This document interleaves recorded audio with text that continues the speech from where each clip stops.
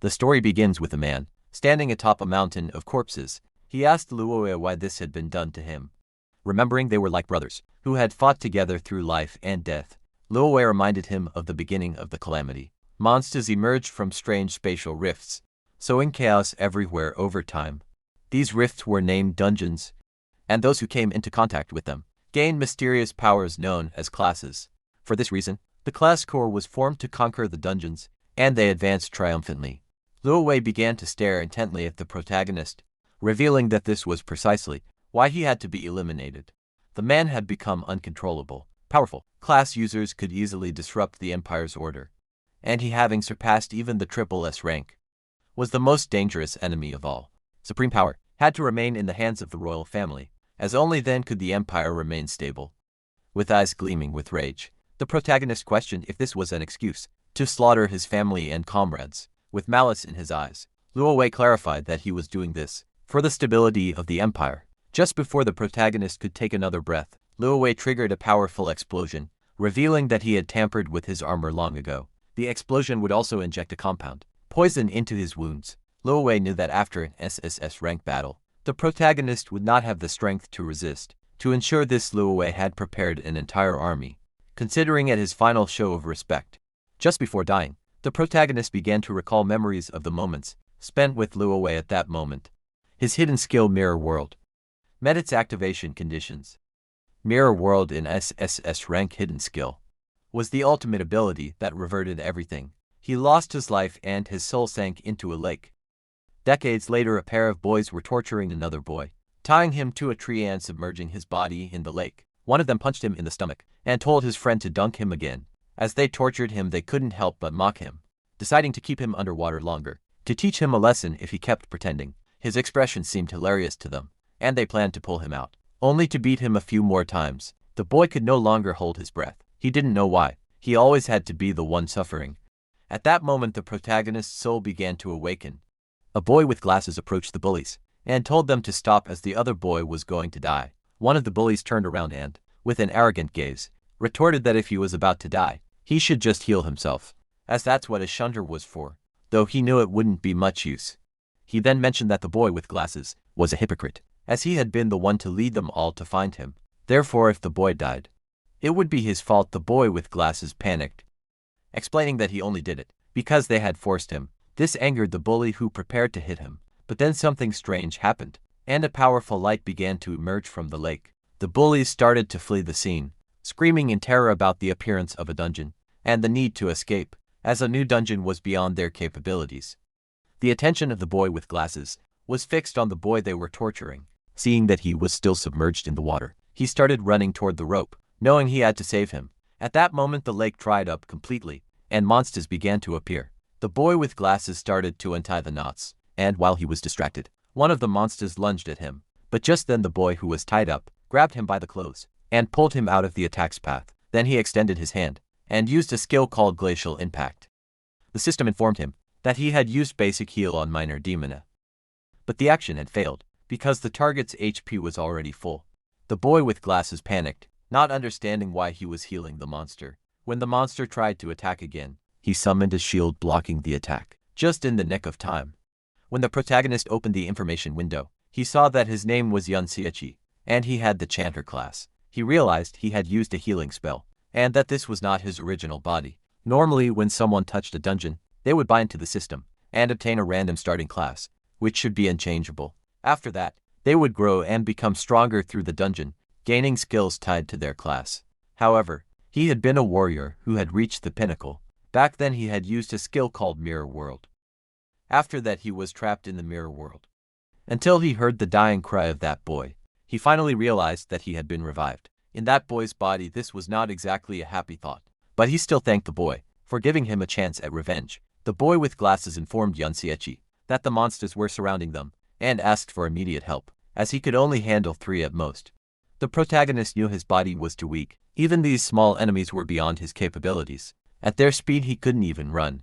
Opening his skill window, he realized they were all useless. Basic heal restored 1 to 4 HP to a target, and entangling vines summoned vines to immobilize a single enemy. With a low success rate, Chanter was too specialized. Its strengths were in support, but it was outclassed in every role. It was no wonder this class was always looked down upon. For now, with his old combat instincts, he could resist briefly. Yunzia dodged the monster's attack, knowing he needed a quick way out, as he would die if his stamina ran out. Now the hidden skill Mirror World was his only hope. The protagonist dodged an attack, without knowing how the skill worked, and then touched the monster. But the skill failed as the conditions were not met. He didn't know if his level was too low, or if it needed a real mirror. When he used the skill on the monster again, it failed once more due to his level being insufficient. Noticing this, he concluded that Mirror World needed a reflective surface to activate. The level issue couldn't be solved yet, so he decided to try another target. When the protagonist used the skill on the monster's weapon, it failed again due to his insufficient level. He tried the skill on a tattered loincloth, but it also failed for the same reason. The boy with glasses panicked and told him to stop wasting time with his useless skills, as he couldn't hold on much longer. A burst of energy descended from the sky, and a monster called a malformed overlord, level 10, appeared. A boy with glasses knew they were dead. An elite monster like this required at least level 10 to be defeated. Several more bursts of energy began to descend from the sky, and his eyes widened in fear, causing him to fall to the ground. Hundreds of fierce monsters appeared before them. While the protagonist was busy using his skill, the monsters began to charge toward them. Yunsiechi couldn't even use his skill on rocks, wondering if the level gap was too large. Then the protagonist decided to use his skill on Chaoji's makeshift barrier. But the system informed him that it had failed, as the skills of others could not be reversed. Upon realizing he couldn't reverse others' skills, a smile spread across his face, as this meant he could reverse his own. Once the protagonist used the skill on his own ability, it revealed that Mirror World had successfully reversed his entangling vine skill. Yangsha used chaotic thorns, causing thousands of thorns to erupt from the ground. When one of the monsters tried to attack, another monster surrounded by a red aura struck it, saving Chaoji. He was somewhat confused, not knowing what was happening, but the protagonist realized that the skill's effect had been completely inverted. Instead of immobilize, it now inflicted confusion. The entangling vine skill normally entangled a single enemy, with a low chance of immobilizing it. However, its reversed upgrade, chaotic thorns, now caused thorns to lash out at a target. With a low chance of inflicting confusion, the monsters began to attack each other. This was due to the confusion status effect, which caused afflicted units to attack random targets. The protagonist couldn't help but smile, as he realized that a useless skill had become powerful after being reversed. This made him contemplate what would happen if he reversed the rest of his skills. Mirror World truly lived up to its reputation as an SSS rank hidden skill. It not only reversed the effects of skills, but also applied an overall enhancement. If he had used the non-reverted version of this skill, the success rate would be low. The duration of the restraint would only last a second, at most not reaching its current potency. Our boy grabbed a sword that was stuck in the ground, and couldn't help but wonder what would happen if he reversed his remaining skills. His attention was drawn to the skill Empowered Strike. It cost 20 mana points, had a duration of 30 seconds, and granted a 5% attack boost to one unit, with the effect ending when the unit consumed mana points. When Yunsiechi reverted this skill, it transformed into Trick Blade. It cost 40 mana points, lasted 60 seconds, and granted a 10% attack boost for each consumption of mana points. He activated Trick Blade, and his sword began to emanate a powerful aura. He realized that each skill use granted a 10% boost in attack power. Trick Blade was active with 60 seconds remaining on its duration. Just by activating this, any skill usage would trigger attack power increases. The potential was incredible. Yangsha leveled up, now reaching level 6. He noticed that many monsters had died from their own infighting, and realized that these monsters gave a decent amount of experience. Upon death, when one of the monsters tried to surprise attack, our boy reacted in time and blocked the attack. Yuncha's attention was drawn to his own HP bar, which had 480 HP and 120 mana points. He realized that leveling up fully restored his mana points, while the monsters remained chaotic. He decided to test this Trick Blade. Yunsiechi activated Chaotic Thorns, consuming mana points. This triggered the effect of Trick Blade, causing a rapid decrease in his mana points, while his attack repeatedly increased by a 10% boost with each consumption. He now had 12 mana points, but his Trick Blade had resulted in a 120% attack increase, with 44 seconds remaining on its duration. His eyes began to gleam, and his attention fixed on one of the monsters charging towards him. He realized that this skill broke all conventions by allowing him to reach to point to times his attack power so easily when the monster attacked. Our boy deflected the blow, moved behind it, and dealt a deep gash on its back and then its stomach. Kalji was in shock. He couldn't believe this was Yun Xiaoqi. Observing his movements, he wondered how a level 5 Shanter could have such capability, and since when did Shanters possess such skills? Our boy continued to fight the monsters, killing them one by one. With his level 6 stats, 120 mana points, and 1 mana point regeneration per second, he realized he could theoretically reach to 0.3 times his attack power. In an instant he defeated a level 11 monster, and couldn't help but smile. He realized his current strength could barely handle these level 11 elites at that moment. A hand emerged from the ground. Yuncha's attention was fixed on it, as a level 21 monster called Battle Fiend Chimera emerged from the ground and began to roar. It turned and massacred the smaller monsters in a single move. Chaoji's eyes filled with fear, while on the other hand, our boy felt somewhat surprised to see a hidden level 21 boss in this dungeon. The boss began to charge toward our boy. When he tried to use Chaotic Thorns, the skill failed as the monster was immune to chaos. Just before the monster could attack, Chaoji stepped in front and summoned his shield. Yancha felt somewhat surprised, and not long after he began to see someone familiar. A blonde-haired boy called him an idiot, telling him he had asked him not to charge forward. Our boy's eyes widened. The boss attacked with force, shattering the shield Chaoji had summoned, and sending his body crashing hard against the ground. Yuncho rushed towards him. He extended his hand and began to use his skills. He activated Basic Heal on Chaoji, which restored 1 HP. This consumed mana points, leaving him with 54 points. Trick Blade activated, granting him a 10% damage boost. Immediately after, Basic Heal activated again on Chaoji, this time with a critical hit that restored 5 horsepower. Our boy's mana points reached 1. He considered that a Chanter's healing skills were truly pathetic, and asked ZG if he had any health potions. He said he had an emergency one, and our boy told him to drink it. His Trick Blade now had 85 seconds of duration left. The boss started killing the other monsters. Yun Xiaoqi knew he was not yet a match for this boss, but the mobs were almost all dead. He had a plan in mind, showing his blade. He asked Xiaoru to hold on for a minute, as he was going to finish off the monsters, leaving him somewhat surprised. Our boy moved like a thunderclap, slicing the monsters to pieces. The duration of his Trick Blade had reached 0. Yancha leveled up, restoring his HP and mana points to 80120. He activated Trick Blade by using Chaotic Thorns. Repeatedly, each consumption of mana points triggered the effect of Trick Blade, increasing its attack by plus on 10%. With each activation, he knew he needed at least a 400% attack boost. To defeat the boss, he began to slaughter more monsters.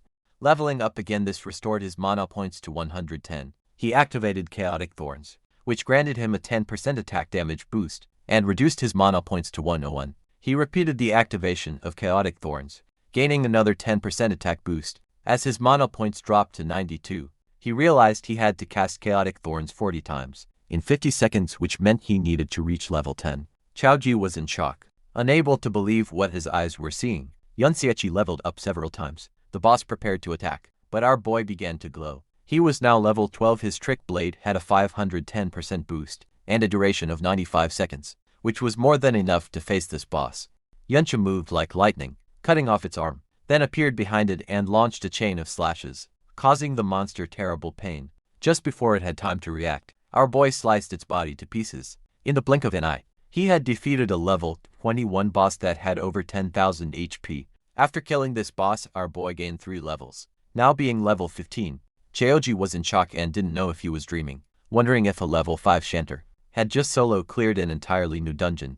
Now that the dungeon lord had been defeated, the dungeon was cleared. He approached and asked Yun Xiaoqi if it was really him. The monsters dropped items, and the system prompted our boy to collect them. He wanted to know how our boy had suddenly become so strong. Our boy began to recall his past, and upon seeing Chaoji's face, he asked what his relationship was with Xiao Ben. Chaoji was in shock as he didn't know how. Yun Xiaoqi knew his great-grandfather's nickname. Yuncho was somewhat surprised to learn that he was actually the great-grandson of Xiao Ben. He began to remember Xiao Ben, and his eyes filled with sadness, as all the people he knew had been killed by Liu Wei. Just before he could ask more about Xiao Ben, Chaoji averted his gaze and mentioned that it wasn't necessary to talk about him. At that moment, if Yun Xiaoqi didn't want to answer his question, he didn't have to say anything. There was no need to humiliate him like that. Yuncho was a bit confused, as he didn't know what was happening. Zira mentioned that although he didn't know why Yun Xiaoqi had been hiding his true strength all this time, he advised that they should return to school. Since the next day, the school would organize a visit to the Modern History Memorial Hall, and skipping classes would get them noticed. Yunsha couldn't help but clench his fist tightly and feel furious. He decided to listen to him, but deep down, he knew he couldn't reveal his identity yet. If Chaudhry investigated too much, he could become suspicious. Yunzio thought about the Modern History Memorial Hall. It should have records of what happened after he died. The next day, they boarded the subway on their way to school. The students were very excited. Times had changed a lot. After being dead for so many years, the world had mutated enormously. He couldn't believe they now used products from the dungeons to power carriages. Many things had appeared that he had never seen before. However, he had seen some of them in dungeons in the past. He opened his system inventory. He wondered if only items dropped by monsters could be taken out of a dungeon. He equipped the Chimera Bone Ring. It was a level 14 ring, formed from the rib of the dungeon lord, of flesh and bone, the battlefield chimera. It allowed the wearer to attach a chimera limb to their body. He took the robust physique skill book from his inventory. It was of excellent quality, a passive skill type, and its learnable class was universal. He noticed that equipment like this, and skill books, could be taken out through the inventory. They could also be bought and sold outside of dungeons. He had the Resilient Physique skill active. It was a passive, permanent skill that reduced incoming physical damage. Things that couldn't be stored in the inventory after defeating the Lord should have disappeared. Along with the dungeon, his eyes began to gleam with confusion. He didn't know what had happened after his death. Not long after, he arrived at the Modern History Memorial Hall, and the first thing he saw was the statue of Liu Wei, the supreme ruler of the kingdom, the emperor who had ended the dungeon disasters. The teacher began to guide the students through the Modern History Memorial Hall. He explained that many students knew that this very place more than 50 years ago had been the battlefield of that famous rebellion. The teacher explained that back then, they were deeply afflicted by the dungeons. He added that especially after the most terrifying triple S rank dungeon appeared, everyone lived in fear. King Liu Wei personally led the professional army on an expedition. Despite suffering heavy casualties, he finally conquered this terrifying dungeon. But just at that moment, he encountered a long-planned rebellion. Its mastermind, as everyone knew, was Yun Xiachi. Yun Cho was the same man deeply trusted by the king, but who ultimately became an ungrateful traitor. Yun Cho couldn't help but feel furious, seeing that this was what history had become. They were the ones who cleared the triple S rank dungeon and the ones who were ambushed. The teacher clenched his fist, mentioning that they couldn't imagine the pain of being betrayed under such circumstances, but their king overcame this sorrow and fought with blood and courage. Finally, with the help of the hero Dingkun, he successfully suppressed the rebellion. Yencha's eyes filled with curiosity. Upon hearing the name Dingkun, he wondered if such a person existed. The bullies who had been torturing Yun Xiachi in the lake appeared and felt somewhat confused to notice that they were still alive. They wondered how this was possible, since he and ZG had been dragged into the newly formed dungeon. One of the bullies mentioned that the dungeon had been cleared. He thought that, for a new dungeon to be cleared so quickly, a master must have been nearby. According to him, they were incredibly lucky to have found that master. Our boy's attention fixed on them. Realizing that they were the bastards who had been torturing the owner of his body, everyone began to approach Ding Shui to find out what he was talking about. Reacting with total disbelief, they wondered if he had really encountered a new dungeon, and more shockingly, if he had survived a disaster within it. Ding Shui put his arm around Xiao Ru's shoulder and mentioned that he was quite lucky to have made it out alive. He began to whisper, revealing that they had almost dragged them into that dungeon that day and demanded to know how they planned to settle this debt.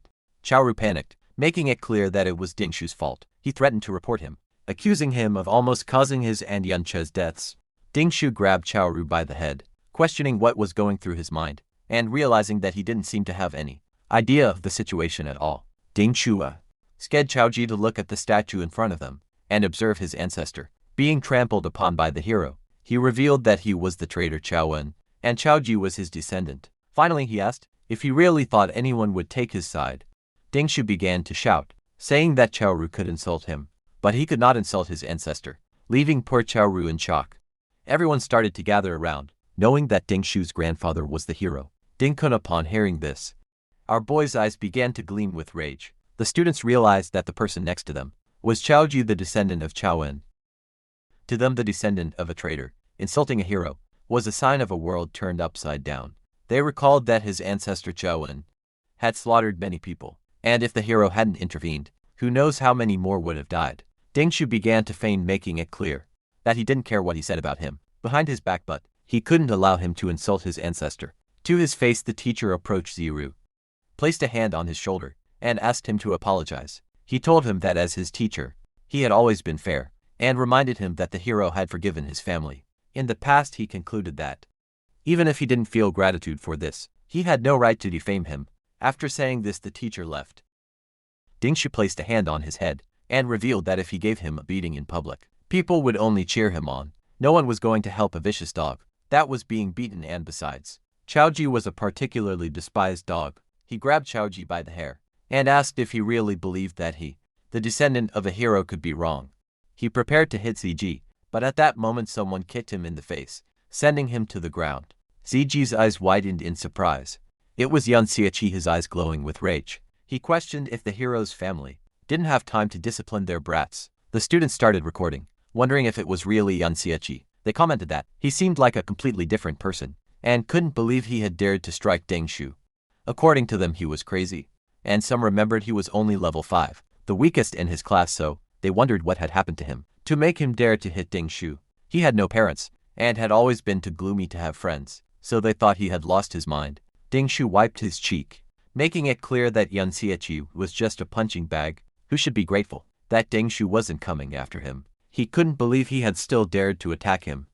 While he wasn't paying attention, he and his friends started charging towards our boy. Yan Xiaoqi moved like thunder, dodging their attacks and striking them. Before they could react, Dingshu fell to his knees on the ground and started spitting blood. The students began to murmur among themselves. Dingshu was in shock, as he couldn't believe how fast Yan Xiaoqi was. The students were somewhat confused, as they didn't know what had happened. They questioned how he had been taken down again so easily, and if Dingshu was in fact a weakling. Dingshu exploded with rage, unable to believe how a trash tier, level 5 support could suddenly be stronger than him. Immediately he used the skill Hell, which increased his attack power by 25%. He equipped the Fireforged Hammer, which granted him 314 points of attack power. He thought Yan Xiaoqi had just gotten lucky, and without wasting another second, he lunged at him. Our boy moved quickly and, taking advantage of the opening, punched him in the jaw. He was using the skill Blade of Trickery, which increased his attack power by 80%. Dingshu was in shock. Our boy kicked him, sending him crashing hard to the ground. The guard arrived, and seeing Yan Xiaoqi stepping on Dingshu, asked if there was a healer. The students were in shock, seeing how fast Yan Xiaoqi was. They remembered he was only level 5. Even the blonde girl and her friend were in shock. The guard made it clear that fighting was forbidden inside the hall, due to the risk of damaging something, and then asked the teacher why he couldn't control his students. The teacher started walking towards Yan Xiaoqi. He had not only insulted a hero, but had now also dared to assault his descendant. According to him, Yan Xiaoqi was shameless. The teacher unsheathed his sword, and Yancha's attention fixed on him. Our boy used the ring, and when the teacher tried to attack, his sword shattered into pieces, leaving everyone in shock.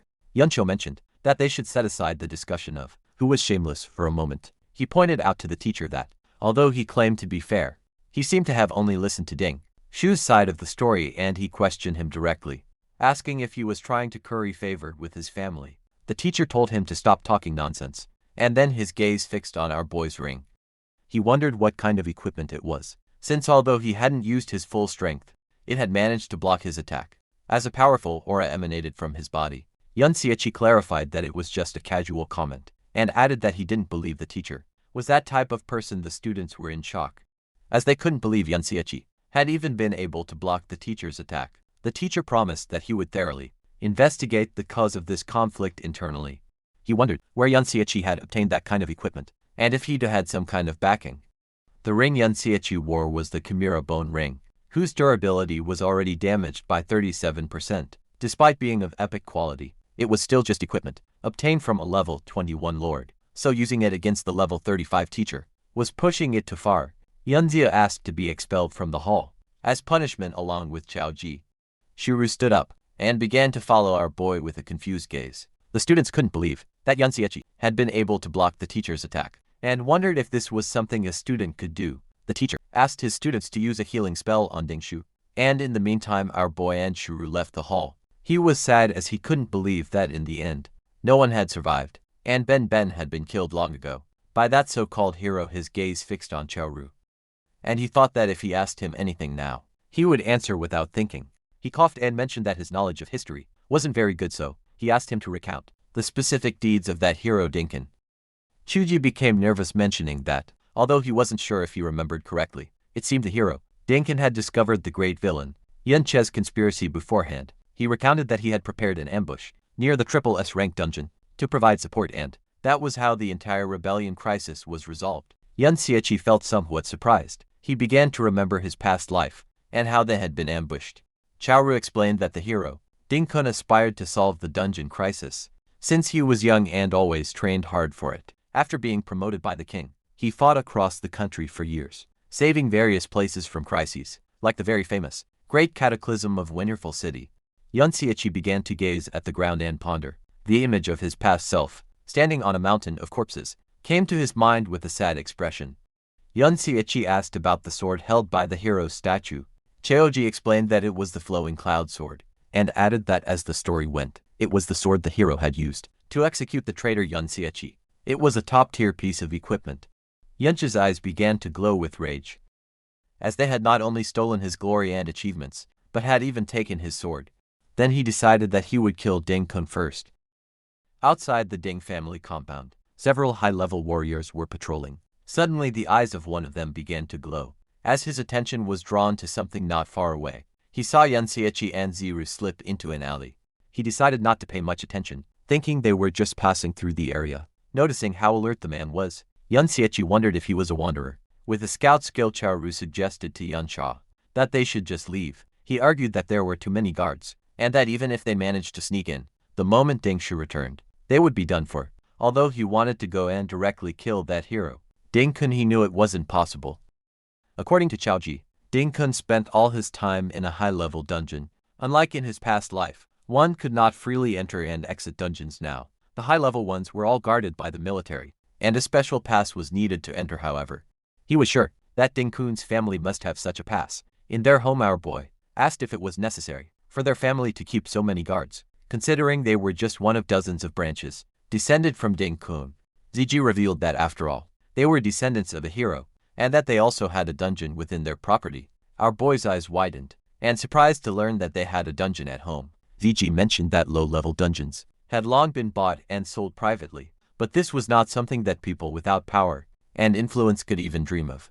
Ding Shu had guards with him all the time, so he could farm monsters and level up whenever he wanted. In contrast, ordinary students like them could only do so during the school's dungeon practicals, where they even had to fight over the monsters. Yuncho realized that this era had changed a lot, and questioned if this didn't mean that the richer and more powerful one was, the higher their level would be. Ziji nodded, revealing that an ordinary person usually graduates from school between level 15 and 20, and since many no longer have access to dungeons, after that they remain stuck at that level. If one got a job related to dungeons, like a miner or a ranger in a national dungeon, they might reach a level close to 30 by middle age. In contrast, guards like those at Ding Shu's house could take advantage of their family's dungeon, allowing them to be around level 30. To reach a higher level, one generally had to be recruited by the army, or enter an official organization, such as a guild or a military academy, through school assessments. Only then could one access higher-level dungeons and reach higher levels. Our boy knew that if he wanted to become stronger, that pass was essential. Chao suggested they just leave, arguing that the level gap was too large, and that no matter how skilled he was, he would be no match for those guards. Yuncho was aware that his current strength was far from enough to kill that hero, let alone the Supreme King Luo Wei, who was under layers of protection. However, he knew that the scouting skills one could learn around level 30 were generally small area skills, like Eagle Eye Enhanced Hearing, or Krat Spirit Summoning. These were not enough to cover the entire mansion compound 24 hours a day. Besides, this wasn't a life or death dungeon, and most of the guards were very complacent.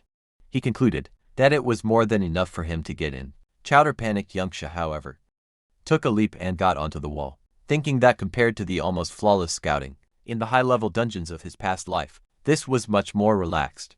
Choji made it clear that, even if they managed to get in, inside a private dungeon like this, they could be killed without any consequences. Our boy grabbed Chaoji by the shirt and asked if he didn't want to change his life. Shijia admitted that he did, but he had planned to do it after joining a guild. Yun Xiechi then asked if he really believed that a guild could change things for him. Shijia, the great-grandson of the traitor Xuan. Chowder's eyes filled with sadness. Our boy pulled him up onto the wall and made it clear that a person's destiny can only be changed in the present, not by betting on a what-if that even he himself wasn't sure of. Yuncho was not going to pass up the dungeon right in front of him. He decided to let him decide for himself if he wanted to follow.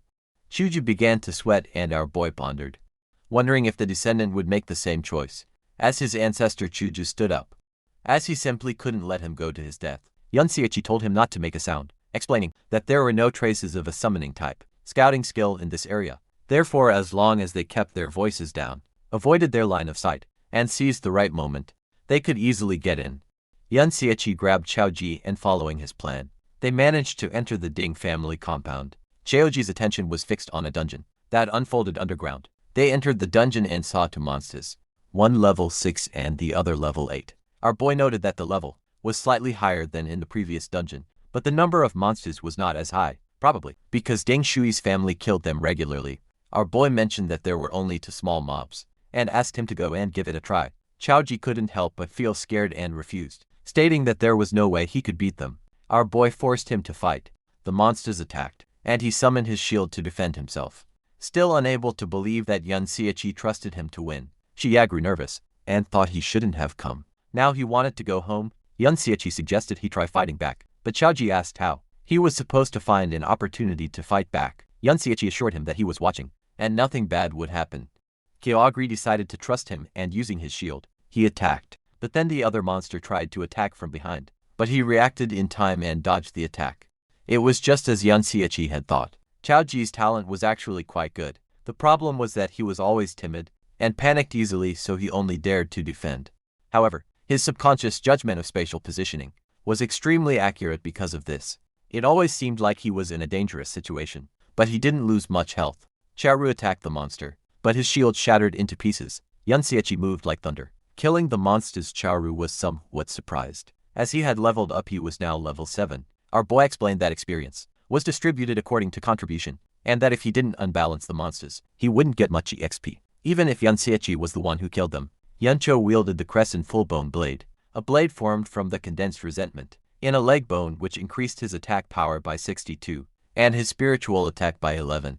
Yuncha noticed that Chuji's movements were very agile, and asked him how he distributed his attribute points. Chuji revealed that except for spirit, he generally added them evenly. Our boy recalled that shield bearers didn't usually add points to agility. Chaudhru explained that if he didn't, he found it difficult to find a party at school. He clarified that no one wanted to wait for a slow shield bearer, as by the time he arrived, the others would have already taken all the monsters. Yuncha let out a sigh and explained that he needed to have a long-term perspective. He clarified that advanced class promotions after level 60 had attribute requirements. He gave the example of the Bastion Fortress class, which required 60 stamina and 90 defense points, concluding that he couldn't just add points randomly. Kauch mentioned that the highest and ordinary person would ever reach in their life was level 40-something, and wondered how he could even think about level 60, as that was S rank. Our boy placed a hand on his shoulder and, with a smile, told him that from that moment on, he could start thinking about S rank, or things far beyond S rank.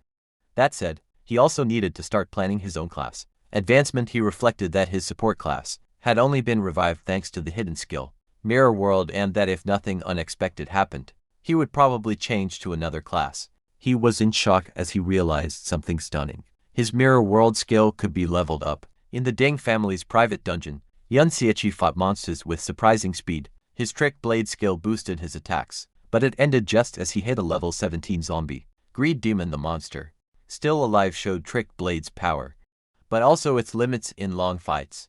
Yuncha's mana and stamina were low. The monster died, confirming his body couldn't handle extended battles. The fight yielded huge rewards. Yunseichi gained 2 levels, reaching level 17, and his health, mana and attribute points increased rapidly. He also got to shadow creatures, souls from elite zombies, which gave his SSS rank Mirror World skill to 1000 experience points, confirming he could level it up. After the battle, Yunseichi collected items, pleased with the levels and Mirror World experience. Suddenly sensing danger, he moved higher, and saw Ding family guards patrolling more often below.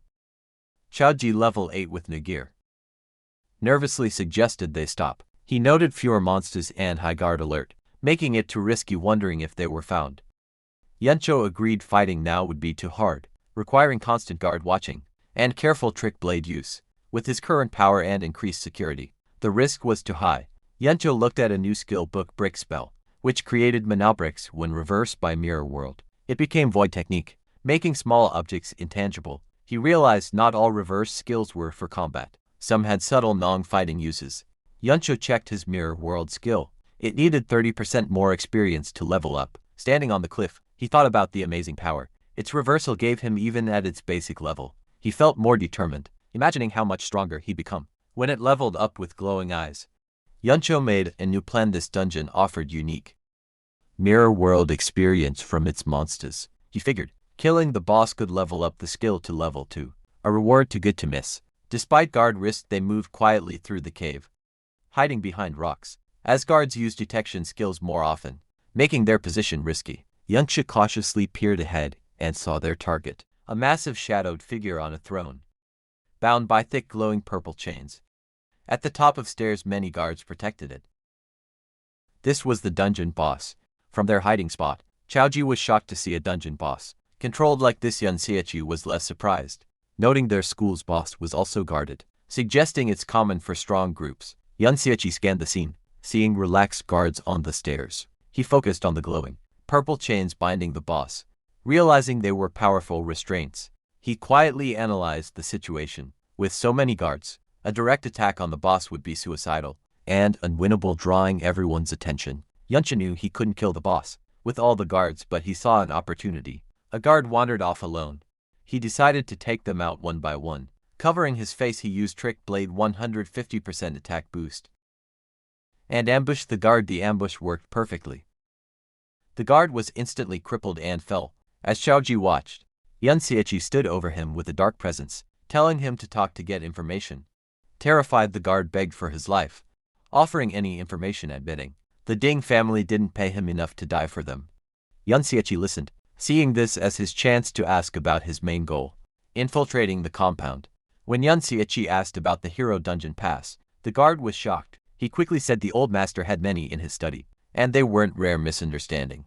The guard thought Yunxiachi was a hero grandpa fanatic. Frightened by Yunche's silence, the guard swore he was truthful, saying he'd seen the old master take passes often. He warned that the passes were temporary samples. Without an insider, they'd be caught. Yuncho wasn't bothered. He grabbed the guard's collar, telling him not to worry. With a cold look, he ordered the guard to empty his inventory, showing his plan to steal from him and likely take his identity. Back at the Ding family compound, Yunxiachi kept questioning the guard, holding him by his shirt. Yunxiachi was disappointed by a single, mediocre skill book. The terrified guard swore it was all he had, explaining, the Ding family kept all valuable dungeon drops in their inner residence, leaving outer guard scraps. Yunxiachi learned Sunlight Baptism, a passive skill giving temporary defense. After healing, he used Mirror World to reverse it into Moonlight Blessing, a strong offensive skill, granting temporary attack boosts after healing. He noted this skill, like the dungeon passes, was in the inner residence. The guard pointed to the lavish Ding inner residence, explaining outer guards like him couldn't enter without a direct summons. He said security was extreme, except for Ding Shu. Everyone inside was over level 50 with top gear, making outer guards unneeded. Yunxia held the guard closer, asking if the pass was in the residence. The terrified guard confirmed it, adding the powerful family head. Level 42 was also there, a foe Yunxiachi couldn't beat. He detailed the family's strength, current and second family heads, level 40 to third family head level 52, and old master level 57. He warned that if the two strongest members returned, it would be impossible. After getting all the info, Yunxiachi knocked the guard out. He had Chaoru wear the guard's armor as a disguise and wait for his signal. Since the powerful family head was safe inside, Yunxiachi planned to lure him out, instead of confronting him directly. Back in the dungeon, Yunxiachi observed the boss. He understood the Ding family used high-level chains to keep the boss alive, creating a permanent private farming spot. He realized this system's security, relying on easily guarded chains, could be exploited. This was a big flaw. Guards thought their method was safe, because no one would unlock the chains, but they didn't know Yunxiachi, who from his past life knew how to unlock them. He quietly approached a guard and easily undid the lock. The chains fell and the enraged boss broke free. Going wild, guards panicked as the huge monster rampaged. This chaos was exactly what Yunxiachi needed to lure the family head out of the inner residence, using the perfect method to do so. The plan worked. Alarms blared as the level 42 family head rushed from the unguarded inner residence, ordering immediate dungeon reinforcement. As he and his guards charged to handle the crisis, Yunxiachi used the distraction to grab the powerful level 60 combat chains that bound the boss, holding the pulsing high-level gear. Yunxiachi knew his plan succeeded With the family head and elite guards busy, he and Chow Drew could easily enter the inner residence. As Yun Che's plan opened the way, new people arrived. At the main entrance of the Ding family home, servants greeted the returning second master, Ding Hao level 42, and his son Ding Shu, who drove up in a fancy car. Ding Hao brushed off Ding Shu's recent loss to Yun Xieqi as a small mistake, but Ding Shu shot back that greeting his father wasn't why he was there. Ding Hao then opened the car door for a Miss Yun Sha. Two young women stepped out, one with long blonde hair and her dark-haired friend, likely Yun Cha, the mustached family head, back from the dungeon mess, waited at the top of the stairs smiling. Suddenly his smile vanished, placed by confusion then anger.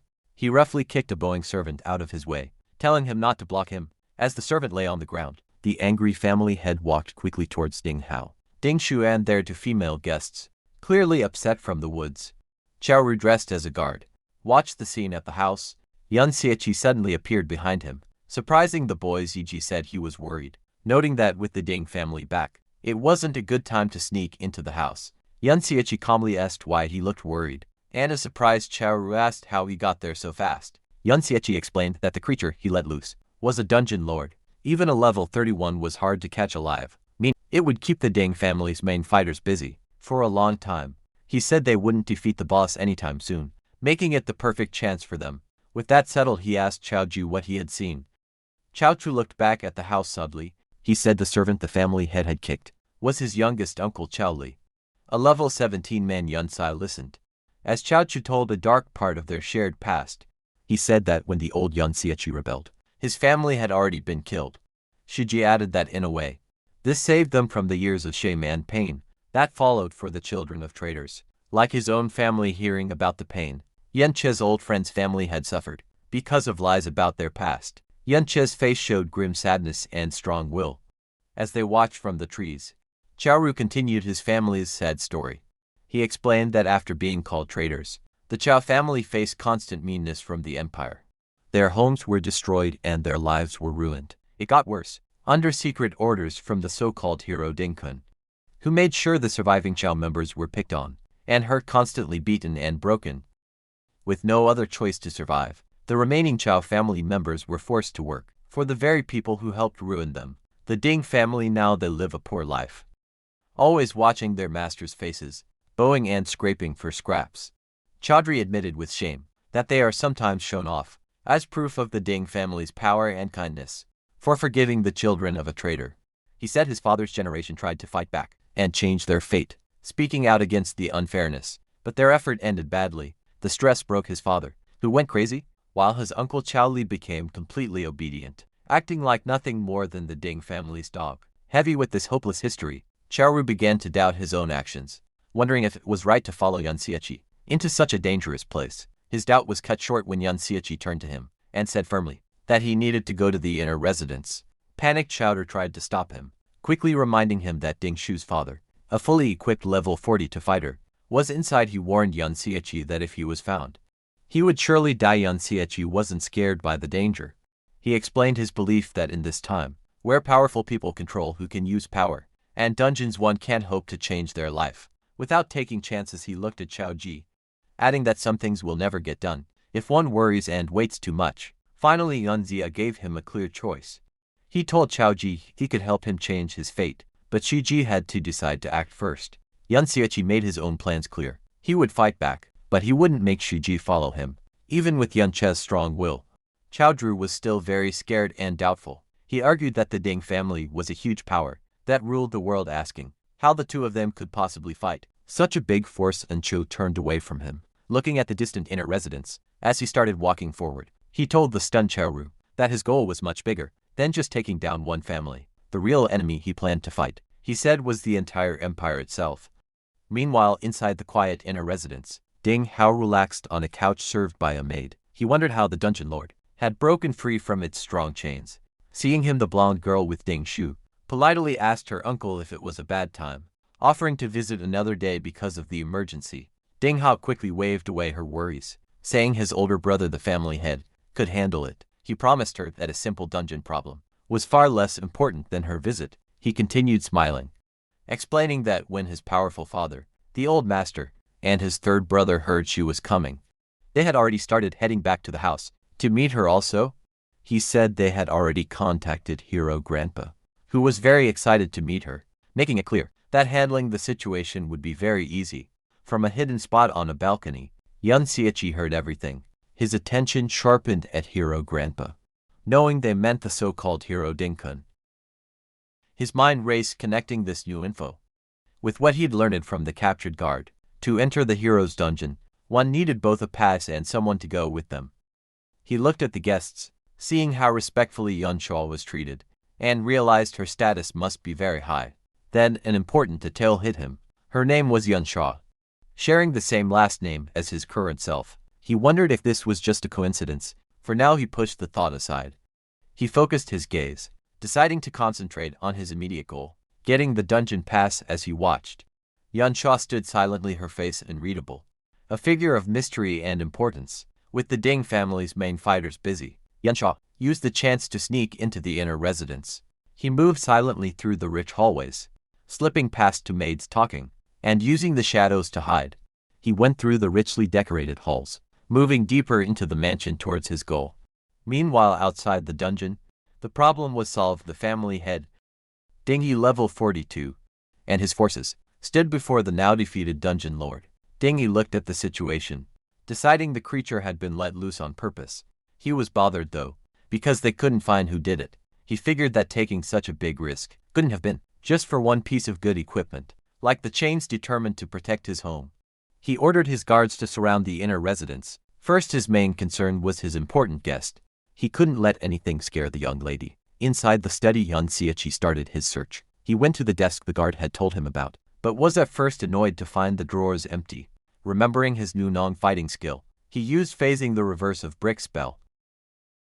This let his hand go through the solid wood of the desk, showing a hidden spot inside. He found a drawer full of books and journals. He pulled out the items, his eyes first landing on what looked like a diary. Pushing it aside, he found the real prize, a collection of high-quality fancy skill books. One was for a strong support skill, slowing aura, which could slow all enemies in a wide area. He had found the family's secret stash. The entrance to the Ding family's inner residence was now full of guards hiding in the nearby woods. Shiru watched in terror, wondering why all the guards had come, and fearing they had been found.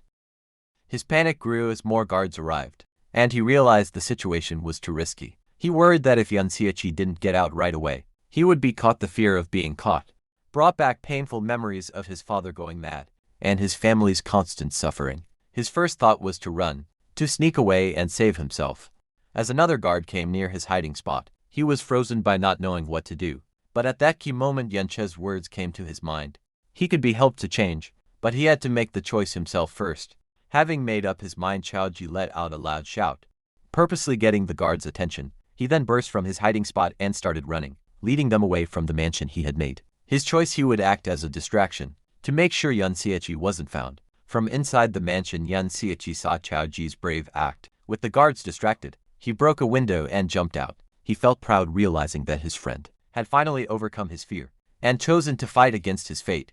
To help Chaudhry escape, Yuncha created an even bigger distraction. He landed among the guards, taunting them by saying he had stolen the chains and skill books, daring them to come and get them angry. The guards immediately left their positions and chased him as he ran.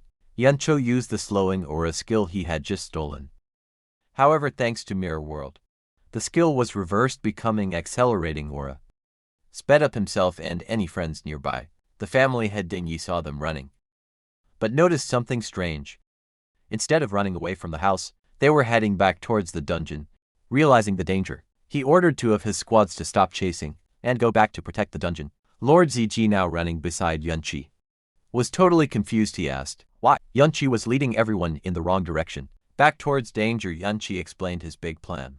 He knew that, with so many guards drawn out to chase them, the remaining forces must have already defeated the wild dungeon lord to control the powerful boss. They would have had a huge fight. This meant the lord's health was now at its very lowest point, making it weak. Yun Xiaoqi checked the status of his ultimate skill, Mirror World, seeing how close it was to getting stronger. With his eyes glowing purple, he knew what he had to do. Killing the weakened dungeon lord now would give him the final push he needed to make his most powerful ability stronger. A tense quiet settled in the Ding family's lavish sitting room. The blonde girl, sipping tea, politely told Ding Hao, her host. He could attend to the outdoor commotion. Smiling confidently, Ding Hao, the second patriarch, dismissed it as a small thief, assuring his guest his brother Ding Yi would handle it easily, but it was far from easy. In the dungeon, Grand Patriarch Ding Yi furiously tried to regain control. He yelled at a guard for being slow, and ordered him to go directly after the rampaging overlord. Seeing Yan Xieqi zip past, Ding Yi commanded his fastest units, rogues and archers, to abandon the boss and pursue the intruder at all costs. Their efforts failed. Yan Xieqi moved with incredible speed, leaving them behind. He knew his advantage. He'd put half his attribute points into agility, combined with his reversed acceleration skills. He was so fast that only specialized level 30 rogues or archers stood any chance of keeping up. He easily reached the main chamber, where the skeletal overlord was surrounded. The beast was heavily wounded and crippled, with guards struggling to cast a sealing spell. Yan Xieqi saw his plan worked perfectly. The boss was now at its weakest. With a surge of purple energy, he prepared to deliver one decisive blow to finish the weakened dungeon lord. As Yan Xieqi neared, guards around the overlord spotted him. They shouted in alarm, scrambling to block his path. Before they could defend properly, Yan Xieqi unleashed chaotic thorns. Purple thorny vines erupted from the ground. Lashing out at them, the guards were bewildered. Having never seen the skill, the thorns tried to inflict a status ailment. Humans usually resist such effects, but Yan Che's skill was unnaturally potent, and several guards failed to resist it. The horrifying result afflicted guards got confusion. One mage blasted a fellow guard with a powerful spell, throwing their ranks into chaos. The other guards watched in shock, stunned by the skill's impossibly high success rate. With enemies fighting each other, Yan Xieqi seized his chance. He blurred easily through the disorganized guards. His path was clear to his prize, the low HP overlord ripe for the taking. The guards' defense crumbled as Yan Xieqi slipped through. They panicked, yelling why. Their shields and crowd control failed, accidentally hitting allies. Yan Xieqi noted their poor coordination, recognizing them as a motley crew with no real team battle experience. He mused that long peace had made them soft, leading to their downfall. A guard captain tried to rally his men, insisting that if they could pin down the intruder, he'd be dead just then. First Patriarch Ding Yi arrived, commanding his men to hold Yan Xieqi. The level 42 warrior in fiery gear declared he'd deal with the intruder personally. With his blazing weapon he leapt, preparing a devastating attack on Yan Xieqi. Yan Xieqi watched the patriarch's approach, readying himself with a dismissive sound. He decided to face the attack head-on. He pulled out the level 60 combat chains he'd stolen. Though too low level to fully equip, he knew their immense durability remained. As Ding Yi's fiery attack descended, Yan Xieqi used the chains as a makeshift shield, successfully blocking the powerful blast's full force. Yan Che cleverly turned Ding Yi's powerful attack to his advantage. Instead of just blocking the fiery blast, he used its immense impact to propel himself backwards, like a cannonball, shattering the magical seal guards tried to maintain around their boss. He landed perfectly before the crippled dungeon lord. With a final taunt, he cheekily thanked the enraged patriarch for the ride. Before guards reacted, Yan Xieqi declared he'd steal the overlord's experience. He unleashed a powerful finishing blow, striking the weakened beast and ending its life. The payoff was immediate and huge. Yan Xieqi gained a staggering 3 levels, instantly jumping to level 20, and receiving 9 new attribute points. Most importantly, the dungeon lord's massive experience maxed out. His hidden skill, Mirror World. A system notification confirmed the skill was upgraded, finally reaching the coveted level 2. Seething with rage after his kill was stolen first, Patriarch Ding Yi screamed in fury and charged Yan Xieqi with his fiery axe. Following his lead, the remaining guards rushed forward, determined to capture the audacious intruder, who stood calmly before the massive dungeon lord corpse. But Yan Che wasn't afraid. He focused on his spoils, the new power, his ultimate skill gained at level 2. As Ding Yi's powerful attack was about to connect, it passed harmlessly through a shimmering image of Yan Xieqi, who then vanished. The guard stopped, confused by his sudden disappearance. Yan Xieqi found himself in a completely new place. The world had transformed into a silent, crystal blue-green version of the dungeon. He activated a new ability of his hidden skill, Mirror World. In this strange dimension, he saw ghostly clear versions of Ding Yi and other guards. Unaware of his presence, a timer showed. His mirror walk would last almost 30 minutes.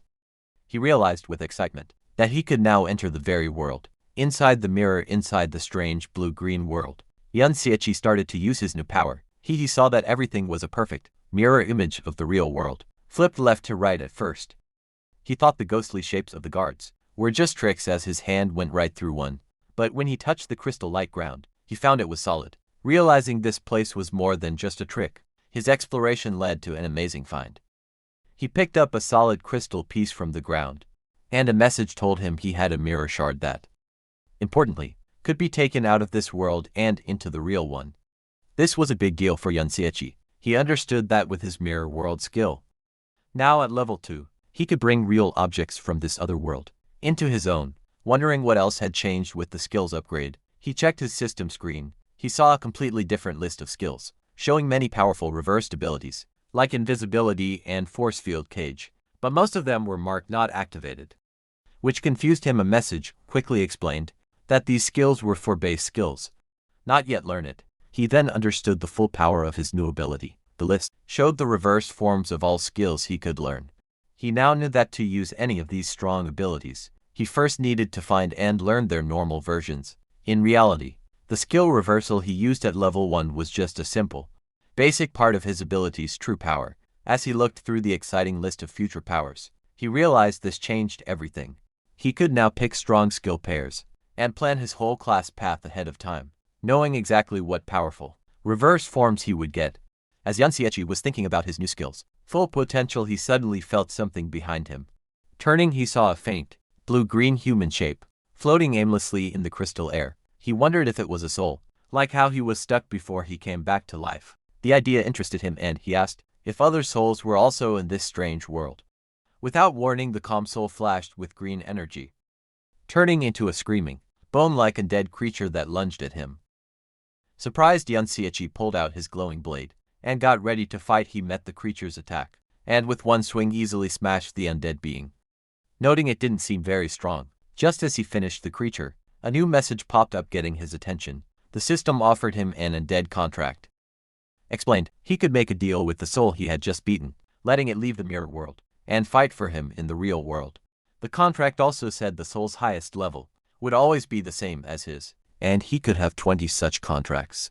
This unexpected event made Yanseichi think about what this new power could do. Yanseichi thought about what his new power meant. He now understood that, after beating an undead creature in the mirror world, he could make a deal with its soul and bring it out into reality as a powerful fighter. Holding the mirror shard he had made real, he knew his ability wasn't just for things like stones. Level to upgrade to mirror world was a real game changer, letting him bring not only items, but also an army of undead from the mirror world into the real one.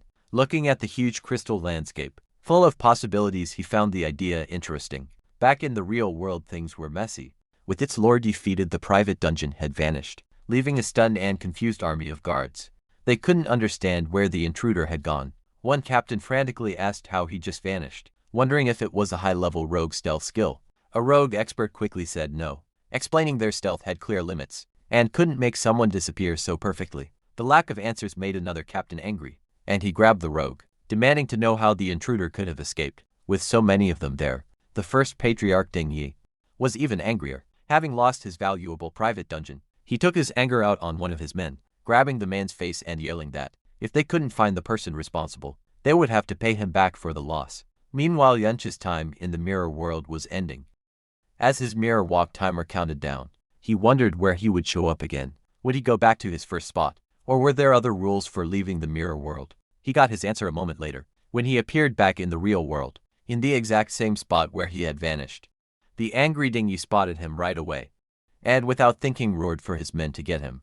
Facing the new attack from the Ding family's fighters, Yanseichi stayed perfectly calm. He held up a hand, a swirling green light glowing in it. As he told them not to be so fast, he said that after being ganged up on for so long, it was time for him to do the same. With that, he used the power he had just gained. From the mirror world, a flood of spooky skeletal warriors burst out, forming a scary and dead army that rushed towards the shocked guards.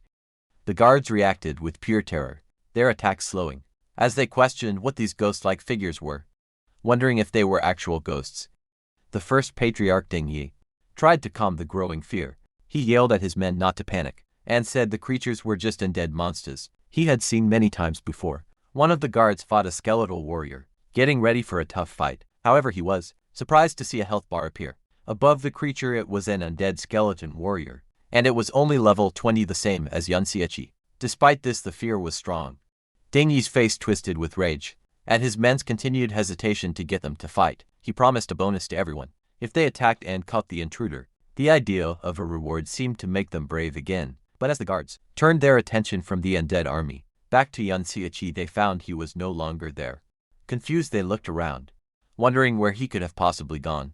Having used his newly summoned undead as a distraction, Yanseichi watched the fight from a safe distance. He judged that his current army was still too weak to be truly effective. He knew that if he could find and make deals with stronger souls, the disorganized guards would have been no match for him. However, he was limited by what he could find. He had already made deals with the 20 strongest souls available in the small area he had explored. Within the mirror world also, he found that his exploration of the mirror world wasn't endless. He had hit a wall that kept him within 200 meters of where he entered. This made him realize that to find better undead, he would need to enter the mirror world from different places in the future.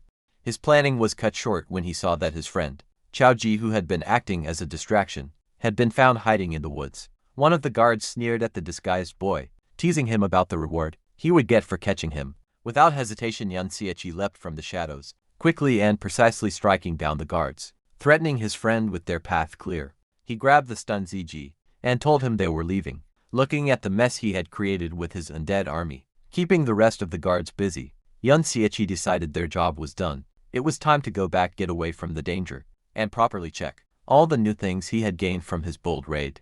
As Yanseichi and Chaoru escaped, the remaining Ding family guards fought the undead army. The guards fiercely attacked the skeletal warriors, breaking their bones. A guard leader noted the creatures weren't very strong, but their relief was short-lived. To their horror, a defeated skeleton would instantly reform unharmed. They kept fighting, only for skeletons to revive endlessly. Just as the guard spirits were breaking, Dingji, the strong level 53rd head of the Ding family, appeared calmly smoking. He realized the skeletons were summoned creatures, and that reviving them used their summoner's magic. With a confident smile, he concluded they just needed to kill them until their master ran out of energy. Sometime after the chaotic attack, the old master, the powerful head of the family with a long white beard, returned. He immediately asked if their important guest, Miss Yunsha, had left.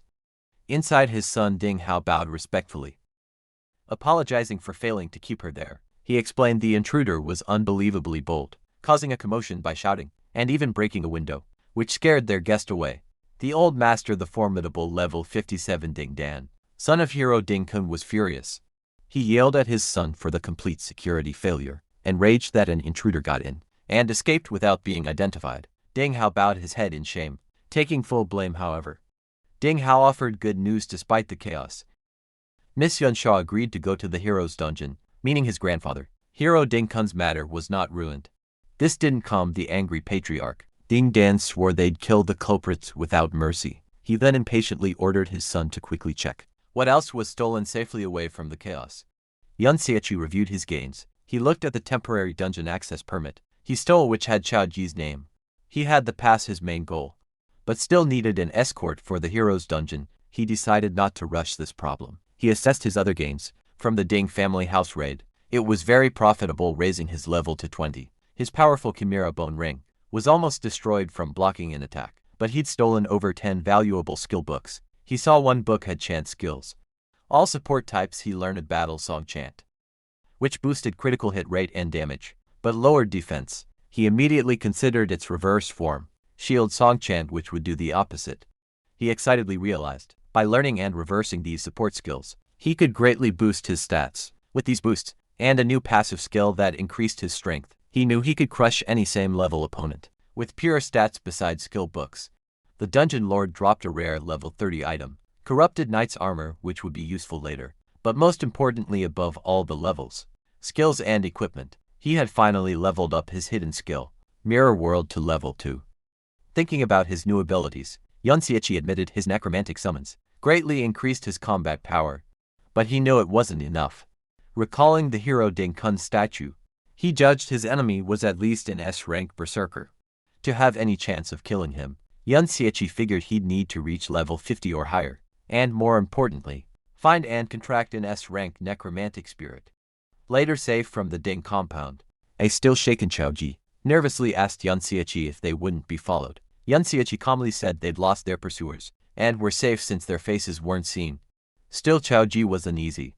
Yunchi noted how hard the experience must have been for him, seeing his current and dead army was too weak. Yunchi decided his next step. He asked Chaoji if there were any nearby dungeons where a powerful person had died. When Chaoji looked confused, Yunchi explained he needed a higher level dungeon to level up faster, adding, the powerful person was for something he'd find out later. After a moment, Chaoji confirmed there was such a place. However, he hesitated. Worried, he revealed it was the school's private dungeon, and they couldn't sneak in. The information made Yunchi pause, thinking about a controlled, heavily guarded dungeon, but he didn't waver. He simply decided if normal entry was impossible, he'd use special methods to get what he wanted. As part of his special methods, to enter the school's private dungeon, Yunchi met his class teacher. He gave the teacher a valuable, rare purple quality skill book for his wanderer class, stolen from the Ding family. The bribe worked. The teacher, now believing Yunchi had powerful backing, became more helpful. He admitted dungeon access was usually fixed, and he couldn't easily change things. However, he explained a loophole. The dungeon was open for graduating students. While Yunchi wasn't normally qualified, a teacher could recommend an outstanding student. Convinced of Yunchi's outstanding potential, he promised to get him a spot. The plan succeeded. Yunchi joined students, entering the school's valiant dungeon.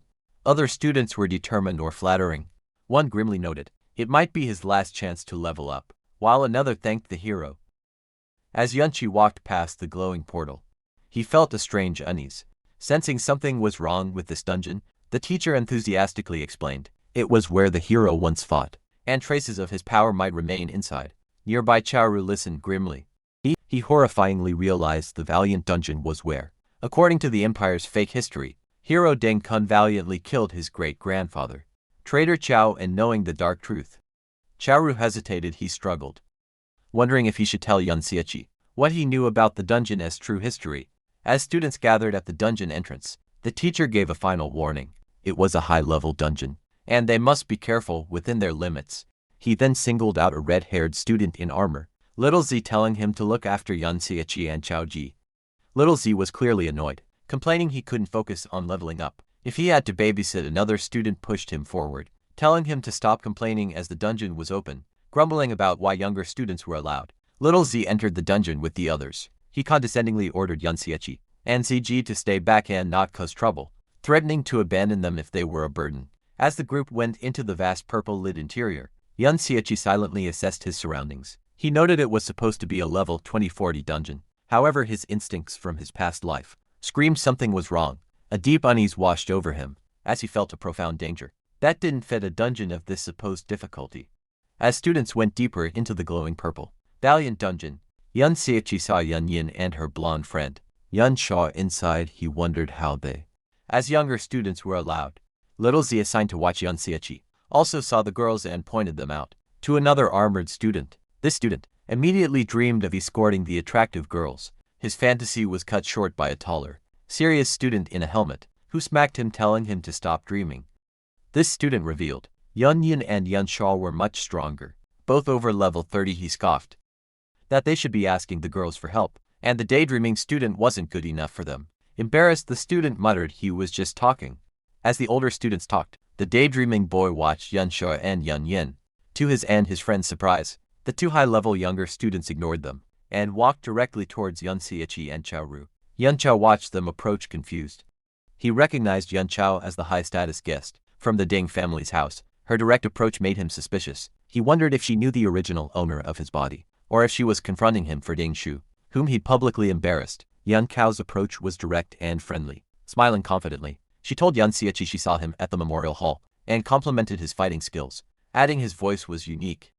Yunchi wasn't sure what she wanted, thinking she was just making small talk. However, Yunchi's eyes glowed gold as she leaned closer, revealing she recognized his voice from the shattering glass during his escape from the Ding family residence. This stunned Yunchi. He realized, alarmed, that this powerful girl had identified him as the intruder. Just from 2 sentences, he shouted, having made her point. Yunchi's clothes changed to white, mage-like combat gear. Yun Yin did the same, putting on a dark green energy outfit.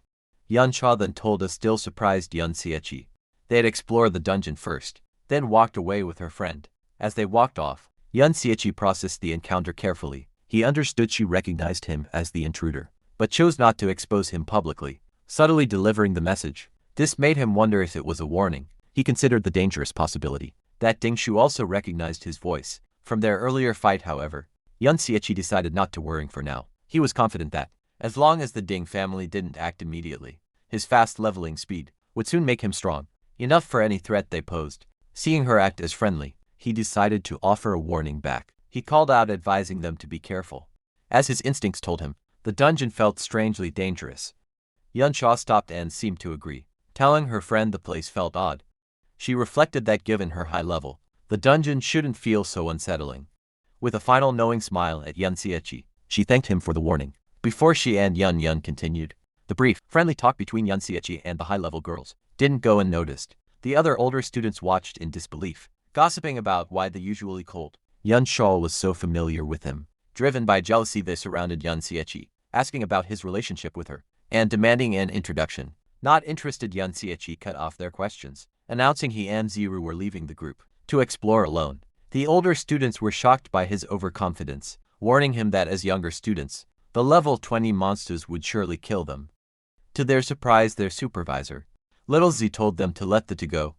He reasoned that for Yun Xiaoqi to be friendly with someone as powerful as Yun Yin, his own level must be high. When others protested, reminding him of their teacher's orders, Little Zai's true motive was revealed in his thoughts. He aggressively reminded his friends of their real reason, to find precious crystals. He didn't want to share the loot, so letting them wander off was perfect. He finalized his decision by callously telling the group to ignore them, reasoning they had distress signal guns if needed. As Yun Xiaoqi and Ziji walked away, he watched them with anger and jealousy. He couldn't understand why a plain kid got Yun Zia's attention. His envy grew into dark malice. He concluded if Yun Zia was so overconfident, he deserved to die.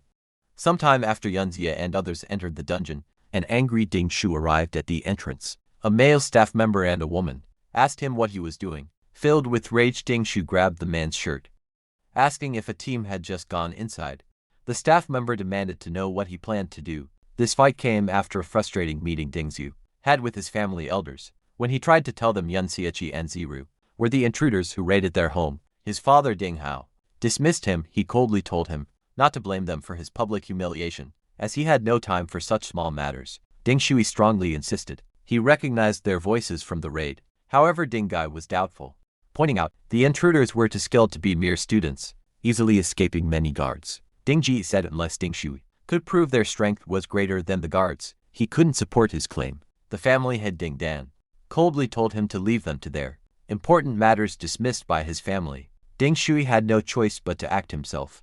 Back at the dungeon entrance, he again confronted the staff member, declaring with crazy determination that since Yun Xiaoqi and Chao Ji were inside, he had to go after them inside the dungeon.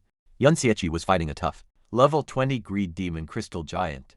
The creature, made of sharp blue crystals, attacked fiercely as Yun Xiaoqi dodged its hits. An even stronger enemy appeared, a level 30 greed demon crystal eye. It shot a powerful beam of purple energy right at him. Seeing the new monster's immense power, Yun Xiaoqi got ready for the hit. From far away, a terrified Chao Ji shouted Yun Chi's name and used a support skill. A set of golden shields with angel wings appeared around Yun Xiaoqi, protecting him from the attack. The skill, called Surrounding Shield, gave Yun Xiaoqi a shield with 500 durability and 700 defense for 3 minutes. Chao Ji didn't stop there. He used a motivational shout, which wrapped Yun Xiaoqi in an aura that boosted his power. This gave Yun Xiaoqi the inspired status, increasing his attack power and speed by 5%. It showed that Chaoru was quickly becoming a very good support player, strengthened by Chaoru's help. Yun Xiaoqi used a series of powerful attacks on the huge crystal monster with his Trick Blade skill active, which gave him a 70% attack boost. He shattered the strong level 30 Eye of the Mountain with a final strong hit. The victory brought quick results. Yun Chai leveled up to level 21 and got 3 new attribute points. Chao Ji was also happy, shouting in surprise as he leveled up to 11 and also got 3 attribute points. Yun Chai explained to his friend that the Surrounding Shield and motivational shout skills came from the books they had stolen from the Ding family. He said they were very useful skills that Ziji was able to learn. As he looked at the defeated monsters' remains, Yun Xiaoqi thought about how much better their teamwork had gotten. He knew the monsters in this dungeon were a bit high level, but Ziji's new support skills made the fights much easier to handle. As they went deeper into the dungeon's crystal caves, Yun Xiaoqi remembered something his teacher had said. The teacher had mentioned a rare monster in this dungeon called the Obsidian Beast. He had said that killing it gave a chance to get a rare support skill, booked for gravitational pull. This was a big chance for Yun Xiaoqi, because he had already seen the skill's reverse form, Force Field Zone, on his Mirror World skill list, and knew it was a key skill for his future plans. But hunting the beast wasn't his only goal. He looked out at the huge, spooky landscape, knowing that this dungeon was also said to be where many powerful adventurers had died. He believed their souls might still be where they fell, giving him a chance to find and contract powerful and dead spirits for his army. He hoped he could find some of these souls in the area. Suddenly he felt danger and his eyes widened in alarm. In the canyon below, a huge creature made of dark, glowing purple rock appeared. It was not alone. A whole group of these elite-level obsidian beasts was on the move, marching together through the Crystal Pillar Canyon. From a high cliff, Yun Xiaoqi and Chaoru watched the strange sight. Yun Xiaoqi saw that the elite beasts were moving in a large group, and had also traveled at least a kilometer, much farther than they normally would. This very unusual, organized behavior led him to a serious conclusion. As he mumbled the words wanderer type huh, he recognized the signs of a much bigger and smarter threat. The way the obsidian beasts were acting reminded Yun Xiaoqi of something, and he explained what a wanderer type monster is. These are rare creatures that don't have a fixed spawn location and wander freely all over a dungeon map. They are much stronger than normal monsters of the same level and can easily beat unprepared adventurers. Back in the early days, before people grew strong and learned to control dungeons, running into a wanderer type often meant a very hard fight to survive. These creatures were especially dangerous because they weren't stuck in the dungeon. They could wander outside and threaten human towns, causing a lot of disasters and death. However, Yun Chao also knew that this huge risk came with an equally huge reward. The experience and items dropped by wanderer-type monsters were much better than any ordinary creatures, making them a high-risk, high-reward target for any adventurer brave enough to face them. Knowing the huge threat from the group of obsidian beasts, Yun Xiaoqi knew he couldn't be careless. He knew that the monsters were simply too strong to attack directly, and decided he would need to test their abilities first to find a weakness. His first look showed a strong defense.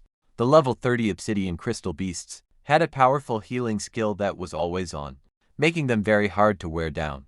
Before he could think of a new plan, the beasts attacked back, shooting a coordinated blast of powerful energy beams, called monorays. Yun Chao used his high speed to weave through the thick web of attacks, helped by the winged shields Chao Ji had summoned for him, but the monster's attacks were too many, and too frequent. One of the beams eventually hit him, drawing blood and sending a shock of pain through his back. He realized that even his high speed wasn't enough to dodge all of them. A quick look at his health bar showed how much danger he was in. His health had dropped a lot. He knew he was weak, that his current body's HP and defense were just too low. He understood that if it weren't for Chao Ji's surrounding shield, he would have been badly hurt by that single hit. Knowing he was too weak, Yun Xiaoqi tried a different plan. He summoned his undead army, a group of spooky skeletons in green flame, to hold back the obsidian beasts, but the power difference was too big. The elite monsters tore through his summons, and he could see the health bars of his skeletons dropping quickly. He realized with frustration that even his undead army couldn't hold the line against such strong enemies. He made a smart retreat, noting that at least the powerful monsters were pretty slow, which gave him some time. He knew his own low health and defense were weaknesses that couldn't be fixed quickly. He decided that the only real way to beat these creatures was to rely on Chao Ji's defensive skills. To make that possible, however, his friend needed to level up. Yun Xiaoqi turned to Chao Ji and explained the new plan. They would go fight regular, weaker monsters first to get stronger. They moved to an area with weaker monsters, where Yun Xiaoqi pointed out a group of enemies he had seen earlier, saying they were perfect for helping Chao Ji level up. In group fights, the shield bearer is the main defense. Other classes count on the shield bearer to take damage, letting them attack safely from a distance. Following Yun Cha's earlier advice to him for S rank, Chao Ji had been carefully putting all his new stat points into his defense. This special build, plus the armor they had stolen from the Ding family guards, was now showing how good it was.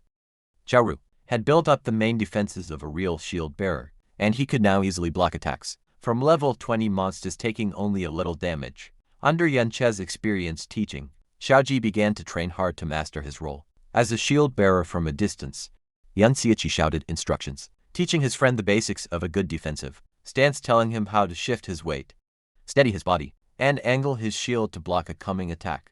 Putting the lessons to work, Chowdhury successfully blocked a powerful hit from a crystal monster. He was happy to see a real result of his better skill. A message showed his shield's durability was going down, much slower than before, but he was still inexperienced. As Yansiechi warned him to watch for follow-up attacks, the monster hit again, catching Chowdhury off guard and knocking him to the ground. Before the creature could land a final blow, Yansiechi jumped in, blocking the attack and saving his friend. He used the moment as another lesson, explaining why it's important to always guess the enemy's next move.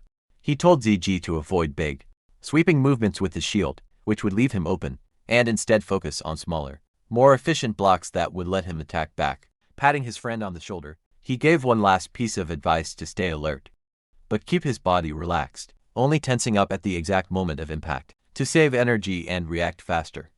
The training continued without stopping. With a final encouraging pat on Chowdhury's armor, Yansiechi told him to keep up the good work. He stood behind his friend, always giving support and teaching him another key lesson for a shield bearer: to always keep an eye on the teammates behind them. Hearing this, a look of quiet determination appeared on Chowdhury's face. They put their training to use, fighting side by side against the dungeon's monsters.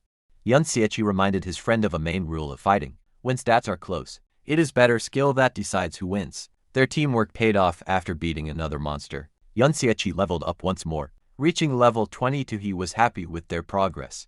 Now that Chowdhury could face enemies with confidence, it meant they could fight more efficiently, letting Yansiechi gain experience at a much faster rate. To the biggest growth, however, was for Chowdhury, who excitedly announced that he had finally reached the important level of 15. Reaching this level was a key moment. Chowdhury could now learn a new, powerful skill from one of the books they had stolen. He held up the glowing rare skill book for shield armor, a skill that would add an outer layer of armor to his shield. This would give it huge amounts of durability and defense that grew with his own stats, making him an even stronger tank. With his level high enough, Chowdhury learned the shield armor skill, which was the last skill book he could use from the Ding family's collection. The new ability appeared as a layer of glowing green armor over his summoned shield, greatly improving its defensive power. Yansiechi also noted that the skill's defensive boost would be a huge help when they faced the obsidian beasts again. Meanwhile, in another part of the Crystal Pillar Canyon, a group of 3 men from the school's teaching team were watching the same group of elite obsidian beasts that Yansiechi and ZG had seen earlier. The teachers were confused by the huge number of elite level wanderer types gathered in one place. They decided that the monsters were far too dangerous for the students and that they needed to be killed. However, they knew how hard the job would be. While they were sure they could handle regular level 30 monsters, the elite level wanderer types were a completely different story, much more powerful and unpredictable. Their discussion was cut short when they saw a student's distress signal flare up in the sky, forced to change their plans. The teachers decided to stop their hunt and rescue the students first. As they got ready to leave, however, they showed their deep worrying about the group of wanderers. They knew the monsters were a major threat, and that any student who stumbled upon them without knowing would be in serious danger. As the teaching team got ready to leave for the rescue, one of them, Pang Jiang, agreed that it was dangerous and offered to stay behind just in case.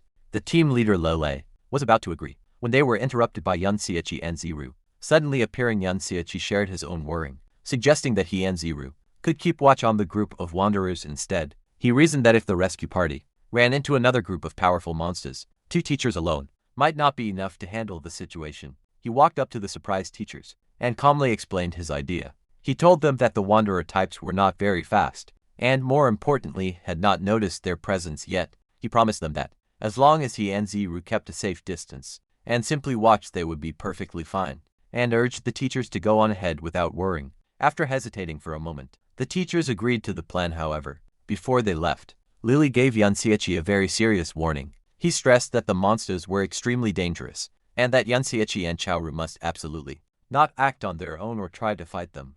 He repeated that they must stay hidden, because if the powerful creatures spotted them, they would have no chance of escape. As the teachers hurried away, one of them yelled a final, desperate warning for Yansiechi to hide well, telling him he would have no way to escape if the monsters found him. But Yansiechi had no plans to hide. As soon as the teachers were gone, he started his own attack on the group of obsidian beasts, confidently saying that it was the monsters who wouldn't be able to escape from him. He put their new plan into action. He summoned his undead army to act as a front line, taking the first wave of mana ray attacks from the powerful beasts this time, however. The skeletons were not alone.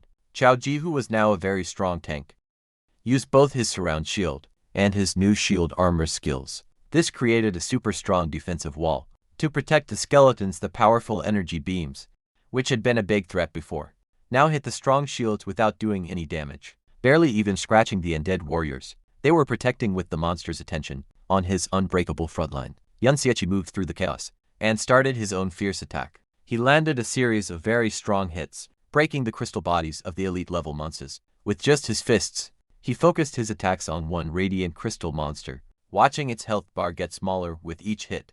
With a final sharp blow, he broke the creature's core, and the strong level 30 beast fell down defeated. It dropped a beam of light, which meant there was valuable loot. After successfully beating one of the powerful Wanderer-type monsters, Yan Xieqi felt good. He noticed that he was getting more and more used to his new support class, skillfully using his own attacks with Chao Ji's defenses and his undead army. However, he knew his current power level was still much weaker than what he had in his past life. While his reverse skills let him increase his attack power a lot, he was still held back by the naturally low base attack of a support class. He wished he had a way to increase his basic damage even more. He thought about his other gains from the battle, like the titles he had earned for beating powerful monsters. The victory had also given him another level up, and he was happy to see just how much experience the rare elite level monsters gave. As he walked up to the monster's body to pick up the dropped items, a message confirmed he had successfully gotten the valuable rewards. As Yan Xieqi looked at the loot from the defeated monster, his eyes widened in surprise. He had gotten a powerful weapon with high attack, a huge glowing pink crystal longsword that gave him a massive plus 552 bonus to his attack power. A slow smile appeared on his face as he realized this was the perfect answer to his problem. This one weapon would be more than enough to make up for his class's naturally low base attack power. He equipped the sword and it changed in his hands, becoming a larger, more threatening blade that crackled with dark purple energy. With this new power, he was sure that future fights would be much easier. However, his luck wasn't perfect. He looked at the other item that dropped, a skill book, but was disappointed to see it wasn't the specific gravitational pull skill he had been hoping to find. He guessed that the chance of that particular skill dropping must not be very high. As he stood on the cliff edge, wishing for better luck and a chance to hunt more of the high reward Wanderer monsters, his thoughts were cut short. A bright red firework-like explosion suddenly lit up the sky in the distance, and it immediately caught his attention. Yunzia right away recognized the flare in the sky. It wasn't just any distress signal, it was the special kind of flare that only the school's teacher teams had, which meant they were in serious trouble. The teachers who had gone to what they thought was a student's distress call found themselves in a very bad situation. They had stumbled upon a huge group of the elite Wanderer-type monsters, all gathered around a single cave entrance. They couldn't understand why so many of the powerful creatures were all there. Soon after, Yan Xieqi, Chaoru Yunsha and Yun Yin also arrived. They were just as confused by the huge number of monsters gathered in one place. One of the teachers explained that they had just arrived after seeing the signal and didn't know what was happening yet. He pointed towards the cave, explaining that the signal was coming from inside and that the students they had come to rescue must be trapped in there. Another teacher explained their bad situation. They were trying to organize a rescue, but the group of monsters was simply too big. Even with all the teachers together, they didn't have enough people to break through. Seeing the powerful Yun Shui and Yun Yun arrive, one of the teachers looked to them for help, saying it would be a great help if they could assist in the rescue. Without hesitating, Yun Shui accepted the teacher's request, saying that saving fellow students was their duty. She immediately took control of the battle, summoning a glowing star-shaped magic object and using a powerful, area-wide buffing spell called Starlight Mystic Art. A spell washed over the teachers and students, wrapping them in a golden light that greatly increased their spirit and attack power. The pure strength of the buff stunned everyone, who recognized it as an epic-level skill, at the very least with her allies now stronger. Yunsha turned her attention to the monster group, using a powerful attack spell, Gravitational Pressure, that crushed a huge area of the Wanderer beasts. At the same time, Yun Yun joined the fight, using her own devastating attack, Hidden Thorn, which instantly destroyed a level 30 Radiant Crystal Spike, showing her own incredible power. The combined strength of their attacks was amazing.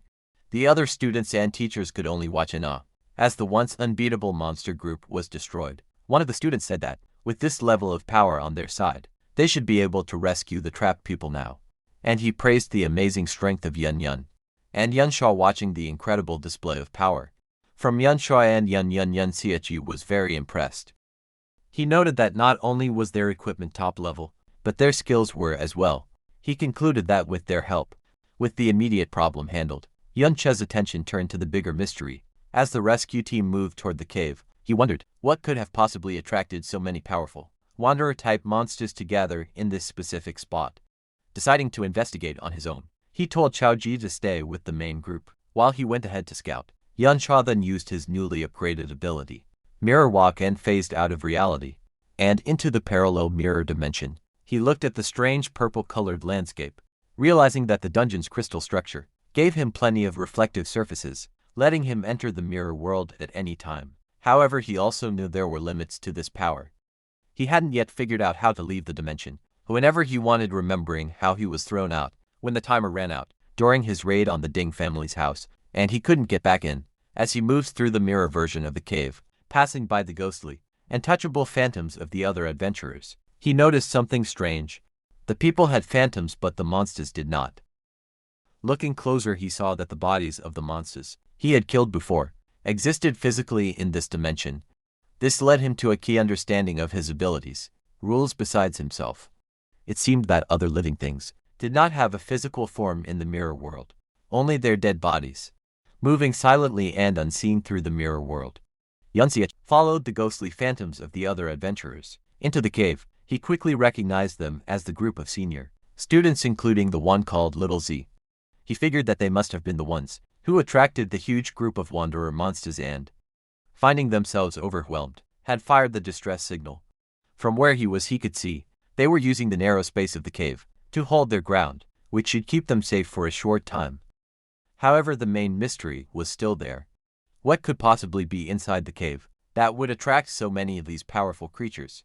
He kept going, moving deeper into the mirror version of the cave to investigate the confusing crystal landscape. Made it hard to find his way, with the endless reflections, making it difficult to judge things. Suddenly he froze, his eyes widening in shock and disbelief. He had found something completely unexpected, something that shouldn't be in a place like this at all. As he went deeper into the cave in the mirror world, Yin Che's eyes widened. He had found the dungeon's true treasure, a huge vein of special glowing green crystal ore. Now he understood why Little Z and his group had risked so much to come here.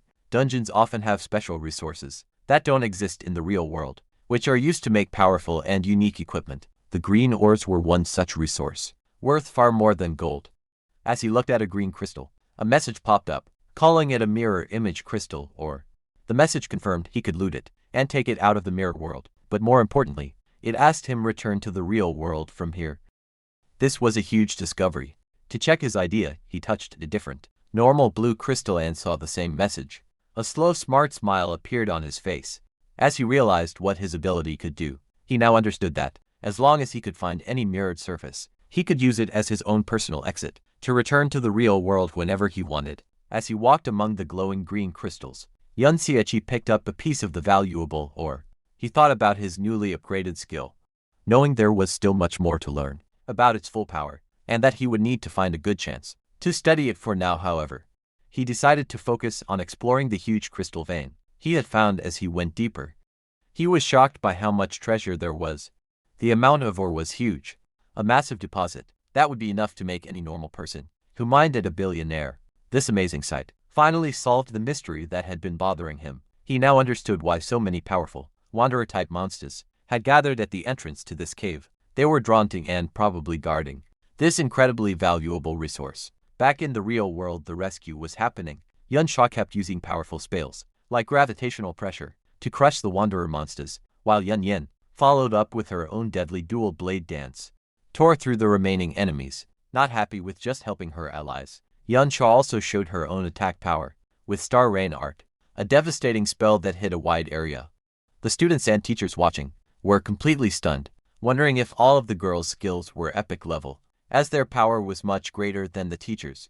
With a final huge cross-shaped slash, the last of the wanderer beasts at the cave entrance was destroyed. The path was now clear for the rescue team to go in and get the trapped senior students, who were huddled together, tired but alive. As the rescue party led them out, one of the seniors, Little Zi, said he was very relieved, saying that he thought he was going to die in the cave. However, The always careful Yun Yun was quick to stop his relief. Warning him not to relax, she pointed out that they still had to fight their way out of the dungeon, and that everyone was already tired from the last battle. Yun Shaw agreed, but added with a confident smile that with their help, the escape should be much easier than their last struggle. As the rescued senior students were being led out of the cave, Yun's eyes suddenly widened, a look of surprise and worrying on her face, as she sensed something was wrong. Her bad feeling was right, as the students behind her let out terrified screams. The reason for their terror was a horrifying sight. The path ahead, which had been cleared just moments before, was once again full of an unbelievably large group of the elite wanderer-type monsters. It was as if every single wanderer in the whole dungeon had suddenly gathered in this one spot, completely blocking their path to safety.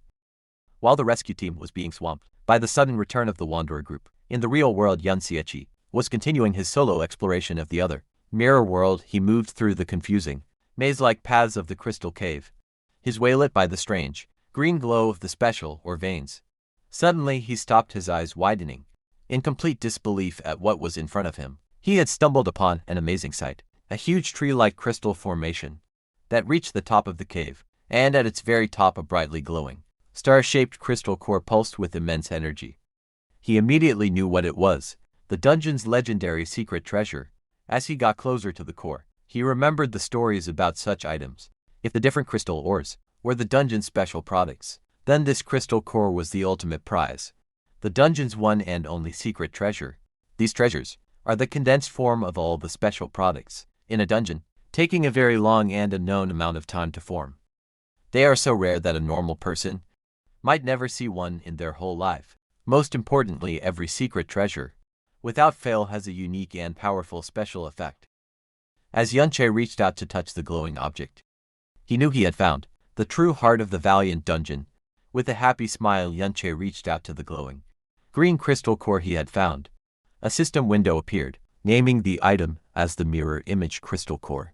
It was a unique quality secret treasure that, when used, would permanently give a plus 110 boost to stamina, a plus 0.5 increase to mana recovery speed, and a 20% reduction in damage from light and electric type attacks. The description also said that it was a copy of the true secret treasure. Yun Xieqi was thrilled with the discovery. He understood that the increase in stamina would greatly boost his maximum health, while the faster mana recovery meant he could use his powerful trick blade skill more often, increasing his damage. With a smart grin, he focused on what he thought was the most important effect, the 20% damage reduction for light and electric types. He knew that percentage-based damage reduction was an incredibly rare and valuable effect, even among the very best equipment. To make it even better as a consumable secret treasure, it wouldn't even take up one of his valuable equipment slots. However, as he held the treasure, a strange thought came to him. He knew that just as the crystal ores had attracted the wanderer monsters, a secret treasure this big should logically be protected by a monster whose strength was much greater than the wanderers he had seen. Deciding not to stay long, he got ready to use the secret treasure, and then get out. A system window gave him two choices: to either loot the item for later, or use it right away. As he went to choose use, another message appeared revealing a surprising rule. Using or taking the item would require using up 10 minutes of his remaining mirror walk time, which caught him by surprise. Back in the real world, just as the rescued students were starting to feel a sense of relief, a deep and powerful rumbling sound suddenly shook the whole cave. The teachers and students looked up in terror, and even the very powerful Yun Shui and Yun Yen were frozen with looks of shock and alarm. From behind the huge crystal formations, a new huge threat appeared. It was a giant monster, a much larger and more threatening version of the wanderer beasts they had just fought. Crackling with dark purple energy and making everything else in the cave look small, the group immediately understood the horrifying truth of their situation. They had stumbled upon the lord of the wanderer species, a powerful hidden boss of the dungeon. The teacher and students knew how bad their situation was. They were facing a wandering lord, a rare hidden boss that was separate from the dungeon's main boss. A creature like this is much stronger than a normal boss, and this one, with its huge army of elite followers, was a threat they couldn't hope to fight against. Panic started to spread. One of the students cried out in fear, saying he thought wandering lords only showed up in high-level dungeons. The fear was spreading, and the others began to lose hope, believing they were all going to die. Just as they were about to fall apart, Yunchi's calm, strong voice cut through the chaos. She told everyone to calm down, reminding them that the most important thing was to work together to escape. Taking control, she pointed to a narrow canyon, saying it was their only way out of the basin they were trapped in. She explained a clear plan. As long as they could break through the line of monsters and get out of the basin, their faster speed would let them get away easily. With a final encouraging shout, she used her powerful Starlight Mystic art again. Strengthening the whole group, she ordered everyone not to hold back and to push forward with all their power towards the canyon exit. Inspired by Yunchi's leadership, the teaching team leader Lily jumped into action, saying they had to at least get the students out safely. He turned on his light refracting shield. He announced that the teachers would take turns leading the attack, with him going first, and he rushed into the group of monsters to make a path. The other teachers and students followed close behind, their combined attacks creating a powerful push forward. Support class members cast healing and defensive spells on the frontline fighters, making sure they could keep moving. Surrounded on all sides, the group formed a tight defensive circle, slowly but surely pushing their way towards the canyon exit, as the teachers urged them to hold on. Just as it seemed they might break through, the huge Wandering Lord stepped in. It let out a mighty roar, a skill called Battle Cry Rally. In response, the regular crystal monsters from all over the dungeon, which had been inactive before, suddenly started moving and began marching towards the basin. They poured into the canyon, their huge numbers forming what seemed like an endless wave of new enemies that completely surrounded the trapped rescue party. The students and teachers could only watch in despair as their escape route was cut off by thousands of new monsters, wondering where they had all come from. The already bad situation for the students and teachers got even worse. The huge Wandering Lord used a new ability called Crystal Aura. A massive red aura surrounded all the nearby monsters, strengthening them with a huge 20% increase to their health, attack power, and defense. The students on the front line were immediately beaten, crying out in shock at how much the monsters' attack power had suddenly increased. A stronger group quickly got its first victim. A teacher was pierced by several energy beams, screaming that the damage was too high to be healed, before he was completely beaten by the attacks and killed. A nearby student shouted in horror, announcing that a teacher was dead. As panic threatened to break them apart, Yunsha took control once more. She ordered the shield guards to the front to form a defensive line and told the priests to focus their healing on the shield bearers, to keep them standing even with her strong commands. Yunsha knew their situation was very bad. She thought that everyone was already tired, and they were now just barely holding on. Most terrifying of all, she realized that the Wandering Lord itself had not yet really started to fight, and they were already being pushed to their limit by its strength and followers alone. Even with their best efforts, the combined forces of the students and teachers were no match for the strengthened, endless group of monsters. One of the teachers, his face serious, said that their efforts were useless and that they couldn't possibly break through.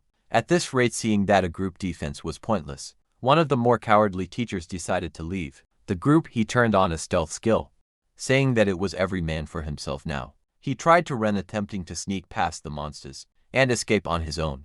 The teacher Li shouted after him, warning him that his stealth skill wouldn't last long enough for him to get away. His warning turned out to be tragically true. The running teacher was immediately spotted by a smaller, turtle-like crystal monster that came out of the ground, blocking his path as the teacher froze in terror. The huge Wandering Lord, which had been watching the battle until now, finally made its move. It shot a devastating beam of pure energy that hit the ground where the lone teacher stood. The teacher was instantly destroyed, blasted directly into ashes by the overwhelming power of the Lord's attack. The blast was so powerful that it not only killed the teacher, but also brought down the entire canyon, completely sealing the only escape route with a massive rock slide. The remaining students and teachers could only stare in horror at the unbelievable, terrifying display of power. One of them, his face a mask of despair, stuttered that they could no longer escape, having sealed their only escape route. The huge Wandering Lord turned its attention to the trapped adventurers, its crystal eyes glowing, as it charged another devastating energy beam. One of the students screamed in complete despair, believing it was over, and that they were the next target. With no way to dodge the attack, the group prepared for the unavoidable, knowing they couldn't possibly block a blast that big. But at the last second, one of the students summoned a massive, fancy giant shield that appeared in front of them. The shield, an epic quality, level 70 piece of equipment, called the Rock Mountain Shield, had a huge amount of defense and resistance. The Lord's energy beam slammed into the giant shield with incredible force, pushing it back and threatening to break it. The teachers and stronger students rushed forward to hold the shield, knowing that if it fell they would all be finished. Yun Sha, her face strained with effort, explained their desperate plan. The shield was a level 70 piece of equipment, so its durability was sure to be high. However, because its level requirement was so high, no one in the group was actually strong enough to properly equip it and get its stat bonuses. This meant they had to physically hold the massive, hard-to-move object in place with their own strength. She knew this was only a temporary solution, a desperate move that could only buy them a little bit of time. As the students and teachers desperately held the line against the Wandering Lord's attack, their spirits began to break. One of the rescued seniors questioned why a monster of this power was even in the school's dungeon. Another student, his face a mask of terror and anger, turned on the teachers, blaming them for their situation and questioning why they had been brought there. In the first place, one of the teachers, his face serious, wondered if their long struggle to save the trapped students had all been for nothing. The teacher Lely looked on with a pained expression, his only comfort being that at least the two younger students, Yun Xiachi and Ziru, were safe and wouldn't run into this danger. His thought was immediately proven wrong. To his complete shock, Chao Ji suddenly appeared at his side, pushing him out of the way of an incoming attack. Lely couldn't understand how the boy, who was supposed to be waiting by the valley, had gotten there so quickly. As another monster attacked, Lely shouted a warning. Kyo Oji reacted instantly, shouting the name of his skill, Surround Shield, to protect the teacher. However, the monster's attack was too powerful, shattering Kyo Oji's defenses and breaking the group's perimeter. With their formation broken and their main tank hurt, the group was left completely open. There was no one left who could stop the advance of the Wanderer group. With their defensive line shattered, the group was left completely open, with no one left to stop the advance of the Wanderer monsters. In a desperate act of bravery, Chao Ji single-handedly charged the monsters, successfully blocking several powerful attacks and protecting the injured teacher. Lely, the teacher, could only stare in amazement, wondering how the younger student he had dismissed as useless had such incredible strength. But Chao Ji's solo effort was not enough. The other shield guards' defenses were completely broken, and their entire defensive line was gone. Chao Ji himself was finally beaten, his armor breaking, as he was sent flying by a powerful blow. He lay on the ground bleeding and defeated, as the monsters prepared to deliver the final blow. Seeing their last line of defense fall, one of the teachers, his face a mask of sweat and terror, said that their situation was now truly hopeless. Just as the monsters were about to overrun the defenseless group, a blur of motion cut through the chaos. To the amazement of the teacher, Yun Xiachi appeared, standing on top of the body of a defeated monster. He held his massive glowing crystal long sword, his eyes showing a cold, deadly calm. He looked down at his beaten and bleeding friend, Chao Ji, and praised him for his bravery. He then turned his attention to the monster group, his voice filled with strong confidence, and said, "Leave the rest to me." A short time ago, back in the mirror world, Yun Xiachi stood before the crystal core. He realized that since he had found the replica, the original real-world version must still exist. This meant that with his mirror world ability, he could effectively double his harvest of any valuable resource. However, he knew there were limits. He had gathered 75 pieces of the valuable crystal ore, but bringing them all out would require 750 minutes of mirror walk time, far more than he understood that. Like the crystal core, each piece of ore cost 10 minutes of his time to bring out. Faced with this limit, he made a choice. He would loot the real-world crystal core, but for now, he would use the replica he found in the mirror world to get its powerful buffs. Right away, a system notification confirmed that he had used both the real and mirrored versions of the core, which doubled the stat increases and gave him a powerful 40% immunity to light and electric type damage. After using the core, as he stood on top of the massive crystal formation, in the real world, he suddenly felt a powerful vibration shake the whole cave. His eyes widened in alarm as he sensed the new disturbance. Wondering what had happened, he jumped into action, diving off the crystal formation to find the source of the noise. As he leapt from the crystal formation, Yun Xiachi decided to test his new ability to exit the mirror world whenever he wanted. He phased through the crystal walls, entering the parallel dimension once more, and noted that he still had almost 13 minutes of his mirror walk time left. With a confident smirk, he confirmed another key part of his power. As long as he had time left on his mirror walk, he could enter and exit the dimension at any time. The ability would only go on cooldown once the entire time was used up. He immediately tested this, phasing back through the crystal walls and successfully returning to reality. When he returned, however, he saw a shocking sight. The number of monsters had grown hugely, far more than the crystal or alone could explain. Towering over them all was the giant wandering lord, and Yansiechi finally understood that this creature was the true source of the dangerous feeling he had felt from the very beginning, realizing the huge danger. His first thought was for his friend. He knew that ZG and the others were in great danger, but with his new control over the mirror world, a new plan began to form in his mind. Knowing he could now enter and exit the dimension at any time, he saw a chance to turn the tables on the seemingly unbeatable boss. With his new control over his ultimate skill, Yansiechi came up with a new strategy. He began to phase in and out of the mirror world, using the other dimension to instantly move around, easily dodging the monster's attacks, before reappearing in the real world to strike.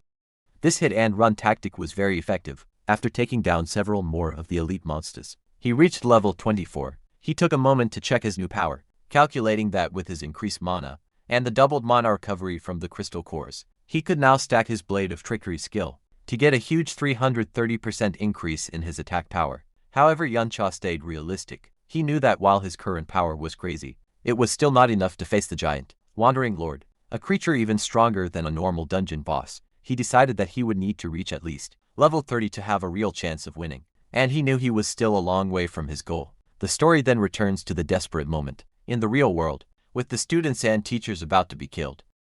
Just as all hope seems lost, Yansiechi exits the mirror world for the final time, and appears in the middle of the battlefield, standing on the body of a defeated monster. He looks at his beaten but brave friend Chao Ji and praises him for his courage. With strong will, he tells his friend to leave the rest to him, ready to face the huge group of monsters alone. Exiting the mirror world for the last time, Yansiechi landed firmly on the ground. Ready to fight, he immediately took charge, telling those with support skills to buff him, while he took on the Wanderer Horde. Yunshui and Chao Ji reacted right away.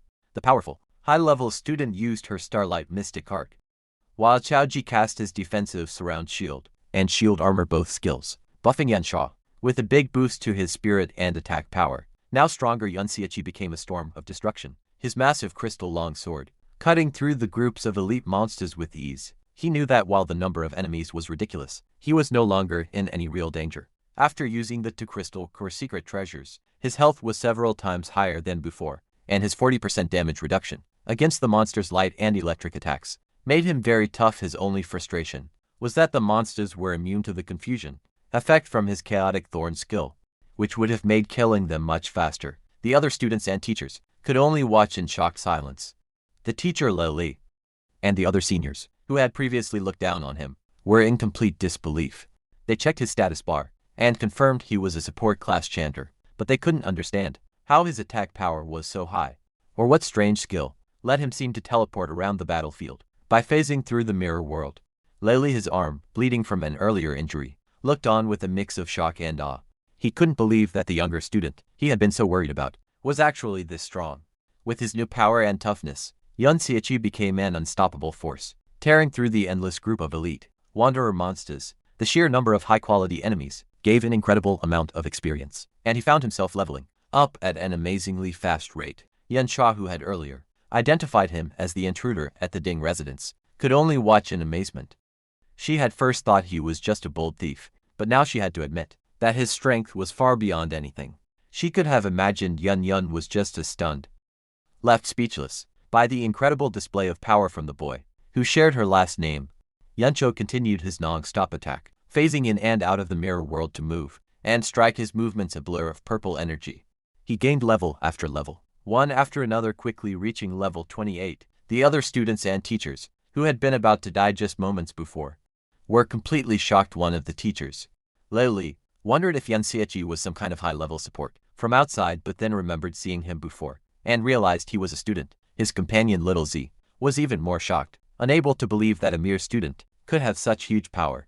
Despite Yunzio's incredible performance, the Wandering Lord was still a massive threat. As the giant beast got ready to shoot another of its devastating energy beams, the students and teachers cried out in alarm. Yansiechi, his face serious, knew that even with all his recent power UPS, he would not be able to survive a direct hit from that attack. As the Wandering Lord began to move forward, its energy beams still blazing, the students and teachers, behind their makeshift shield wall, knew their time was running out. Once the giant beast got close, the 2 shields would not be enough to protect them. The teacher Lele, seeing that Yan Xiechi had greatly reduced the number of smaller monsters, shouted for everyone to break out and head for the other exit. He knew that, no matter how strong the mysterious student was, there was no way he could fight the Wandering Lord alone. However, his plan was immediately met with pushback. One of the other students pointed out the problem. The two massive shields were too hard to move. If they left them to make a run for it, they would be completely open to the Lord's devastating attacks. Another student added that the shields were too heavy to be carried and could only be moved by storing them in an inventory, which none of them could do. Just as their argument got heated, a calm voice cut through the chaos, telling them to leave it to him. It was Yan Xiechi. He laid out a new, selfless plan. He would attack the Wandering Lord to get its attention, giving the rest of them a chance to retreat. The teacher Lele was stunned by his sacrifice, asking what would happen to him if they all ran. Yanxia explained his thinking. He knew from his past life that if a Wandering Lord isn't dealt with, it will eventually gather all the monsters in the dungeon and wander into the outside world, causing a major disaster. With a look of serious determination, he declared that he would stay behind and kill the beast himself. He activated his Blade of Trickery, boosting his attack power by a huge 350%, and noted that he still had over 5 minutes left on his mirror walk, giving him the perfect tool to take on the giant enemy. As Yan Xiechi got ready to face the Wandering Lord alone, the teacher Lele made the hard choice to lead the others in a retreat. He told them to get out faster, thinking that no matter how strong Yan Xiechi was, he would eventually get tired against such a huge enemy. He figured that the sooner they escaped, the sooner Yan Xiechi could escape too. When a student questioned Yan Che's bold claim that he could kill the Lord, Lele said it was just a brave act to make them feel better, because he knew how powerful a real Wandering Lord was. As he was forced to run with the group, Cha Drew felt completely useless. He looked back with a sad face, hating that all he could do at a time like this was run. While his friend faced incredible danger, silently he prayed for Yan Che's safety. Meanwhile, Yan Xiechi was not helpless at all. He kept fighting through the smaller monsters, getting stronger with every kill, and he quickly gained another level. The huge Wandering Lord shot its powerful energy beam. Yan Xiechi used his mirror walk to phase out of reality. The beam passed right through the space where he had just been. He then reappeared behind the beast and hit it with a powerful slash from his glowing sword. However, his attack showed a hard truth. The Wandering Lord, a level 42 stone golem, had such a strong defense and a powerful healing skill that the small amount of damage he did was healed. Right away he realized that at his current level, it was no use, its defense was just too high. As he dodged the Wandering Lord's attacks, Yan Che's first test confirmed what he thought he saw. A large crystal on the creature's head was its core, which meant it was also its weak point. The only problem was getting to it. Even with his many buffs, his attack power was still not enough to break through the Lord's strong defense and healing. To make things worse, his time was running out. A quick look at his status showed that the powerful buffs he had gotten from the others were starting to wear off. His own mana was also very low, and he knew he wouldn't be able to use his powerful Blade of Trickery skill for much longer. He realized he had only one good option. He needed to get stronger. He needed to level up first by killing the weaker monsters. Just as he was about to start attacking the smaller monsters again, a bright beam of light shot out from a nearby crack in the rock. Yan Che's eyes widened in surprise as he recognized the light. At that exact moment, the huge Wandering Lord also saw the light, and with a scary show of intelligence, shot its powerful energy beam at the crack. Yan Che immediately phased into the mirror world to avoid the blast, but as he reappeared, he was shocked to see the beam was aimed at the exact spot where he would show up. He realized with a jolt that the smart boss had already learned his pattern and was guessing his moves. Forced to reappear in the real world, in the middle of the Wandering Lord's huge energy beam, Yan Xiechi was caught in the blast. The attack was a big, continuous one that quickly took away his health. Even with his powerful defenses, he knew he couldn't use his mirror walk to dodge, as he had less than 4 minutes of it left, and the continuous attack would use it all up in no time. His only choice was to use his undead army to block the damage. However, he knew this was a costly plan. Bringing his summons back to life would use a lot of his already low mana, leaving him with nothing left to build up his attack power. For a counterattack, he began to wonder if he should retreat and regroup. First, just as he was about to be beaten, another powerful blast hit the Lord's attack. To his surprise, he saw that Yan Sha, Yan Yin and even Chao Ji had come back to the fight. Yan Sha explained with a playful smile that this little brother of his, meaning Chao Ji, had begged and pleaded for them to come back and help him. Chu Ji, with his back turned, quickly said that he hadn't begged. He explained that Since the number of smaller monsters had gone down, the rest of the group now had enough people to escape on their own, which meant he was free to come back and help. Hearing his friend's brave decision, a real thankful smile appeared on Yunche's face, as he simply said thanks with their group now stronger.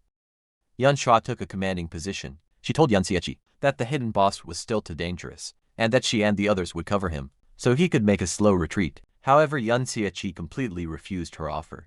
He said that with their help, there was no longer any need for him to hold back, and he used the full power he had. With the help of his powerful allies, he kept farming the smaller monsters, and his mirror walk time finally ran out. As he reached the key level of 30, now at his target level, he knew his attack power was finally enough to take on the Lord. He immediately put on the rare level 30 corrupted knight's armor he had gotten from the Ding family's dungeon, which greatly increased his defenses. Yuncha watched him, asking if he was really thinking of attacking the Lord's weak point. On its head, she pointed out that at that height, it was impossible to get up there, but Yunsiechi was one step ahead. He revealed that he had already gotten the tool. He had always wanted the gravitational pull skill book, which he had looted from one of the wanderer monsters. The skill let its user pull a target object towards them. More importantly, its reverse form, gravitational traction, did the opposite, pulling the user towards the target. With the pull getting stronger, the lower the user's strength. With this new movement ability, the Lord's weak point was no longer out of reach. He activated his blade of trickery, quickly building up his attack power, and with a confident smile, he promised the others that everything was under control. With his plan set and his power fully built up, Yunsiechi reached out a hand covered in purple energy, aiming for the huge wandering lord's head. He then used his new skill, gravitational traction, and a powerful force grabbed him, pulling him forward with incredible speed. He shot through the air like a rocket, breaking the rocky ground, as he flew right towards the giant monster. In an amazing show of skill and power, he landed perfectly on the wandering lord's head, putting himself right next to its glowing crystal core, his powerful sword crackling with energy, and ready to strike down below.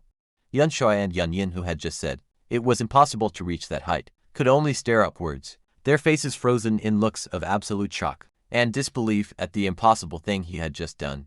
Having reached the wandering lord's weak point, Yunsiechi used all of his power. He drove his massively buffed sword deep into the glowing crystal core, causing a spider web of cracks to spread across its surface. The huge beast, however, would not go down without a fight. As it was dying, it let out a final, massive explosion of pure energy from its core, a last-ditch effort to take its attacker down with it. Yunsiechi was caught in the center of the blast, his health dropping quickly, as a flood of messages confirmed the massive, continuous damage he was taking, but his new defenses and increased health held strong.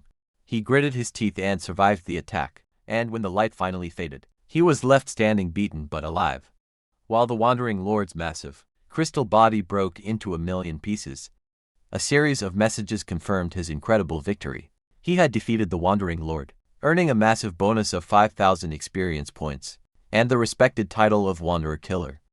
More importantly, the hidden boss had dropped to legendary quality skill books, Golden Light Shield, and Angel's Protection, rewards of immense power and value. With a final, powerful strike to the wandering lord's core, Yunsiechi used all of his built-up power. The giant beast broke into 1,000,000 pieces, and the explosion of energy and experience instantly gave him 3 more levels, bringing him to level 33. The students and teachers watching were left in stunned silence. Xiao Drew could only say how incredibly strong his friend had become, while Yunyin and Yunsha couldn't believe he had actually managed to kill such a scary monster, all by himself. As he stood among the falling pieces, Yunsiechi saw 2 beams of golden light come from the monster's remains. He had gotten to legendary quality items, but before he could look at his new loot, he had to jump to safety as the huge, headless body of the wandering lord began to fall over. Yunsiechi shouted a warning, realizing that Yunsiechi was still on top of the falling giant. With skilled agility, he expertly moved through the crumbling remains of the monster, jumping from one piece to the next, until he landed safely on the ground. As the dust settled, a new, huge opening was revealed in the side of the mountain, where the lord had fallen. The inside of the mountain was empty, showing a vast dark cave, filled with the skeletal remains of both wanderer monsters and humans. Looking at the old battlefield, Yunsiechi came to a serious realization. An even stronger, more ancient, wandering lord must have been born here long ago. He now understood why there were so many intense battle scars all over the dungeon. As he looked at the old empty mountain, Yunche's eyes were drawn to a single figure, outlined against the dim light at the very top. His heart skipped a beat, as he recognized the armored warrior, still in a final defiant pose, his great sword stuck firmly in the ground. A system message confirmed the impossible. It was the body of Chao Wen, who was also known by his nickname, Chao Benben. Yun Xiaoqi could only whisper his friend's name. In disbelief, the other students and teachers soon arrived at the scene, just as stunned by the sight. Yun Sha, her voice full of awe, identified the figure as the famous traitor Chao Wen. She admitted that, while she had heard this was the place where he was killed by the hero, Ding Kun, she had never expected the scene to be like this. The battlefield was a sign of a desperate last stand against countless monsters and people. She noted that the heroic, defiant figure before them was completely different from the statue in the Modern History Memorial Hall, which showed him being stepped on. This, she declared, did not look like someone who would be so easily beaten. Yun Sha stayed silent, his face a mask of grief and sadness, as he looked at the remains of his fallen friend Chao Ji, his great-grandson. Finally spoke, he told Yun Xiaoqi that, while he probably wouldn't believe him, he now thought that his great-grandfather might not have been a bad person at all. As Chao Ru stood before his great-grandfather's remains, he began to explain the truth he had found. He told Yun Xiaoqi that he had spent his childhood looking through the historical records of his great-grandfather, but whenever he got to the parts about his experiences, descriptions were always frustratingly unclear. Despite this, he had managed to find some key details. He had discovered that his great-grandfather had a habit of going into dungeons that were far below his actual level. This led him to the main question: why would an S-rank professional, someone over level 60, come to a low-level dungeon like this one? He then answered his own question with new certainty. It was because this dungeon was one of the few places that could spawn a wandering lord, a creature that could summon all the monsters in a dungeon and lead them into the outside world, causing a major disaster. He explained that back in those days, the government didn't have enough soldiers to defend against the constant threat of monsters coming out of dungeons. They had to rely on a few powerful and responsible professionals to regularly clear out the most dangerous threats. His great-grandfather, he declared with pride, was one of those heroes. He hadn't been a traitor. He had come to this dungeon to stop a potential disaster before it started. As Yun Xiaoqi listened silently to this revelation, Chao Ji's confidence started to fade. He admitted that the others probably thought he was just making things up, and that even his own family believed he was just looking for mental comfort, twisting the unclear historical texts to fit a story he wanted to believe. Just as he was about to give up hope, a hand gently rested on his shoulder. He looked up to see Yun Xiaoqi, a kind understanding smile on his face, who simply said, "I believe you." As Yun Sha and Yun Yin looked on, with expressions of shock and admiration, Cao was completely overwhelmed, left speechless by Yun Che's simple, heartfelt statement of belief. A flood of memories washed over Yun Xiaoqi as he remembered his fallen friend and comrade, Chao Benben, whose heroic legacy had been so cruelly twisted. He recalled Chao Benben's youthful arrogance, how he would boast that his natural talent meant he didn't need a master, and would soon be better than Yun Xiaoqi himself. But he also remembered the boy's terror when he got in over his head, screaming for his master to save him from a swarm of monsters, only to then stubbornly deny that he needed saving at all. His pride hurt. He remembered his friend's unique habit of working hard in secret, only to then show off his new strength in front of others, and how he always chose the weakest shield bearer class, the sword guard, because no other shield type class was fast enough to keep up with Yun Che's reckless attacks. He remembered how he always seemed to find Zi Ben, even when he tried to sneak off on his own to grind levels, and how his friend would always make excuses, claiming he just couldn't resist a good fight, insisting that saving people was just something he did on the way, filled with a new sense of purpose and a burning desire for revenge. Yun Xiaoqi looked at the remains of his friend. He declared that for Chao Benben's sake, he would settle the score with the Ding family, the ones who caused his friend's suffering. After his death back at the Ding family residence, Ding Shu is telling the story of the dungeon expedition to his unbelieving father and uncle. He insists that what he is saying is true, that Yun Xiaoqi is just that amazing, and that they can ask the teacher in charge if they don't believe him. He explains that he was initially blocked from entering the dungeon because of his low level, but he waited outside until the survivors came out. The scene flashes back to the students, leaving the dungeon buzzing with excitement. They had all witnessed the fall of the giant, wandering lord from a distance, and were in awe of the person who had managed to kill a rare hidden boss that was over level 40, a feat that was beyond their imagination. Ding Shu, listening in, confirmed that the hero's name was Yun Xiaoqi. He couldn't believe that someone even more powerful than the high-level Yun Yin had been among the students, and he wondered about Yun Che's true identity. Back in the present, after hearing his son's report, The third head Ding guy is silent for a moment. He then gets up from his seat and gives a chilling command to gather the Ding family guards and follow him to the trader's dungeon, the very place where Chao En had died. His brother Ding Yi stops him, remembering a detail from Ding Shu's earlier report about the intruders at their home. With a sinister look in his eyes, he tells his brother to bring the members of the Chao family along with them as well. Meanwhile, back in the dungeon, Yun Xiaoqi looked at one of the legendary skill books he had gotten from the Wandering Lord, the Golden Light Shield. Without hesitating, he offered the powerful book to Chao Ji, telling him he should learn it, since it didn't have a level requirement. Yan Sha, who was watching them, was shocked. She asked why he would so easily give away a legendary skill.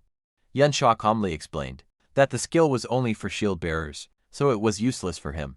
He then added an important detail, suggesting that Chao Ji's great-grandfather Chao En probably used this very skill in his time. Moved by this, Chao Ji accepted the book.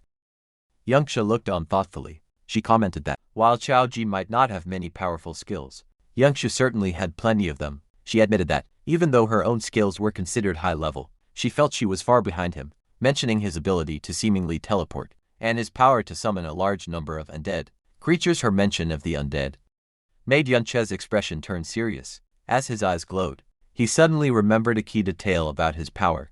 His undead summons were created from souls he found in the mirror world. This led him to a deep realization.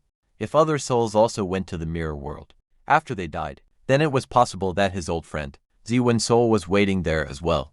After his sudden realization, a look of nervous excitement crossed Yunche's face. System message confirmed that his mirror walk ability was ready again, giving him a full 30 minutes to explore the mirror world. He immediately wondered if he could use this chance to find his old friend's soul. With a determined look, he activated the skill, his body covered in a familiar purple light, as he stepped into the other dimension. Inside the strange blue-green landscape of the mirror world, he found what he was looking for: a powerful, ghostly figure in full armor with a calm but strong presence. Yun Xiaoqi was filled with emotion, whispering the nickname of his fallen friend, Zhao Ben Benin, confirming that his friend's soul had indeed been waiting here all along. Back in the real world, time had passed, and Yun went up to Yunsha, reminding her that they should be leaving soon, as she had an important audience ceremony to go to. Yunsha seemed unwilling to go, admitting they had been there for a while, but that the events happening were much more interesting. Her eyes drifted to where Yun Xiaoqi had been, and she wondered out loud to the others what he could possibly be doing, and why he had been gone for so long, not knowing about the reunion he was having in another dimension inside the mirror world. Yun Xiaoqi stood with a serious expression. He spoke to the armored soul of his old friend, Zhao Ben Benin, saying he couldn't believe they could meet again. He mentioned having so much he wanted to say to him. However, his reunion was cut short. He noted with sadness that it was a shame his friend wouldn't be able to answer, as the calm spirit was suddenly taken over by a dark, evil energy, twisting its form into a monstrous, roaring undead creature. Yuncho realized with a heavy heart that his friend had truly become an undead spirit, a being driven by instinct instead of memory. He admitted that he really didn't want to fight him, but he had no other choice. He launched himself into the air, dodging an attack and getting ready for a difficult battle. As their battle began, Yunche's eyes glowed with purple energy as he focused on his opponent. As they fought, something strange happened. Yun Xiaoqi found himself surrounded by floating crystal pieces, each one showing a different scene.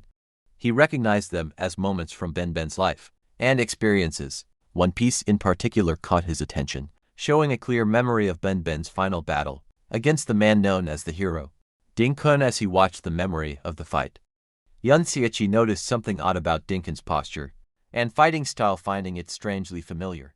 Suddenly, the entire mirrored landscape around them shattered like glass when the pieces settled. Yun Xiaoqi saw that the monstrous and dead form had vanished, leaving only the calm, armored soul of Chao Wen standing before him once more. He was left completely confused, wondering what had just happened. Still trapped in the mirror world, Yun Xiaoqi hesitantly called out his friend's name again, only for the calm soul of Chao Wen to once more burst into a monstrous, roaring undead creature.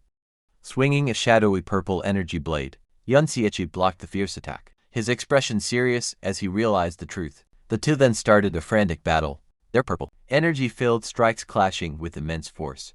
Yun Xiaoqi understood that his friend was truly gone, with only his raw, fighting instincts left in this evil form. Seeing no point in fighting the shell of his friend, he decided to retreat first. However, when he tried to leave, a system message appeared, telling him that he could not exit the mirror world from his current location. A wave of frustration washed over him. With no other choice, he accepted that he would have to fight. Meanwhile, back in the real world, Chaudhry stood alone, a look of shocked determination on his face. As he clenched his fist, his solitude was broken by the arrival of a large group, led by Ding Gai and Ding Yi. One of them asked why Chaoji was all alone, and wondered out loud if Yun Xiaoqi had sensed their approach and run away in fear. Dinga looked down on the boy with a smug grin, saying that this was only half the fun. Chaoji, trying to act like he didn't know what was going on, asked Ding Shu why he had come, and if he was also there to level up. Ding Ji scoffed at the act, telling the little brat from the Chao family to stop pretending. He directly accused Chao Ru of being the one who helped Yun Xiaoqi sneak into his house and steal their property. When Chao Ru tried to deny it, Ding Shu leaned in threateningly, asking if he thought he wouldn't recognize the sound of his screams. The threat sent a chill down Shu Ji's spine, his face turning pale with fear. Brushing the matter aside with a cruel wave of his hand, Ding Gai announced with a sinister smile that none of that was important now, as he had brought Shu Ji a little gift. Shu Ji's face showed pure terror as Ding Gai repeated his sinister offer, revealing his little gift. As Chao Ji's eyes widened in horror, a group of tired-looking people were brought forward by the Ding family guards. It was his own family. He recognized them in disbelief, whispering the names of his grand-uncles, grand-aunts, and finally his own mother, who looked back at him with a tired, defeated expression. Before he could understand the situation, one of his elderly relatives, his second grand-uncle, exploded with rage. He screamed at Chao Ru, telling him to kneel and apologize to the hero's family, and to Ding Shu. Chao Ru, looking down, started to say that he didn't want to live like this anymore, but his grand-uncle cut him off, angrily asking what he had taught him about how to act in front of the Ding family, screaming at him to kneel once more. This was the last straw for Chao Ru. He snapped, his voice filled with years of held back anger and shame as he shouted back, asking if the Chao family was meant to be the Ding family's dogs. For generations his defiance shocked his family members, who looked on in horror. However, another one of his relatives, Chao Li, stepped forward and strongly agreed with the old man, shouting that for the descendants of a terrible traitor, being dogs was more than good enough. The pressure on Chowder grew, as another female relative tearfully asked if he was trying to get their whole family killed, begging him to think of his father. She reminded him of how hard his mother had worked to support the family ever since his father had gone mad, trying to make him feel guilty and give in. After a moment of silence, Chowder's attitude changed completely. He turned and pointed with passion towards the skeletal remains of his ancestor. On the mountain, he declared to everyone that the truth was that his great-grandfather had come to this very dungeon to stop a cataclysm before it could happen. He insisted that his ancestor was only defeated because so many people had ambushed him, causing his heroic sacrifice. He explained that he had been collecting information about his great-grandfather for a long time, but had always been missing the final, clear evidence now. With the scene of that final battle right before their eyes, he had the proof he needed. With fire in his eyes, he proclaimed that his ancestor was no traitor, and that the official history was just propaganda. He turned to his stunned family, telling them that if they made this truth public, they could finally clear their ancestor's name and escape their life of servitude. His voice rose with righteous anger as he declared that the Ding family had no right to treat them this way, and that their other relatives should never have died for such a lie. His passionate speech was met not with denial, but with a burst of condescending laughter from Ding Gai, who found it childishly amusing. He then calmly walked forward, a smug look on his face, and confirmed that everything Chao Ji had just said was, in fact, correct. He admitted that Chao En was indeed killed in an ambush, and was not an evil man then. With a chilling lack of regret, he revealed the final damning truth: his own grandfather, the hero Ding Kun, was the one who had planned that ambush to make his fortune. Chao Ji could only listen, stunned into silence by the casual confession of the crime that had ruined his family for generations. With a manic grin, Ding Gai leaned in close to the horrified Chao Ji and cruelly dismissed the truth, asking who even cared about it. He declared that the official story was all that mattered. Chao En was an imperial traitor, and therefore he was vile. Spreading his arms wide before his armored guards, he mocked Chao Dru further, asking what it mattered if he drove his father mad or killed his relatives, proclaiming that as descendants of traitors, they deserved their lowly fate. He then delivered the most devastating blow, pointing a finger at the terrified Chao family. He revealed that they had known the truth all along. He asked Chao Ru how else he thought the relatives he'd mentioned had died. implying they were silenced for knowing too much. With the mental torment complete, Ding Yi adjusted his tie with a smug smile and gave a simple chilling command for them to kneel. Immediately and without a word of protest, the entire Chao family, including the elderly, fell to their knees in submission. Chao Ji's mother, now kneeling on the cold ground, pleaded with her son, whom she called Ji.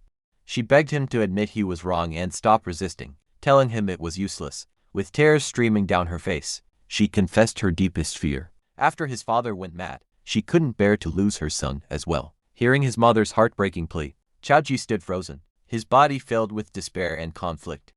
Just as his spirit was about to break, a new gentle voice cut through the tension. A woman with long, brown hair reached out a hand towards him, telling him not to listen to them. She looked at him with a kind smile and told him that he was the best. The woman's words of encouragement seemed to vanish as Deng Shu's face covered in bandages from his last encounter with Yun Xieqi stepped forward with a sneer. Annoyed by Chao Ji's hesitation, he called him clueless and launched a vicious kick, shouting that he would force him to kneel one way or another, but this time was different. To Deng Shu's shock, Chao Ji's eyes glowed with power as he effortlessly blocked the kick with his forearm. Before Deng Shu could react, Chao Ji grabbed his leg and, with a powerful roar, slammed him into the rocky ground, shattering it on impact. Standing tall amidst the broken pieces, Chaudhry looked at his fallen tormentor with a new resolve and declared firmly that he would never kneel again. Breathing heavily with rage and humiliation, Deng Shui scrambled to his feet. He couldn't believe this was happening. He furiously summoned a massive glowing crystal hammer. Screaming that Chao Ji had grown a backbone and dared to fight back, he charged forward, vowing to remind him of his place as a punching bag. As the powerful hammer was about to crash down, Chao Ji went through a stunning transformation. In a flash of light, he was suddenly dressed in full plate armor, holding a massive shield that appeared just in time to block Deng Shu's furious blow. With a deafening clang, the attack was completely stopped, leaving Deng Shu gritting his teeth in disbelief. Now a formidable protector, Chao Ru stood firmly between Deng Shu and his kneeling family, shielding them from harm. He glanced back at his mother, then turned his gaze back to his attacker, his voice ringing with conviction. With a powerful punch, he sent Deng Shu staggering back, shouting that they were not the descendants of a traitor but the descendants of a true hero. Chao Dru's sudden show of strength left Deng Ge speechless, while Deng Shu stumbled back in complete disbelief. His mind was spinning and he clutched his head, unable to understand how the boy he had always bullied could suddenly become so much stronger. Blinded by anger, he charged again, screaming that Chao Dru was just a punching bag he had been beating up since they were children. He swung his weapon in a wide, powerful circle, furious that his old victim would dare to fight back. However, Shiji met the hit head-on, his armored body easily taking the impact and sending Deng Shu crashing to the ground once more. As his family watched in stunned silence, Chuji looked down at his defeated tormentor and declared with strong confidence that he was no longer the person he used to be. At the same time, in the mirror world, a much more desperate battle was happening. Yun Xieqi was locked in a fierce fight with the evil soul of Chao Benben, and he knew that he was facing his friend in his prime, a warrior of incredible power. The difference between their current strengths was huge. Yun Xieqi knew that if it weren't for the fact that Benben was a defensive class and was currently mindless, he would have been beaten in an instant. However, Yun Cha had one very important advantage. He was the one who had taught Benben all of his fighting moves. He knew his friend's weaknesses like the back of his hand, which allowed him to guess and counter his moves. But even with this knowledge, the fight was incredibly difficult. The spirit's defense was that of a level 60+ warrior, and even with his blade of trickery fully powered up, Yun Cha's attacks barely did any damage. Suddenly, the undead spirit let out a huge, explosive wave of golden energy. Yun Xieqi instantly recognized the move. It was the legendary skill Golden Light Shield, the very one he had given to Chao Ru just moments before. He got ready, blocking the powerful attack, a look of grim determination on his face as he realized how much of a pain this fight was going to be. Back in the real world, a humiliated Deng Shu screamed in fury and attacked Chao Ji with a powerful skill called Mountain Shaking Wild Hammer. However, Chao Ji, now a strong tank, not only blocked the hit, but sent Deng Shu flying with a powerful punch of his own. He then followed up with a sweeping shield bash that sent Deng Shu crashing to the ground. Watching this pathetic display, Deng Ji sneezed at his nephew, asking how he could now be losing to the little brat from the Chao family. Deciding to take matters into his own hands, he announced that he would take out Deng Shu's anger for him and lunged at Ziru with a powerful energy-filled strike as his fist was about to hit. He was met with a blinding flash of golden light. He looked on in disbelief, as he realized Qiao Ji had summoned a huge, crackling energy barrier, the legendary golden light shield.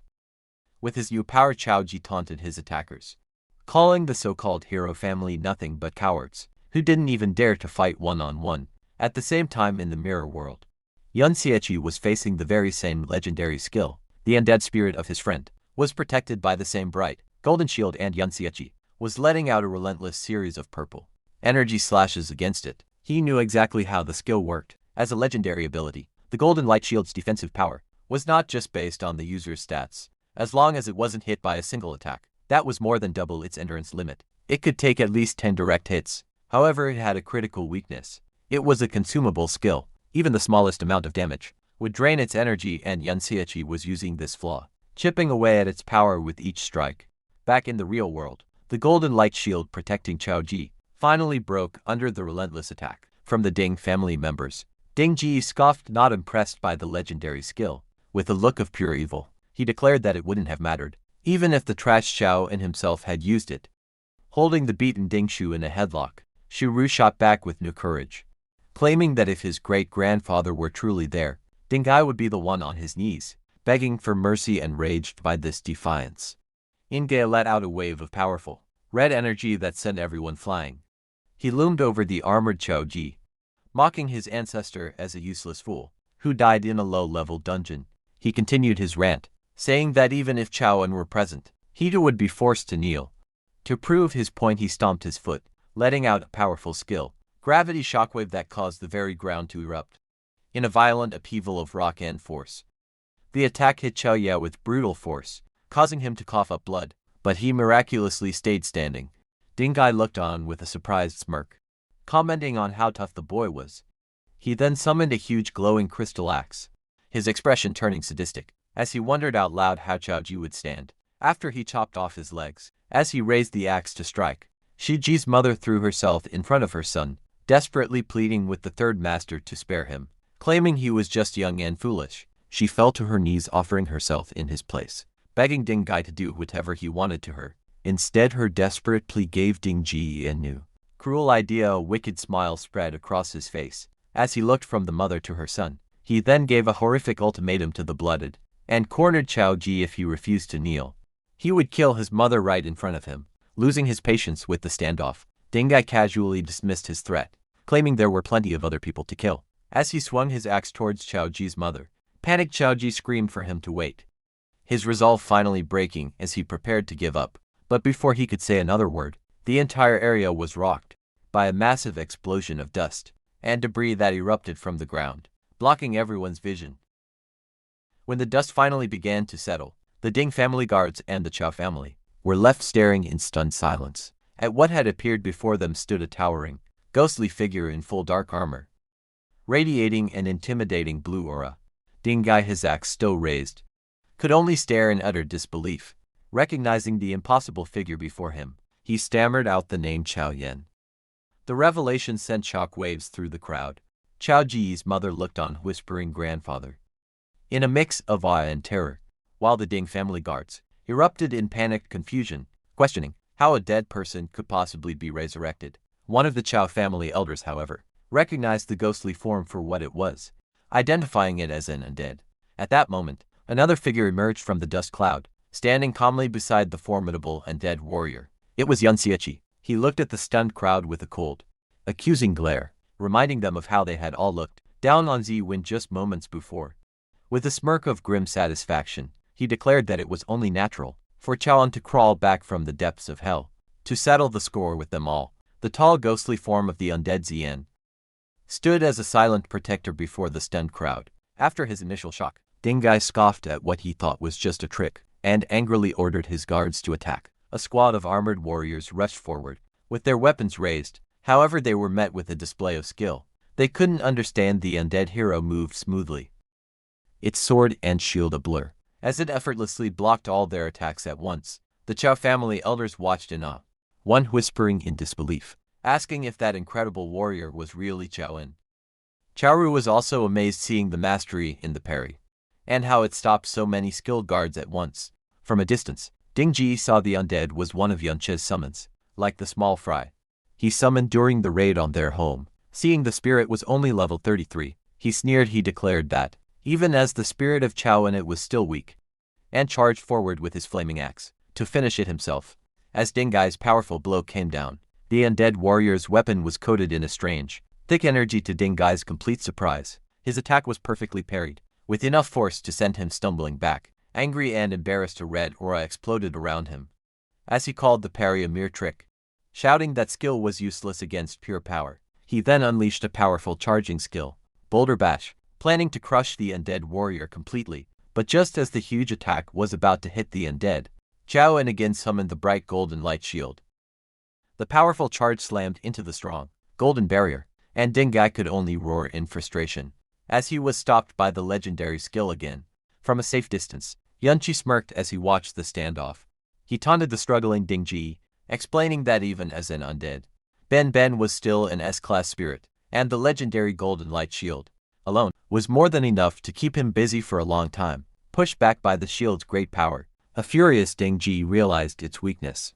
He ordered all his men to attack at once, hoping to overwhelm the shield and drain its energy with numbers. However, their attack was stopped by a new wave of summons. A group of skeletal warriors, glowing with a scary green aura, erupted from the ground, fighting the rest of the Ding family guards, and stopping them from helping their master. Annoyed by this new delay, Ding Ji changed his plan. Calling the summons a small problem, he activated his own power, putting on a full set of strong, glowing red armor with his power, now boosted by a skill called Blazing Fury. He declared the summons didn't matter. He realized the real target was the summoner himself. With a roar, he unleashed a powerful skill, Accumulated Pressure Punch, directly at Yan Xiachi, knowing that if he could kill him, all the summoned creatures would disappear. With his eyes glowing with evil intent, Ding Ji charged forward, bragging about the high-level gear his grandfather gave him. He was sure Yan Xiachi had no chance, but just as his attack was about to land, it was met with a flash of purple light. A single clean slice cut right through his attack.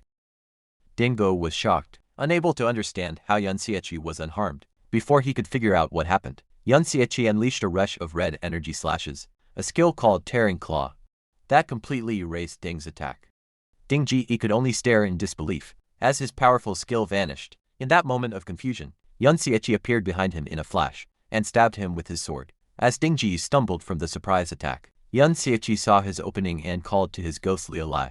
The undead Zien responded right away, its sword crackling with bright blue energy. In a perfectly timed move, Yan Xiachi leapt high into the air, using the undead hero's outstretched sword as a launchpad to launch himself forward. With great force, he shot towards the wounded Ding Ji and delivered a powerful spinning slash that sent the third master of the Ding family flying, bleeding and cursing in pure anger. With his eyes glowing with cold focus, Yan Xiachi continued his non-stop attack. He unleashed a powerful rush of purple energy slashes that completely overpowered Ding Ji. Yan Xiachi moved in with lightning speed, his blade cleanly cutting off Ding Ji's arm. Ding Ji screamed in pain, holding the bleeding stump and desperately calling for a priest to heal him. In his panic, Yan Xiachi appeared right behind him. Ding Ji reacted by instinct, slamming his fist into the ground to unleash a powerful gravity impact shockwave, trying to push his attacker away. However, Yan Xiachi just vanished and reappeared a short distance away unharmed. With a superior smirk, he asked the terrified third master what was wrong, taunting him by asking if he was scared. Sweat appeared on Ding Ji's forehead as he frantically looked around, screaming again for a priest who wasn't there. He then saw why they were gone. His elite guards were being killed, one by Yanche's army of ghostly skeletons, which now glowed with a scary green aura of new power. Yan Xiachi stood calmly among his ghostly army, a coldly confident look on his face. He mocked Ding Gai, asking if he really believed his undead were still as weak as they were during the raid on his home. The system window showed the source of their new strength, a reverse skill that gave all his summons a huge 30% boost to both attack and defense, and a damaging aura that always harmed nearby enemies. Yan Xiachi explained that, with the power of this legendary level skill, his army was now too strong for the Ding family guards to handle. His face a look of pure terror. Ding Gai finally realized how hopeless his situation was. With his guards beaten and his own power useless, he made a desperate choice. Cursing quietly, he turned and ran. However, his escape was immediately cut short. The ground behind him burst open as the undead Zien stuck its huge sword into the ground, making the ground shake hard. From the broken ground, a prison of huge ghostly swords rose up, completely surrounding the terrified Dingji and trapping him in a cage of blue energy. He couldn't escape. Standing outside the barrier was Yun Xiachi, his hair now a bright white, and his aura glowing with a huge, calm power. He named the technique for the trapped man.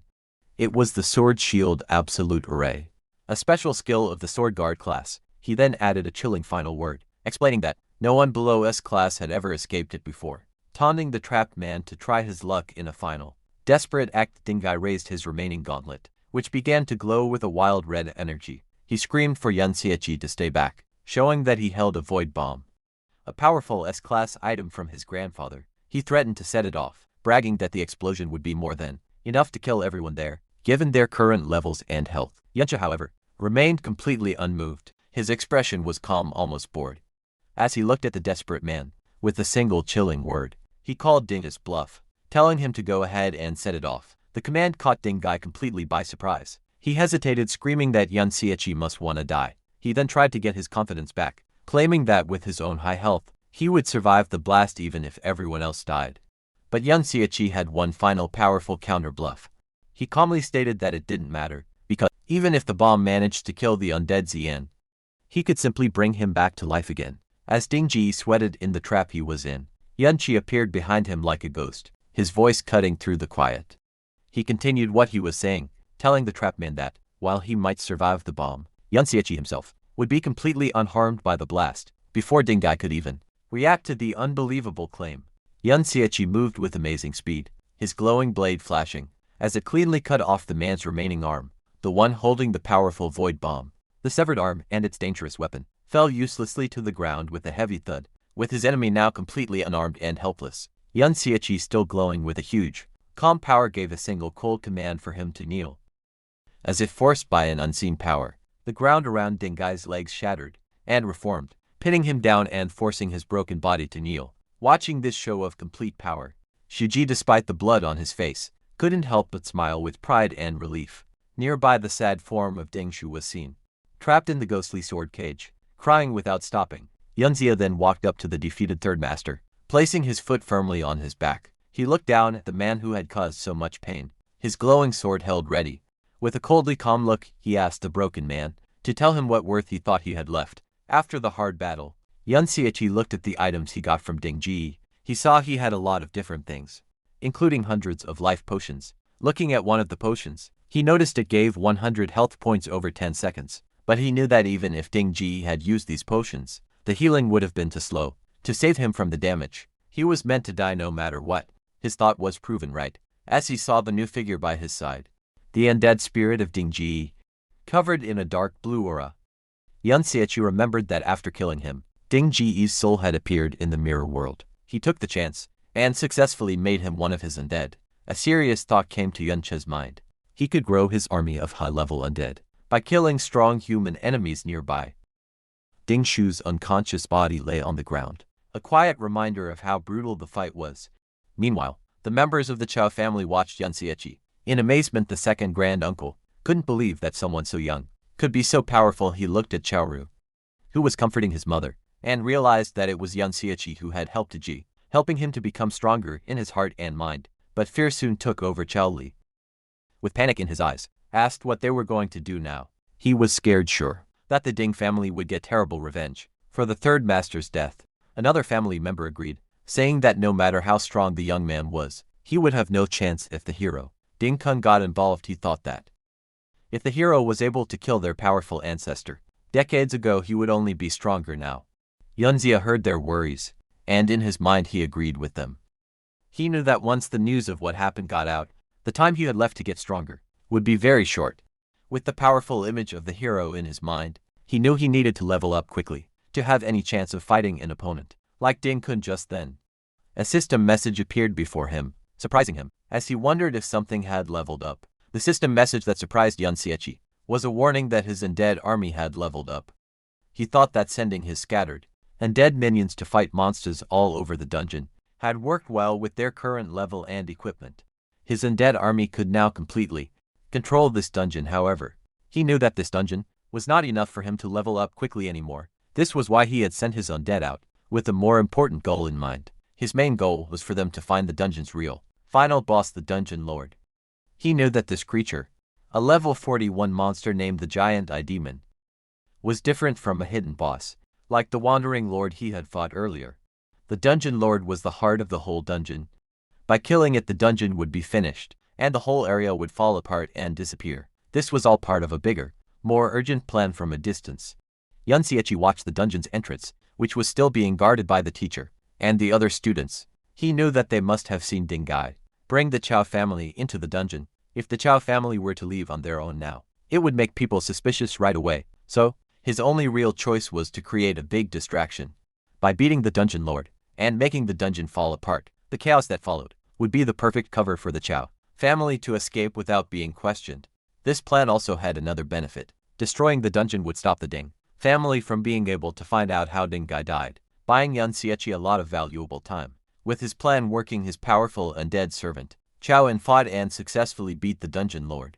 The system confirmed his plan worked. With 2 messages, Yun Xiaoqi gained another level, and a message said that the Dungeon Lord had been beaten, and the dungeon was now finished. As the dungeon began to pixelate and break apart, the members of the Chao family looked around in shock. Kaoli realized with alarm that the whole world was falling apart around them. Yangsha appeared before them, calmly explaining that he had killed the Dungeon Lord. He explained the rest of his plan, telling them that the dungeon's destruction would cause chaos. This, plus Ding Gai's sudden disappearance, would slow down the Ding family's reaction time. He told them to use the confusion to escape, promising them that they would be safe. For a little while, however, he gave them one final serious instruction. He told them that if they were ever really questioned and pressured by the Ding family, they should not be afraid to give him up and put all the blame on him. As the world crumbled into digital pieces, Yun Xiaoqi began to call back his undead servants, a golden light forming in his hand.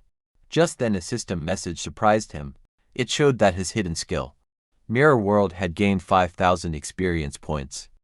The message explained that by killing the Dungeon Lord, he had gotten a dungeon core spirit, which was then turned into elements for his skill.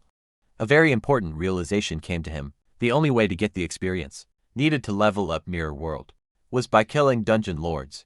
He thought about the huge power boost the last upgrade had given him. With this new knowledge, a clear path forward opened up. He concluded that, if he could level up this ultimate skill again, he would be able to quickly close the huge power gap between himself and his final target. The hero Dink, and the scene changes to a private dungeon owned by a rich person.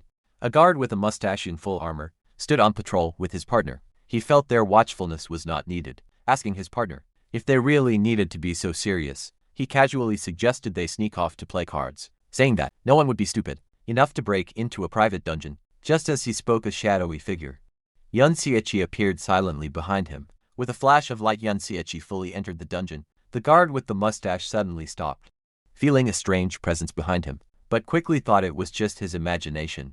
From the shadows, Yun Xiaoqi watched them, his plan already in motion. He knew that the guards hired for these private dungeons were, at most, in their 30s in level. To him, these so-called secure places were almost defenseless. A series of clips of his non-stop campaign began. He thought about how close he was getting to his goal. One after another, he stormed through different private dungeons, a blur of motion that left scared guards behind him. He was getting closer and closer to his real goal. The day he would finally be strong enough to kill Ding Kun.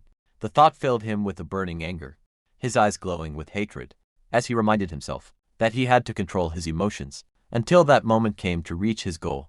He began a planned killing of dungeon lords. He fought a huge beast-like creature, telling himself to stay calm. As the system announced, he had leveled up and finished the dungeon. He moved on to another, facing down lizard-like monsters. His mind focused on the fact that calmness was the key to not making mistakes. He faced a huge centaur-like demon, his determination strong finally.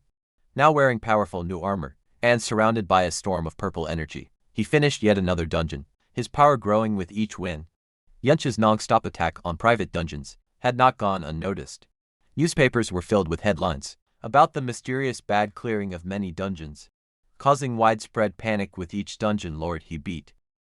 His ultimate skill, Mirror World, gained another 5,000 experience points, adding up quickly.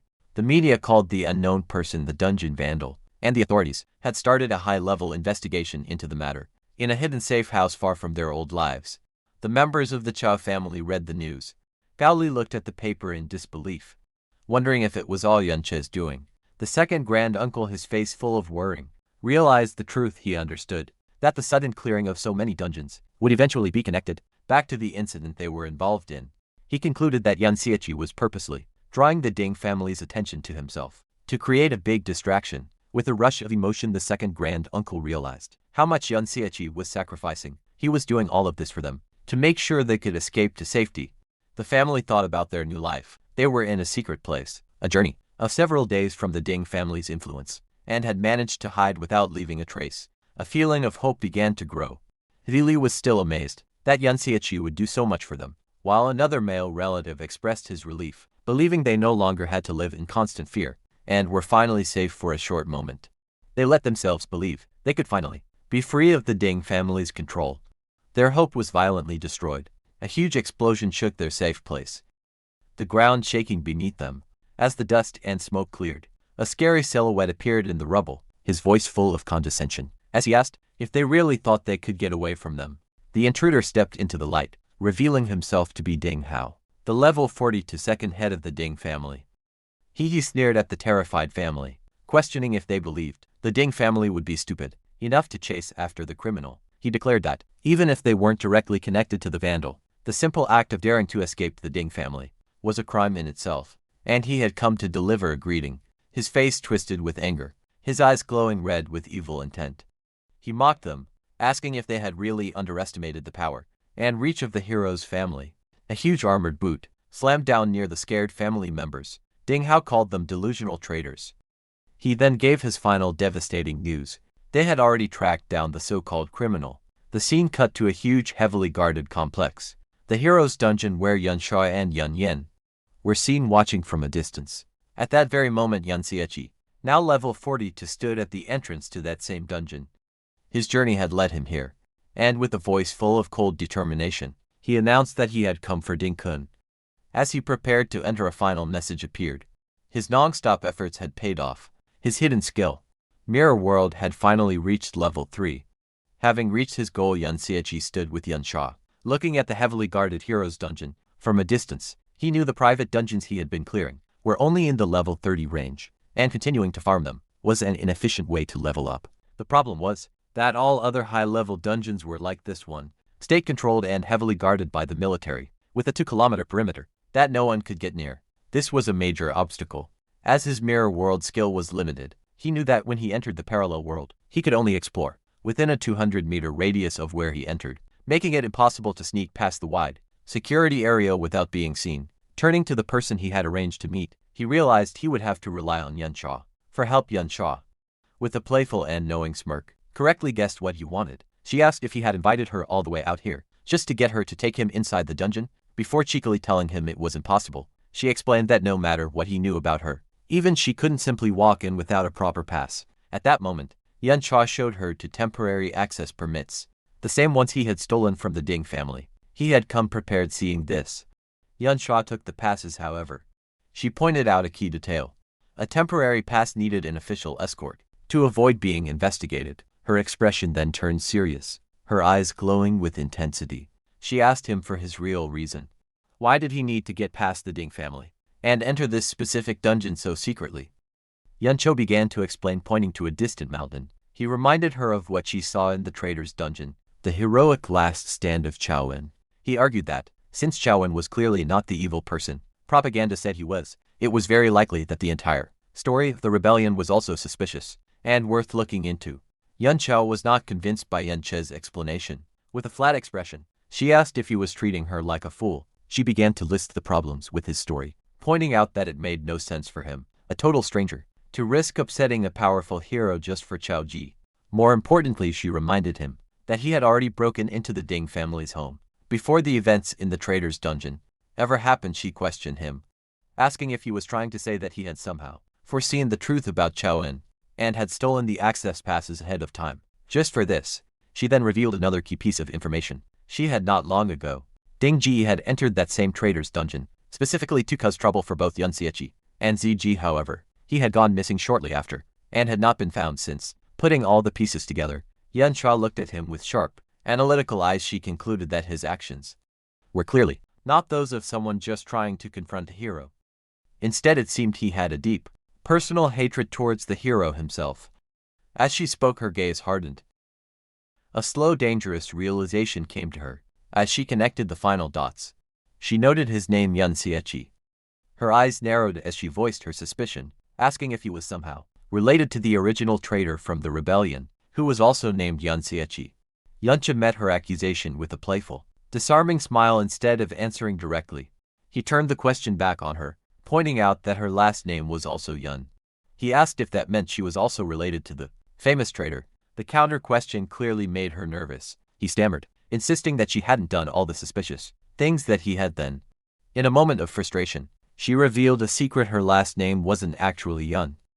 She confessed that she had only changed her name to avoid being bothered. Yuncha immediately used her confession playfully, pointing out that if her name wasn't real, how could she be so certain that his was? His tone then shifted, becoming more challenging. He reminded her that her attitude wasn't like someone asking for a favor, and questioned if she wasn't afraid that he might just reveal her own secret. Regaining her composure, Yunsha held up the access pass with a cool, threatening smirk. She warned him that if she were to simply report him to the guards, he would be the one who was truly finished. The two stood in a tense silent standoff, their secrets and threats hanging in the air between them. When Yunsha threatened to expose him, Yunsha simply smiled and stated, with confidence, that he believed she wouldn't do it. This left her flustered and annoyed. He explained the reason for his trust, reminding her of her actions back in the dungeon. He believed that someone who would risk their own safety to protect fellow students would never side with people like the Ding family. To prove his point, he offered her the diary he had stolen from their home. He revealed that it contained evidence of the many evil deeds done by the descendants of the hero, Ding-kun, who used their family's reputation to bully and harass innocent people. Yunsha took the diary but was unimpressed, asking if that was his only reason. She claimed that, if he was counting on her sense of justice, he was wrong, as she didn't care about such things. With a superior smile, she mocked him for being so naive as to place his life in someone else's hands so easily. She then asked him a sharp, personal question. Had he ever experienced betrayal before? A shadow crossed Yuncha's face, as painful memories of his past life returned, and he quietly acknowledged her question about betrayal. Yunsha was surprised by his reaction. He went on to explain that, whether he had been betrayed or not, didn't matter. It wouldn't stop him from being able to trust people. He stated that his trust in her was deeper than that. He believed her basic nature was not evil. This unexpected sincerity left Yunsha visibly flustered, muttering that he didn't seem like a good person, himself having made up her mind. She challenged him. She told him that if he truly trusted her so much, he should follow her. She dared him to see if she would change her mind and betray him along the way. As Yun Siechi followed her without hesitation, a single bead of sweat trickled down her face. She was shocked inside, finding it hard to believe that, after everything she had been through, someone could still see her and trust her as a good person. Upon entering the magnificent purple halls of the hero's dungeon, Yunsha and the cloaked Yun Siechi were immediately met by a guard. The man recognized Yunsha instantly. Giving a respectful salute, he welcomed Miss Yunsha, informing her that the hero had been expecting her for several days, and that she could go directly inside. However, the guard's friendly attitude quickly turned suspicious. He noted that old Master Ding Dan had just entered moments before, and questioned why she hadn't arrived with him. His gaze then fell on the cloaked figure with her, asking if he was her guard. He quickly tried to explain, stating that he wasn't doubting her, but old Master Ding Dan had given specific instructions. He had warned them that a number of temporary passes had been stolen from the family, so they needed to be extremely careful with all visitors. Yunsha became annoyed, confronting the guard and asking if this was an interrogation. The flustered guard immediately denied it. He then revealed the main reason for the high security. They had received an official notice from the authorities. The malicious criminal, who had been rampaging through private dungeons, was reportedly heading towards the hero's dungeon. Hearing this, Yunsha shot a knowing, amused smirk in Yuncha's direction. Fully aware of the irony of the situation, the guard continued his frantic explanation, insisting it was all a routine procedure for her own safety. Yunsha let out a quiet sigh and turned to Yun Siechi, whispering to him that the guard seemed very determined to investigate him now. Faced with the guard's insistence, Yunsha laughed and playfully put her arm over the cloaked Yun Siechi, telling him to go ahead and let them check. She then leaned in towards the guard, her eyes glowing with authority, and condescendingly asked if he truly believed she wouldn't be able to recognize her own guard. She continued to mock him, suggesting that perhaps she was a fake, and inviting them to check her as well. completely intimidated by her display of status. The guard stammered that he wouldn't dare. He quickly agreed that if Miss Yunshaw was so certain, then there could be no mistake, and he waved them through. As they walked past the guards, Yunshaw let out a quiet, satisfied sigh. While passing through the dungeon's portal, she thought to herself that Yunche's true identity must be even more important than she had first imagined. Once they were safely inside, she turned to him and stated that, based on the trust he had placed in her, she had fulfilled her promise and brought him in. She added that she would not interfere with whatever he planned to do next, however. She made it clear that her help ended there. Yangsha simply thanked her. He then summoned a cloaked, skeletal undead minion, and told her to take it and leave. He explained that by doing this, anything he did from that point on would not be connected to her. Protecting her cover, Yun Xiachi then vanished. Yun Xiachi seemed slightly impressed by his thinking, remarking that he had some conscience after all. After she left, Yun Xiachi immediately entered the mirror world, the familiar blue-tinted landscape appearing around him. Now uncloaked, he looked at his system. A new reverse skill displayed before him. With a look of grim satisfaction, he stated that he could finally put his new power to use the power from his newly upgraded Level 3 Mirror World skill. Yangsha looked at the system window, showing his hidden skills. His ultimate skill, Mirror World, had reached Level 3. He decided to test his new power, activating the Level 3 Mirror World. The system announced it was setting up a secret area. Inside this new dimension, Yun Xiachi found himself facing ghostly copies of powerful monsters, some as high as level 4-5. He realized the new function of his skill. The Level 3 Mirror World could copy the monsters found in the real world's dungeon. This meant he could now fight and train against these powerful copies. Yangsha summoned his own undead minions to fight with him. He realized that with this new ability, he could freely farm experience inside the mirror world without any risk of being found in reality. After some training, he left the parallel dimension and returned to the real world. A lot of notifications appeared, showing that he was still gaining experience. He understood another key benefit of the upgrade. His undead army could stay inside the mirror world to continuously kill monsters and gain experience for him, even while he was back in the real world. With his undead army now leveling up for him, automatically, Yun Xiachi turned his attention to his surroundings. Alongside the spirit of Chaowen, he stood on a cliff looking over a vast, grand castle city built within the dungeon itself. He was surprised to find such a city in a secret area, and decided it was the perfect time to investigate. As they walked through the woods, Yun Xiachi remembered the information he got from the Ding family's diary. He figured this city must be where his target, Ding Kun, lived. He thought about how little he really knew about the so-called hero. He thought that all he knew was that Ding Kun reached S-class many decades ago, and hadn't shown his true strength in public since. Even a high-ranking family member like Ding Ji did not know the hero's full power. Yun Xiachi knew that having more detailed information would give him a much greater chance of success in his quest for revenge. He found it strange remembering that in his past life, he knew of every person who had reached S-class rank. Yet Ding Kun seemed to have appeared out of nowhere. Hoping for a clue, he turned to the undead spirit of his old friend. He called him by his nickname, Ben Ben, and asked if he knew who Ding Kun was. However, the spirit of Chaowen could only tilt its head in confusion. Unable to answer, Yunsha expressed his disappointment, wondering if his attempt to talk with his undead friend was still useless. He thought that when his SSS rank skill, Mirror World, reached level 3, the intelligence of all his undead minions was greatly improved. The improvement was most obvious in the spirit of Chao Ben Ben, and however, he concluded with frustration that his friend's soul had still not recovered enough to be able to talk properly. Looking out over the huge castle city within the dungeon, Yun Xiachi held on to a small piece of hope. He thought that perhaps, if he continued to level up Mirror World, Ben Ben might eventually get more of his consciousness back. Meanwhile, inside a grand hall in the castle, Ding Dan walked down a large staircase, reporting to his father. He was worried about his favorite, Ding Gai, whom he called third brother, saying that he was still missing, and they didn't know where he was. He was speaking to a powerful figure, sitting on a throne, a man in intimidating full-plate armor, who was Ding Kun, the famous hero of the empire. Ding Dan continued his report, expressing his anger that the criminal they were hunting had dared to come so close to their stronghold, the hero's dungeon. Ding Kun rose from his throne.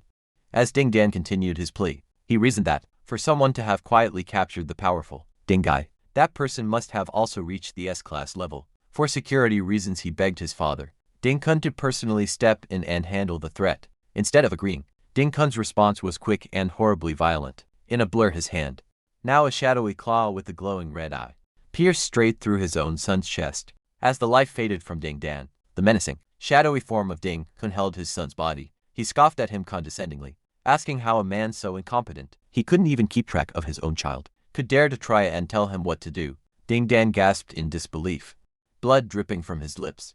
The armored figure of Ding Kun looked down on him with complete disgust, remarking on how pathetic it was that Ding Dan only just met the requirements for S-class at his age, yet still couldn't survive a single hit from him. He continued his cold speech, revealing that the only reason he even bothered to keep such a waste like Ding Dan around was just to look after his grandson. Ding Gai. He scolded the dying man more, saying that not only had he failed in that simple task by losing Ding Gai, but now he expected Ding Kun to clean up his mess. A look of pure terror filled Ding Dan. Ding Kun revealed a chilling secret, explaining that without Ding Gai, he had lost a blood relative. This loss, he declared, would cost him many years of his own life. The scene shifts to the chaotic city streets outside the castle, where a cruel young man with slicked-back blonde hair, named Ding Yan, another descendant of the hero, laughed wildly while sitting on a large, beaten man who was his living throne. He cruelly encouraged the starving citizens below to fight over scraps of food, a scene made worse by vicious wolves attacking them as they scrambled. A small child cried in terror as a wolf got closer, and Ding Yan's voice could be heard taunting them all, warning that the food would be all gone if they didn't eat it first. A tall hooded figure, a level 60 enforcer named Nancy, appeared behind Ding Yan and called him young master. Nancy pointed out that Ding Yan's pet, the man he was sitting on, hadn't eaten meat in several days, and he made a dark suggestion. From a distance, Yun Xiaoqi and the spirit of Chaoyin watched the horrible scene. Yun Xiaoqi grimly thought that, compared to the pure evil seen here, the actions of the other branch of the Ding family he dealt with seemed almost mild. As Yun Xiaoqi watched the cruelty on the streets below, a purple aura of anger began to form around him. He wondered if he should step in and show himself. However, his attention was suddenly caught by something else. Beside him, the undead spirit of Chao Benbenin burst out in a wave of blue and black energy, letting out a furious roar. In reaction to the injustice he was seeing, Yan Chao looked at his friend's spirit with a sad expression, calling him by his nickname. He thought that even in his current mindless state, his friend's natural desire to help those in need was as strong as ever. This triggered a memory, flashing back to their shared past. Yun Xiaoqi remembered that, among all the children in the poor slums where they grew up, Ben and another boy named Lan Chen were always the kindest and strongest. He remembered finding them standing up to a mean slave driver, and it was this courage that led him to take them both in as his students to train them. His hope was that they would grow strong enough to help others. In the future, the memory faded, and back in the present, Yun Xiaoqi was filled with a deep sense of guilt. He blamed himself, thinking that it was his fault that his friend was turned into this undead form. Just then, the spirit of Chao Wen turned to him and managed to say a broken, questioning name, Lan Chen. Yun Xiaoqi was completely stunned by this sign of returning consciousness. He grabbed his friend's spirit desperately, asking if his mind had returned and if he could talk. But the spirit only managed to say another broken word. Ding! Suddenly, the spirit of Kawan exploded with a huge surge of blue energy. It struggled, but finally put together a horrifying truth, declaring that Lan Chen is Ding Kun. The truth hit Yun Xiaoqi with the force of a physical blow, his eyes widening in absolute shock and understanding. The scene cuts back to the throne room, where the armored figure of Ding Kun stood over the body of his son, Ding Dan. After wiping the blood from his gauntlet, he spoke the name Yun Xiaoqi in his shadowy, menacing form. He wondered aloud if someone was intentionally using a name so similar to his old enemies to provoke him. A grim, knowing look appeared on his face as he thought about how many years it had been since he last heard that name. With a sinister, confident smile, he addressed his old master, who was not there, declaring that he would see for himself who dared to pretend to be his dear master, revealing his true identity as Lan Chen. On the city streets, the cruel Ding Yan speaks to his huge hawk-like pets, mocking them for being well-behaved. He tells them he knows they must be starving. With a crazy laugh, he points to the terrified and hurt citizens scattered around the plaza, a scene of violence he has clearly caused. A small crying child kneels next to a fallen man, too scared to move. With a look of pure madness, Ding Yan declares that since the people are just toys, his pets should eat them all. He gives the command and one of the giant orcs lunges toward the helpless child, but before the creature can hit, a bright flash of purple light appears. In a moment the ox is cut to pieces. By a series of impossibly fast slices, Yun Xiaoqi lands smoothly his back to the chaos, his body crackling with a powerful purple aura. His face is cold with fury, his eyes glowing intensely. He thinks the name Lan Chen in total disbelief. He cannot understand how his former student can be the same person as Ding Kun, the monster who causes this horrible scene. His arrival does not go unnoticed. The enforcer Nancy steps forward, demanding to know who he is, while Ding Yan looks on in shock. Nancy laughs, calling Yun Xiaoqi a fool for daring to enter the hero's territory to die, but Yun Xiaoqi is lost in his own angry thoughts, his eyes burning with purple fire. He silently screams, wondering how the Lan Chen he knew could possibly raise such a disgusting person. Like Ding Yan, this brought back another memory, a flashback to a simpler time. A younger Yun Xiaoqi stood before his two young students, Lan Chen and Chao Ben. He explained to them that, because of the great power of class users, that the old era of knights was over. However, he told them that as a knight's son himself, there were still values he wanted to teach them. He promised them that with his help, their strength would grow far beyond that of normal class users. As he spoke, the young Lan Chen looked up at him with bright, admiring eyes, clearly inspired by his master's words. The story flashes back again to a younger Yun Xiaoqi, teaching his two students, the bright-eyed Lan Chen and Zi Ben.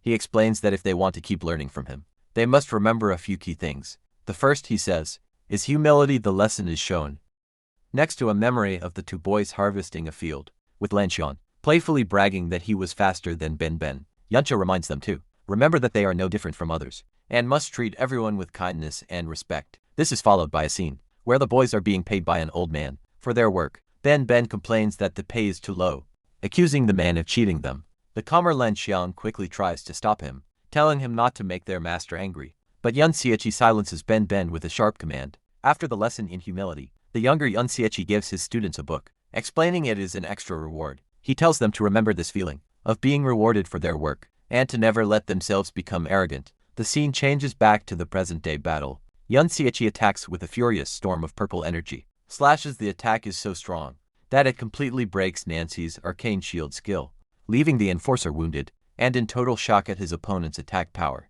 Yun Xiaoqi looks on with cold focus. Nancy is enraged, shouting that his equipment was legendary, grade level 30 gear, and that his protective necklace was also destroyed. Behind him Ding Yan, filled with anger, points at Yun Xiaoqi, calling him a filthy commoner, and promising to show him the true power of someone from a higher class. Unfazed, Yun Xiaoqi charges forward to meet the challenge. This brings back another flashback to his second principal, compassion. The memory shows him and the two boys in a ruined city, giving food and help to a starving, helpless man. Yun Xiaoqi explains that they must be kind to the weak, and always use a good heart to fight against violence. This is followed by a scene of the two boys bravely fighting off a large man, defending the weak. The final memory focuses on Lan Xian. Yun Xiaoqi stands behind him. As they look down at a captured criminal, he tells Lan Xian that since he himself was rescued from the same slaver group, he should understand the helplessness of the weak, and should make a fair judgment. As Yunchi charges, he swings his glowing purple sword in a wide, powerful slice aimed at Ding Yan and his enforcer. However, the attack passes through them as if they were ghosts. They turn into black smoke, and the real Ding Yan and Nancy reappear, a short distance away, surrounded by the terrified citizens. Ding Yan mockingly comments on how pleased Yun Xiaoqi must be to have slashed one of their illusions. The plaza then fills with dozens of identical copies of Ding Yan and Nanxi. Surrounding Yun Xiaoqi, the real Ding Yan leans on his enforcer's shoulder and cruelly offers to let Yun Xiaoqi slash more of them. If he enjoys it so much, Yun Xiaoqi remains completely calm. Ding Yan continues his taunts, noting Yun Che's always angry expression. He cruelly guesses if the anger is for the helpless citizens, and then wonders, with sick joy, if a family member is among them. He gives a twisted challenge, telling Yun Xiaoqi to try and slash them again. He wonders what Yun Che's expression will be when he finds out that, in his rage to cut down the illusions, he had actually killed the innocent people instead. As this cruel mind game plays out, Yun Xiaoqi begins to power up his blade of trickery, his sword crackling with purple energy. As his attack power increases, a split-screen view shows Yun Che's advantage. Through his mirror world skill, he can see both the real world and the parallel one. At the same time, he sees the real, terrified citizens, and the true location of his enemies, separate from the many fakes in the plaza. With his improved senses, Yun Xiaoqi ignores the bait. He rushes forward, his eyes glowing with purple light. His glowing sword swings in a wide, powerful arc that goes past the fakes and hits the real Dingyan and Nancy. They are left completely stunned, unable to understand how he saw through their illusion. The story flashes back to Yunche's third and final principle for his students' courage. The memory shows a young Lan Chen and a young Chao Ben Benin standing bravely against a large group of monsters. Yun Xiechi explains that one must be fearless. He taught them that, in the battle against the dangers of dungeons, there is no room for fear. One must fight for what is right. The memory shows the two boys fighting hard, wounded but refusing to give up. After the battle, the younger Yun Xiechi finally appears. An angry Ben confronts him, shouting that they were almost killed. While Lan Xian expresses his relief that it's over, the younger Yun Xiechi smiles, telling his students not to worry, as he was always nearby watching over them. Faced with Yun Che's amazing power, Ding Yan immediately panics. He admits that his opponent is strong, and, in a show of pure cowardice, orders his enforcer Nan-Chi to stop using illusions and act as a human shield, to buy him time to escape. As he runs, he screams a threat over his shoulder, warning Nancy that if anything happens to him, his grandfather will surely kill him. Left to face Yun Xiechi alone, a terrified Nancy desperately tries to cast a powerful spell, summoning a human delusion swamp. He complains that as a caster, he is at a big disadvantage without his illusion magic. Just as he is about to cast, Yun Xiechi vanishes from sight. Nancy looks around in a panic, wondering where he went, but it's too late. Yun Xiechi instantly reappears directly behind him, and with a single clean swing of his sword, cuts him down. The defeated enforcer desperately begs for his life, claiming he isn't a member of the Ding family, and is just a hired mercenary. He pleads with Yun Xiechi to go after the escaping Ding Yan instead. Yun Xiechi ignores his pleas, and delivers the final blow without a word. Meanwhile, Ding Yan's escape is stopped by the ghostly, large figure of the undead Chao En, who blocks his path terrified. Ding Yan immediately tries to use his family name as a shield, asking what this thing is, and reminding it that he is the grandson of a hero. He threatens the spirit, promising to make its entire family suffer a terrible death if it dares to touch him. Before the spirit can act, Yun Xiechi appears, summoning a huge, shadowy creature that stands over the terrified Ding Yan. As Ding Yan screams in terror, a system window appears before him, showing a list of all his equipped items, his robe skill books, potions, and belt being forcefully taken from his inventory. He can only watch in horror, asking what Yun Xiechi has done to him. The scene is shown next to the final principles. Yun Xiechi taught his students, a strong contrast to the evil he now faces. The fifth principle was honesty, the sixth was justice, the seventh was honor, and the eighth and final principle was soul. The huge shadowy creature summoned by Yun Xiechi attacks, causing a volley of dark, blue energy swords to shoot up from the ground and rain down upon the city. Its target, Ding Yan, lies lifeless on the ground, his time of terror brought to a quick and brutal end. Standing on a bridge looking over the horrible scene, Yun Xiechi looks down at the bodies of citizens, stuck on spikes. He thinks of his former student Lan Xian, thinking with bitterness on how he had not only ignored every principle he was taught, but had also betrayed both him and Chao Ben Benin. In the past, his sadness turns to pure rage as he thinks about the evil that Lan Xian has let his own family commit, and he silently screams the painful question of why it all happened. A voice cuts through his thoughts, asking why. What the shadowy armored figure of Dinkin, who is Lan Xian, suddenly appears behind him before Yun Xiechi can react. Dinkin delivers a powerful punch to his back, mockingly commenting on how much fun he seems to be having in his secret place. The force of the punch sends Yun Xiechi crashing into the castle walls, causing a huge explosion of rock and dust.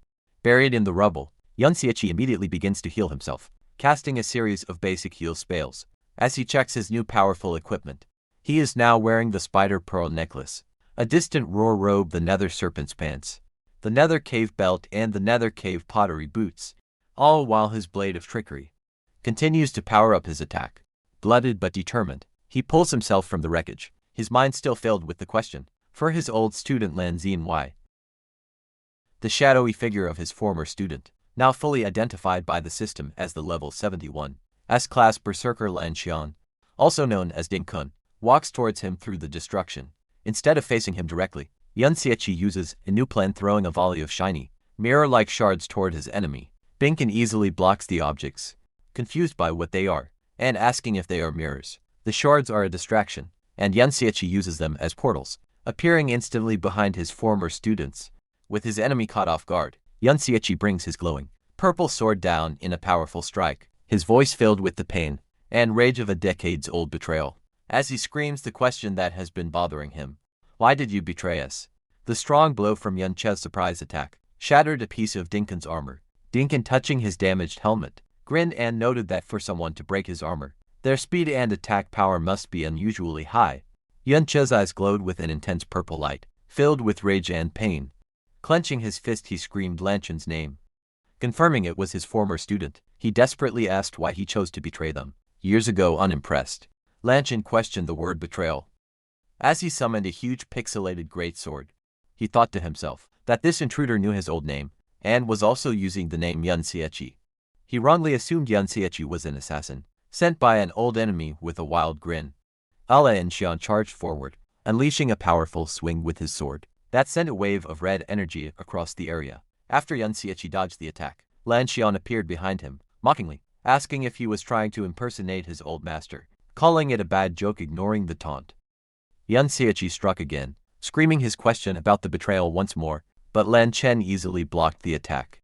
With a look of pure disgust, Lan Chen dismissed him, saying he was just a tool and that talking was useless. He immediately countered, with a powerful swing of his own. The force of their weapons clashing shattered the ground, creating a large crater, and forcing both fighters to jump back. As the dust settled, the undead spirit of Chao En appeared at Yun Che's side. With a grim look, Yun Xiechi challenged his old student, asking what he planned to do about their other friend. Filled with rage, the ghost of Chao Wen charged forward. Roaring Lan Chen's name, Lan Chen looked on, in shock at the ghostly form of his old friend. In a flash, he appeared before Chao Wen's spirit. Grabbing him by the neck with a furious roar, he smashed the spirit's head into the ground, demanding to know how he was still alive. As Lan Chen raised his fist to strike again, Chao Wen's spirit summoned a golden barrier to protect itself, but Lan Chen shattered it with a single powerful punch. As the barrier broke, Lan Chen realized the truth. He understood. His former friend was now an undead spirit. He noted that while Chao Wen was revived, he didn't seem to have much intelligence. As he was distracted, Yun Xiechi swung his sword at him from behind, but Lan Xian managed to block the attack. Suddenly, 3 new figures appeared on the castle walls above. A man called out to Lan Xian, calling him father and asking why he had come out. The 3 men, all level 6-0, said they could have easily handled the intruder, themselves annoyed.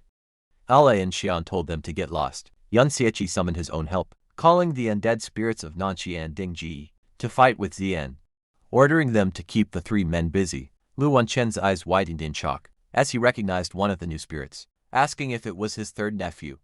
He looked closely at the undead Dingai and confirmed that his nephew was indeed dead. He muttered, "My blood relative."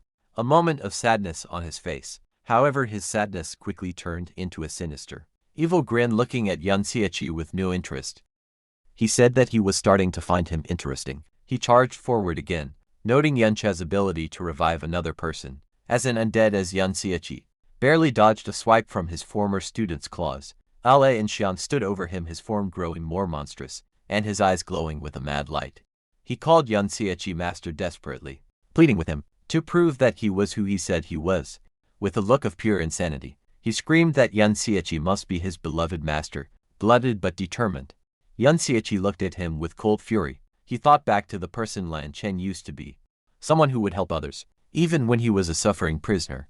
As his blade of trickery continued to drain his magic, to increase its power, Yun Xiechi swung his glowing purple sword, screaming in frustration, wondering how his student could have become so crazy, and twisted Lan Chen managed to block the powerful blow.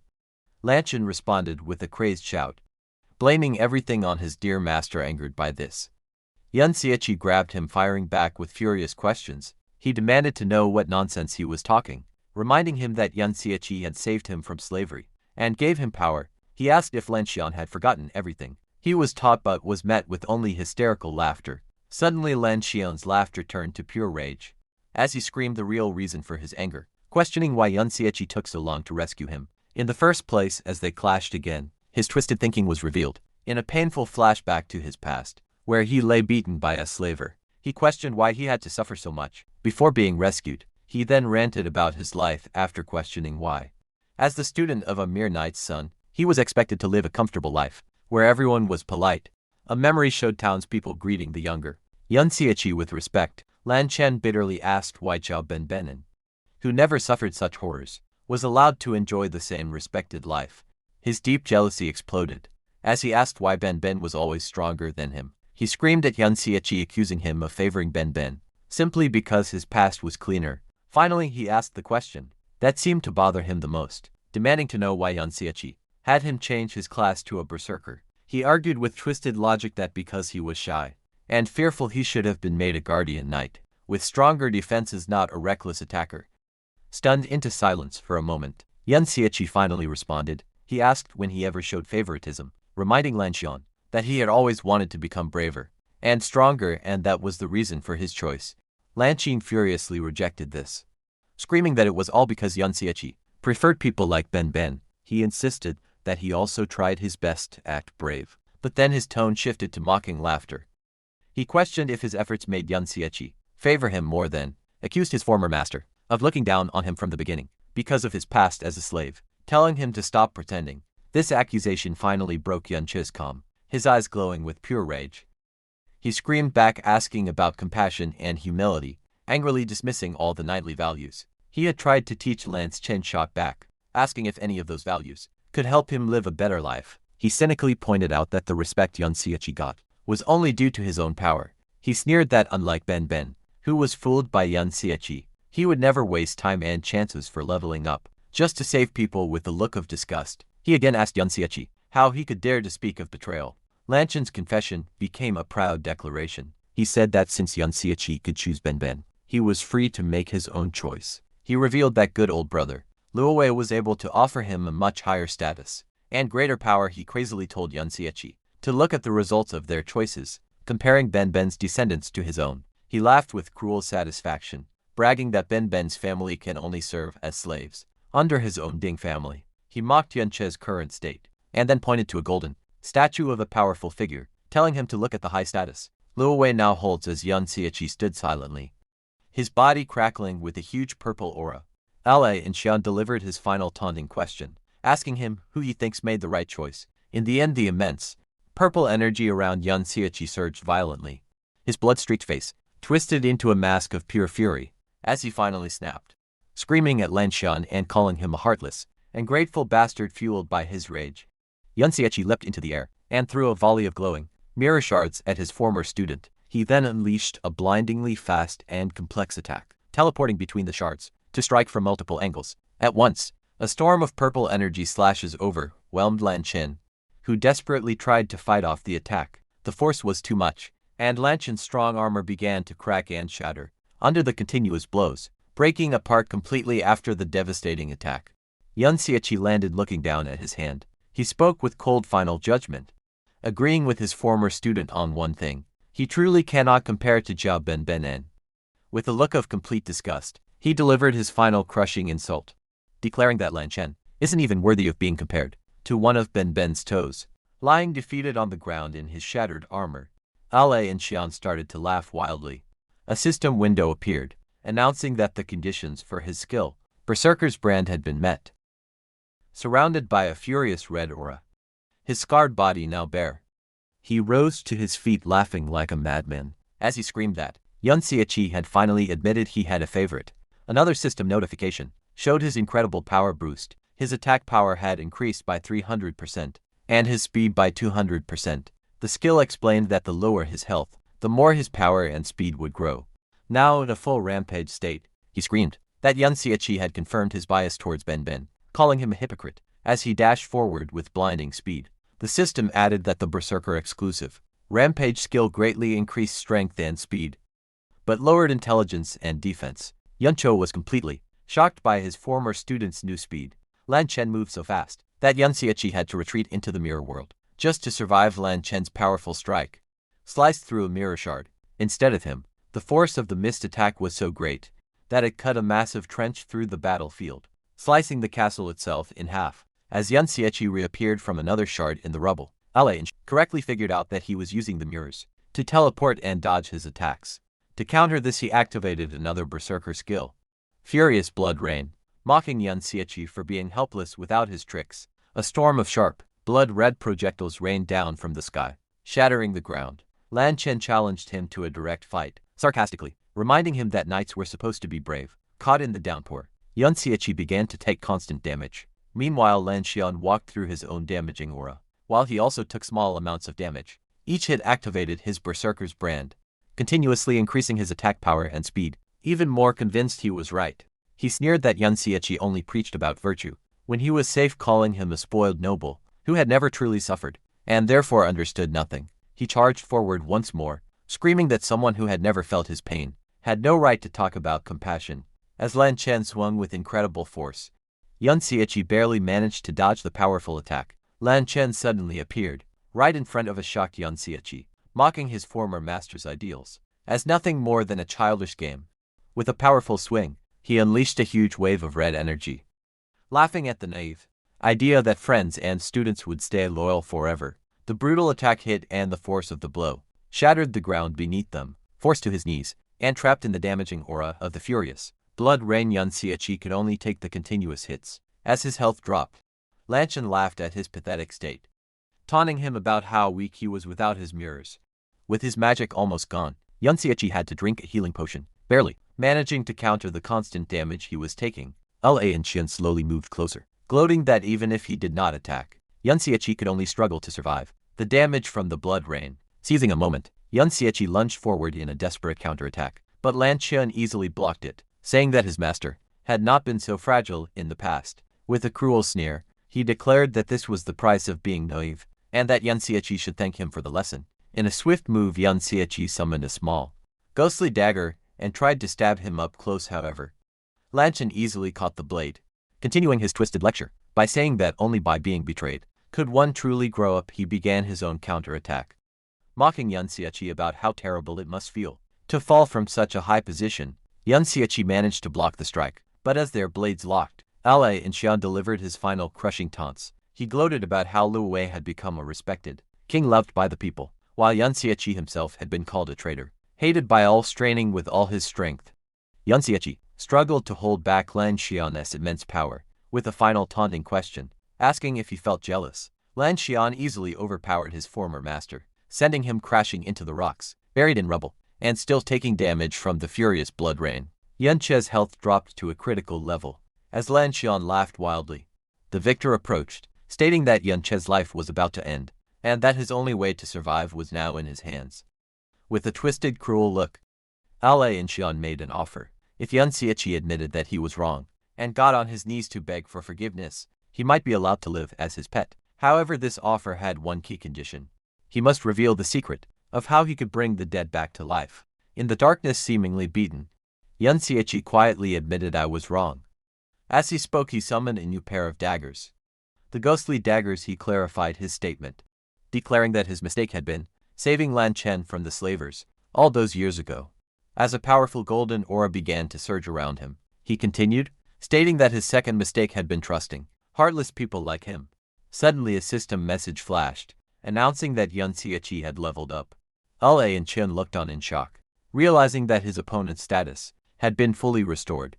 Yun Xiaoqi continued listing his past mistakes. He had been wrong to believe that he could win people over by setting a good example, and wrong to think that good people could not turn evil. All this time, his undead minions had been continuously farming experience for him inside the mirror world, providing the final push he needed to level up. With his health and mana now full at level 46, he stated his next mistake had been strictly following the Knight's Code. He activated a series of powerful buffing skills from the new daggers, including aura of swiftness and evil possession. His appearance changed dramatically. His hair turned a ghostly white, and he was covered in a powerful, ghostly blue aura as his attack power soared. He declared that virtues were not needed to deal with scum like them. With a new look of cold, ruthless determination, he concluded that all that was needed was to eliminate them by any means necessary. Now fully powered up, Yun Xiaoqi charged forward, his new ghostly daggers crackling with energy, and met Lan Chen head-on. The two engaged in a fierce high-speed battle, their attacks clashing in a blinding storm of blue and red energy that tore across the ruined landscape. Lan Chen laughed wildly, thrilled by the fight, screaming that this was how it should be. However, after easily blocking one of Yun Che's strikes, he began to mock his former master. He had thought Yun Xiaoqi had learned a new, dual-wielding class, but he now saw that he was just awkwardly holding two daggers. He scolded him, saying that using an unfamiliar fighting style in a real battle was suicide, and that Yan Xiachi seemed to have forgotten the lessons he had once taught him as a memory of his own. Past suffering flashed in his mind. Lan Chen swung, but Yan Xiachi vanished before the blow could land. Lan Chen was left confused by his opponent's sudden disappearance, but only for a moment. Yan Xiachi instantly reappeared behind him and drove a dagger deep into his back, causing him to spit up blood. Enraged and in pain, Ala and Xian spun around to counterattack, but Yan Xiachi vanished again. He screamed in frustration, demanding to know how it was possible, when all his mirrors were shattered. Frantically searching, his eyes landed on a pool of his own blood. On the ground, he saw a reflection and realized the horrifying truth. Yan Xiachi did not need mirrors, but could use any reflective surface, even blood, to teleport. Furious at being tricked, Ala and Xian unleashed a powerful ability, causing tendrils of blood to erupt from the ground and cover the entire area. He admitted that Yan Xiachi had found a loophole, but declared that this new move would leave him with nowhere left to run, activating his ultimate skill. Blood Frenzy. He confidently stated that now there was nothing left for his master to use. For reflection, just as he finished his boast, a shadowy blade pierced straight through his chest. From behind, he turned in utter disbelief to see the ghostly form of his other former friend, the undead Chao En, standing right behind him. He weakly questioned when he had gotten there, and how they could have performed a sneak attack. Across the battlefield, Yan Xiachi, now back to his original appearance, calmly recalled his undead minions. He stated that there was no need to follow the knight's code when dealing with someone like him. The battle was over. Surrounded by the ghostly flames of his undead army, Yan Xiachi stood over the fallen body of Lan Chen. With a look of absolute cold hatred, he delivered his final sentence, declaring that he only wanted one thing: for Lan Chen to die, even with a deadly wound. Lan Chen was still defiant. He called the undead spirit of Jiao Ben, and loser from 60 years ago, who was no match for him now, and easily cut the spirit in half. He screamed that the more he was hurt, the stronger he got because of his berserker skills. But Yan Xiachi instantly appeared and stabbed him again. In his powered-up form, Yan Xiachi coldly told his former student that he knew all his weaknesses. Enraged, Lan Chen cursed at him, but Yan Xiachi calmly explained the two main weaknesses of the berserker class. The first, he said, was low defense. As Lan Xian swung wildly, Yan Xiachi teleported away, and the undead spirit of Dingji took his place, swinging its axe at the berserker. Ala and Xian furiously turned and sliced the new enemy in half. Yan Xiachi explained that the berserker class needs a lot of points in attack and speed, which leaves little for defense. To prove his point, a volley of energy arrows from another undead archer hit Lan Chen in the back. Now surrounded by a growing army of Yan Chen's minions, he learned the hard truth of his build. Yan Xiachi explained that, with the defense-lowering effects of his own skills, even low-level skeletons could now hurt him. With a furious roar, Lan Chen used a powerful whirlwind slash, cutting down the minions right around him. He boasted that he just needed to clear out these low-level spirits, but as the dust settled, he saw Yan Xiachi and more undead on the cliffs above. Yan Chao then revealed the second major weakness, a lack of wide-area attacks. He explained that besides the basic whirlwind slash and some straight energy slashes, Ala and Xian had no way to deal with a large, spread-out army. The final, inescapable trap was revealed, as a huge army of undead spirits appeared from the shadows behind Yan Xiachi. He told his former student that his mana regenerated fast enough to keep an endless army of undead, making it impossible for Lan Chen to ever kill them, all refusing to accept his weakness. Lan Chen furiously declared that he did have a wide-range attack, and used his furious blood rain again. But Yan Xiachi was ready and calmly summoned huge, ghostly shields from the ground to protect his army. He then revealed his former student's biggest weakness, having no one he could truly count on. Yan Xiachi reminded him of the past, explaining that he and Ben used to work together, covering each other's weaknesses. He pointed out the sad irony that the shield that once protected him, Ben was now the sword trying to strike him down. He reasoned that, as someone who gained power through betrayal, it was only natural that no one would ever truly get close to him. As the ghostly form of Chao En appeared behind the traitor, Yan Xiachi asked if this lonely, bitter life was what he had really wanted. Enraged, Lan Chen rejected the idea of friendship and trust, swinging his weapon wildly as Yan Xiachi dodged. He screamed that, while he had enjoyed 60 years of absolute power, Yan Xiachi had been nothing but a dead man. He insisted that he was the one who had been right, and that he didn't need allies to prove his point. He moved back towards the city, calling for his family members Ding Jian, Ding Cheng and Ding Kun to come out and fight for him. He landed with a proud look, boasting that he didn't need allies, because his own family would be his army. In a flash, Yan Xiachi appeared right behind him, calmly questioning his confidence. Before Lan Xian could react, Yan Xiechi swung his blade in a clean, quick move, cutting off his former student's arm at the shoulder. Chen screamed in pain and disbelief, as his 3 family members watched from the rooftops, in stunned horror calling out to their father. A wave of pure panic hit Ding Zhan as he stuttered, unable to believe that his seemingly unbeatable father was being so completely defeated. Wounded and desperate, Ale and Xian screamed at his 3 sons, ordering them to hold Yan Xiechi back and heal him right away, but his family members were frozen in terror. Ding Kun stuttered, asking how they could possibly fight someone that even their powerful father couldn't beat. This hesitation sent Lan Xian into a blind rage. Cursing them, he declared he would do it himself, and leapt towards them in a horrible act of cruelty. He grabbed his son Ding Shun by the throat. The terrified young man could only cry out, asking his father what he was doing. With a face twisted by madness, Lan Chen screamed that everything his children had was given to them by him. He revealed the monstrous truth behind his family, asking what purpose they served, other than to make sure he was healthy and lived a long life. As he spoke, he began to drain his son's life force, enraged that he would dare to refuse him. He then threatened his other 2 sons, who watched in frozen horror. He ordered them to hold Yan Xiechi back, or he would drain them next. Before they could react, a volley of mirror shards appeared from thin air, blocking their path from these portals. Yan Che's entire undead army appeared, completely surrounding the traitor and his terrified family. A group of spirits swarmed them in a chaotic, overwhelming attack, attacking from all sides.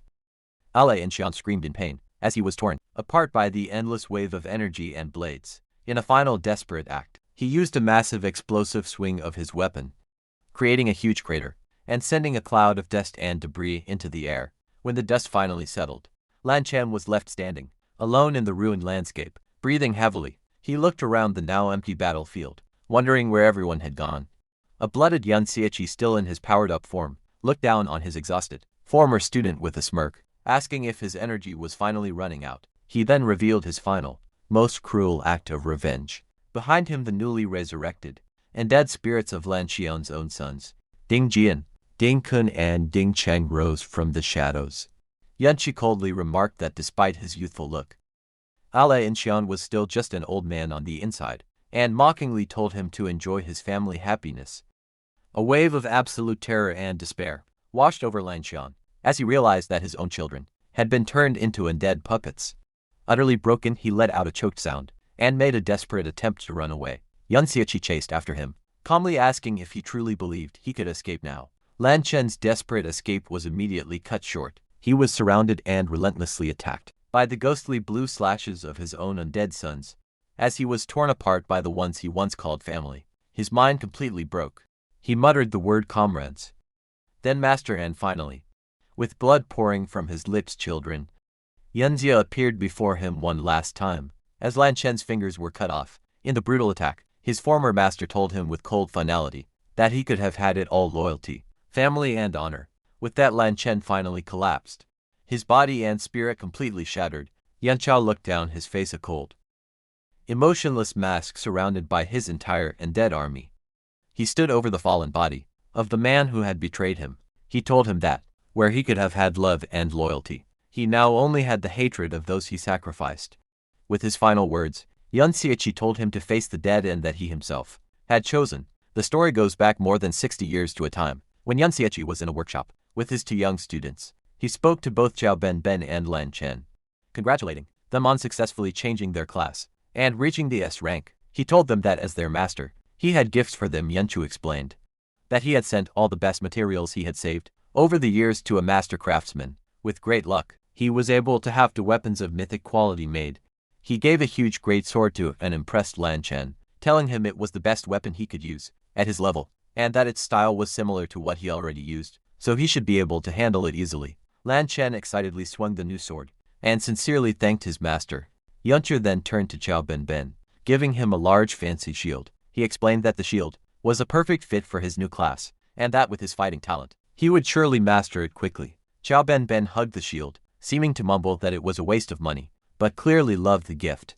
After a moment, a confused Zhao Ben asked Lan Chen what he was staring at. Lan Chen pointed at Yan Che's own sword, asking why his master had never changed his weapon, and wondering if it was old. Yan Xiechi held his sword and declared that it was one he would never need to replace, revealing it was the flowing cloud sword.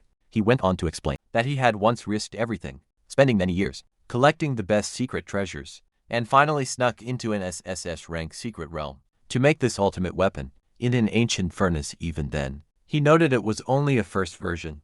The sword was of unique quality, a level above even mythic, and was one of a kind. He explained that it had a special way of being awakened. It could change like a flowing cloud into any weapon form its user wanted. The real condition for it to take its final form was for the user to form a bond with it through experience. After fighting with it for many years, it had learned to change according to his will and match his strength.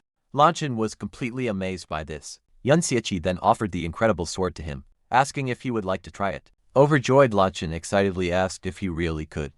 As Lanchan grabbed the handle of the flowing cloud sword, the scene flashes back to the past. After a great battle, a man in full plate armor, Lanchan stood over the dying body of Yun Xiaoqi, whom he had just stabbed with the same sword. Lanchan thought that the scene had to be cleaned up to look like a fierce rebellion for the king.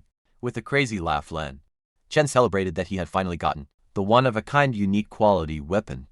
As he claimed it, the holy sword began to change shape, becoming twisted by a dark power. The scene shifts back to the present. A powered-up Yun Xiaoqi, his hair glowing with a white energy, stared forward with serious determination.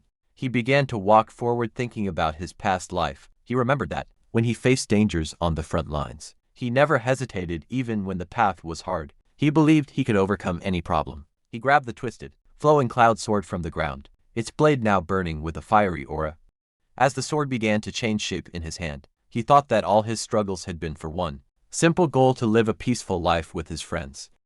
But now, holding the weapon, he saw that their greed had badly damaged his beloved flowing cloud sword. Yun Cha then pointed the broken blade at the defeated and bleeding Lan Chen, who finally admitted that he was wrong. Yun Xiaoqi told that he never cared for the fake title of hero. Terrified, Lan Chen begged for his life. In response, Yun Xiaoqi transformed the sword into a huge, heavy scythe. He looked down at his former student and asked if it was for this power that he betrayed him and, most importantly, betrayed Chao Ben. Desperate, Lan Chen reached out asking if his former master did not want to know the truth of what happened. Yun Xiaoqi ignored his plea, telling him only to face the dead and that he himself had chosen. With a final, quick move, he swung the great scythe and cut off Lan Qian's head, whose last words about the truth were cut short. Standing as a dark silhouette, Yun Xiaoqi made a final chilling statement, saying that everything Lan Chen knew, he would come to know as well. After the battle, Yun Xiaoqi sat on a throne, looking down at the newly formed and dead spirit of Ding Kun, who was once Lan Chen. The spirit, now tied to him, spoke in broken sentences, revealing a shocking truth. He was just bait used by Luo Wei. Hearing this, a look of cold determination crossed Yun Chi's face. He realized his path of revenge had only just started. The undead spirit of Lan Chen held up a proof of advancement, a rare item, and seemed to promise that for this revenge, it would become stronger. The story then explains the power system of the world. Because of the strict control over dungeons, ordinary people like miners might only reach level 30 in their whole lives. Even talented people who join official groups and get promoted can, at best, reach level 60. This is because level 60 is a huge barrier. Class advancement: only by meeting certain conditions can a person's class evolve, which unlocks better equipment, stats, and special skills. Only those who complete this advancement can break the level 60 barrier. As Yun Xiaoqi looked at the proof of advancement he had taken from Ale Inshan, he remembered how important this item was for the process. These proofs are incredibly rare. Even in his past life, when dungeons were open to everyone, only 1 in 10,000 people managed to advance. In the current time, the government controls them completely, making them even harder for ordinary people to get. Yang Xiao thought about the fact that, within the entire hero family, only Lan Chen himself had a proof of advancement, meaning none of his family were able to advance their class. The power difference between someone before and after advancement is huge. Ale and Chen, for example, advanced from a simple warrior to a berserker, learning powerful special skills like Berserker's Brand, and increasing his strength several times. Looking at the kneeling spirit of his once very powerful enemy, Yun Xiaoqi knew that, if it weren't for his unique SSS rank skill, Mirror World, he would have had no chance of beating Lan Chen. Yun Cho considered his next move. Having seen the huge power boost that class advancement gave to Lan Xian, he thought about what would happen if he, with the powerful base of his SSS rank skill, Mirror World, also went through the process. He activated the proof of advancement He had gotten his mind racing with the possibilities, as he wondered just how strong he could become. The system began the advancement process, scanning his stats and confirming that he met the requirements to advance. It then showed him 3 possible advanced classes for a chanter war dancer, bard and forest musician, asking him to pick one to begin the advancement quest. Yuncho reached out, his decision already made. He had long ago decided on his path. He would choose the war dancer, a very rare advancement that only a few chanters could get, and the only one that had powerful attack skills. With strong determination, he made his choice. However, just as he selected his new class, an unexpected message from his own unique skill appeared. The mirror world system asked him a shocking question. Did he want to reverse the war dancer class? Yun Xiechi was left completely stunned, realizing with disbelief that his ability could even reverse the nature of an entire class. Yun Xiechi explains the class system. The 8 basic classes branch out into many advanced options. While most focus on certain strengths, there are exceptions called hidden classes. These hidden classes are much stronger, but their quests are incredibly hard to finish. Yuncha focused on a hidden advancement for the chanter class. The war dancer. This class is very difficult because it needs high speed and spirit, stats most chanters ignore. The quest also requires a very rare item called a slaughter blood core. This crystal is formed from the energy of mass slaughter, making it almost impossible for a support class with no attack skills to get. Because of this, few ever succeed. Even though it's the only chanter path with attack skills, Yuncho decided to choose this path. But his mirror world skill stepped in. Just as it reversed his skills, it reversed the class itself. The war dancer was changed into a new, unknown class, the peace dancer. The system said, true peace requires absolute martial protection, making these dancers able to use both healing songs and destructive ones. But the requirements were also reversed and increased. Instead of the slaughter blood core, the quest now needed 5 life saplings. Yuncho was stunned by how absurd the request was. He tried to understand the logic, realizing that a life sapling is a legendary treasure that can create endless potions that fully restore health. A single one would be fought over by top professionals because it could replace a healer. To need 5 of them seemed impossible, but Yun Xiechi knew that such a high cost meant the peace dancer class would be incredibly powerful. He wondered how to find them. Thinking about his skill's recent upgrade, he entered the mirror world and found that the level 3 upgrade was more than just a map expansion. Standing before him was a huge orc chieftain copy, a dungeon lord. He realized that the mirror world now created copies of dungeon lords, giving him the perfect targets to farm the legendary items he needed. In the mirror world, Yun Xiechi summoned the undead spirit of Ding Kun. He noticed that this spirit seemed more aware than the others he had summoned. Before having leveled up twice, Yun Xiechi thought about his abilities, realizing that, since he could even reverse class advancements, his skills still had a lot of potential behind him. The huge orc chieftain copy roared. But Yun Xiechi just turned his back, saying it was time to leave the mirror world. He ordered the undead spirit of Ding Kun to attack. The single powerful sword slash. The spirit cut the huge dungeon lord in half. A series of system messages confirmed Yunche's victory. He gained 2 more levels, got a piece of legendary equipment called the Great Fang Necklace, and finished the dungeon clear. Opening his status window, he saw that he had reached level 50, and his stats were now high enough to meet the hard requirements for his planned class advancement. Meanwhile, in the real world, the massive energy structure of the hero's dungeon began to become unstable and fade away. The guards at the entrance noticed and stared in shock. Panic started as they questioned why the dungeon was suddenly disappearing and what had happened to the hero inside, especially since they had been ordered not to enter. The captain ordered the guards to ignore their old orders and follow him inside. As the structure crumbled among the debris, they made a horrible discovery: the lifeless body of Ding Jian. The guards shouted in disbelief that a member of the hero's family had been killed. The news of the event spread quickly across the empire. Newspapers filled the sky over the city, carrying the shocking headline of the death of the hero. Citizens watching the news in their homes were stunned and terrified, unable to believe that the powerful hero family had been killed, and that the hero himself was dead. In a military command center, an officer stood before a screen, showing the only evidence they had, a blurry image of Yunche's back. With his white hair and cape, he announced that a wanted order had been issued, and ordered his troops to use all their power to hunt down the criminal. High on his dark throne, the Supreme King Luo Wei sat in the shadows. He said casually that little Lan Chen had died. He looked at a holographic screen, showing an image of Yunche sitting in the ruins of the dungeon. Luo Wei asked his subordinate what had been found. noting that even though the army was stationed outside, they only found out about the event after it was over. In a wasteland filled with corpses, a hooded subordinate sat on a pile of defeated S-class fighters. He reported to the king that none of the officers guarding Ding-kun knew what had happened. He handed a book of records to someone, explaining that he had his men check the entry and exit logs and the security bureau's information. The subordinate revealed that the current suspects were Yun Sha and Yun Siechi. Hearing the name, the king smirked. He remarked that Yun Siechi was a name that brought back old memories. The subordinate declared that he would handle the matter. The scene moved to the academy, where the campus was filled with rumors. Students walked through the plaza, asking if others had heard about what happened at the hero's secret realm. A group of male students discussed the news, saying it had been crazy for the last 2 days, wondering who was bold enough to attack a hero. Yunsha and Union walked past the gossiping crowd. The students around them were angry, questioning how a hero could be killed, and calling the person responsible a national traitor, demanding to know what the army was doing. Yunsha looked very stressed and nervous. She realized with horror that the man she helped had actually gone through with it and killed Ding-kun directly. Sweat dripped down her face as she realized how serious her situation was. She understood that, by helping him enter the hero's secret realm, she was now an accomplice in a hero's murder. She debated whether she should report this to the authorities. However, she comforted herself with the thought that, after doing something so huge, she would probably never see him again in her life.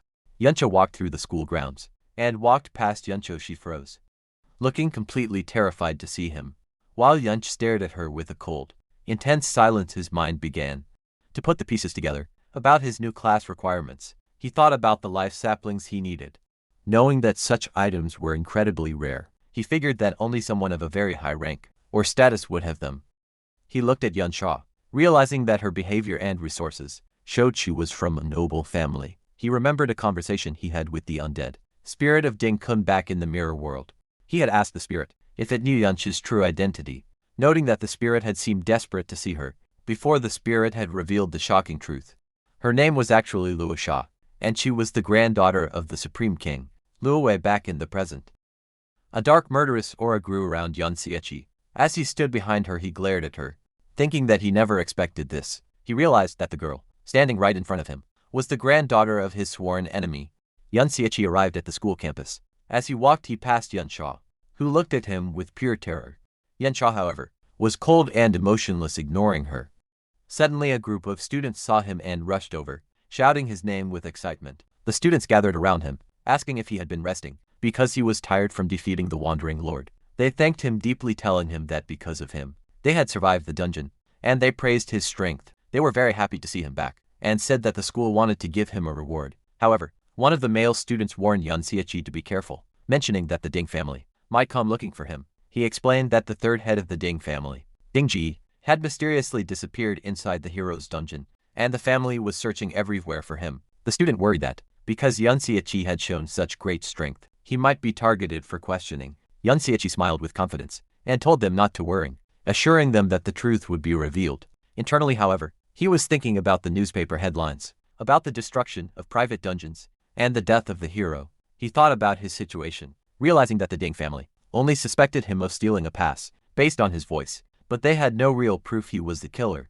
The student continued, saying that the dungeon destroyer was being chased by the police and would likely be caught soon. He figured that Yun Siechi was safe, because no one would believe a student could kill a hero. Yuncha's thoughts turned to the strong police presence on the streets. He remembered his escape, how he had to use his undead minions to create chaotic distractions just to avoid the constant chase, and returned to the school. Looking at his classmates, he decided his best plan was to blend in. He concluded that hiding as a student was the safest way to avoid exposing himself. While he learned more about this new time, the mood at the school was angry and confused. A male student shouted, blaming the dungeon destroyer for the trouble they were in. He complained that if it weren't for this criminal, neither the students nor Yun Siechi would be suspected, arguing that the Ding family were victims too. Other students agreed, expressing their shock that a hero had actually died. One student screamed that the killer was unforgivably evil, insisting that no matter how bad things were, one should never attack a hero. Yuncho turned away, listening to them defend the man he killed. Realized that the image of Ding-kun as a hero, created by Luo Wei's propaganda, was deeply set in their minds since childhood. He understood that even though he had killed the man, changing how the public saw him would be very difficult. However, the story started to change as rumors spread among another group of students. They gathered together, whispering about things they heard from relatives, about the hero's dungeon. While some said the rumors were fake, a female student took out a phone, claiming to have a video. The students gathered around the screen, shocked by what they saw. The video, secretly filmed when the hero's dungeon disappeared, showed a horrible scene. It showed a pit filled with the broken bodies of people who had been enslaved and tortured by the Ding family for a long time. This new information caused a split. While some were horrified by the cruelty, others refused to believe it, shouting that it was fake news and a smear campaign by people with hidden motives to ruin the hero's name. Yun Xiaoqi stayed silent, watching the chaos. Suddenly, a voice cut through the arguments. Luoxia stepped forward and declared that the video was absolutely true. She told the crowd that she had been invited to the hero's dungeon not long ago with a confident pose. She told them that what they saw in the video was only a small part of the truth. As she played with her hair, she added that the Ding family's dark deeds were actually a well-known secret among the upper class. Yunsha looked at her, truly surprised that she had stepped in to help change public opinion. The students were confused to hear Yunsha supporting the rumors. One student stuttered, asking if what she said was really true, while the others looked on in disbelief. Yun Xiaoqi stared at her, watching her get involved. Suddenly, Yunsha grabbed Yunsha's hand and pulled him away, telling him to follow her. The group of students was left completely shocked, their eyes wide, as they watched the two run off together. They arrived at a quiet corner of the school. Yunsha asked why he had returned, wondering if he wasn't afraid of the security bureau. Looking into him, she reminded him that he hadn't just caused trouble, but had killed a hero, meaning the consequences would be serious. Looking down nervously, she asked the question that was on her mind. Wasn't he afraid that she would turn him in? Yun Xiaoqi looked at her calmly. He repeated what he had told her before. He believed that she was not a bad person deep down. Hearing this, Yunsha blushed, clearly flustered by his trust. She turned away, trying to calm down. She remarked that, considering the evil deeds of the hero family, it was actually better that they were dead. She then turned back to him with a fake angry look, pointing out that he now owed her another favor. Yun Xiaoqi looked at her with a slight smile, assuring her that he remembered everything she said. Yun Xiaoqi stared at Luoxia, his mind full of questions about her real reasons. He couldn't understand why the granddaughter of Luowei would help him enter the hero's dungeon, wondered if she truly hated what the Ding family did, or what her connection was to the Supreme King. A dark thought crossed his mind, as he thought that tricking and using her might be the only way to eventually kill Luowei. However, he pushed those thoughts aside for now, and told her they should focus on their current goal. He asked her if she knew what a life sapling was. As they walked through the hallway, Luoxia replied casually that she did, describing it as the item that makes life essence. Yun Xiaoqi stopped in front of the headmaster's office, revealing that the old headmaster had the items he needed. Yun Xiaoqi activated his skill and entered the mirror world. Inside the ghostly copy of the office, he watched the headmaster sitting at his desk. He explained that the old man had collected a rare world tree sapling and treated it like a great treasure. Yun Xiaoqi knew that the headmaster had bought almost all available life saplings just to water and feed this precious tree. As he approached the center of the room, he saw the SS rank secret treasure, the world tree sapling copy, surrounded by many life sapling copies.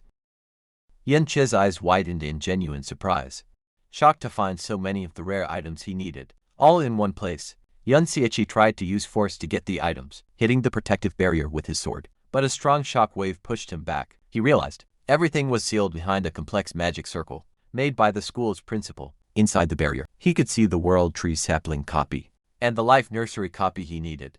He hadn't expected the security to be active, even inside the mirror world. Yuncho looked at the glowing blue and red magical lines. Although he was a master of formations in his past life, he saw that this one was different, because it mixed magic with machinery.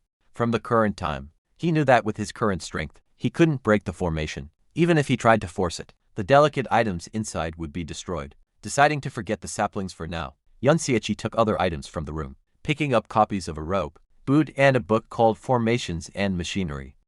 As he walked out, he realized that the owner of this office, the principal, was much stronger than Lanchin, and he would need to be careful. Youngsha made a plan. He knew there were only two ways to get the life nursery: either wait for the principal to open the seal himself, or learn about this era's technology to crack the code.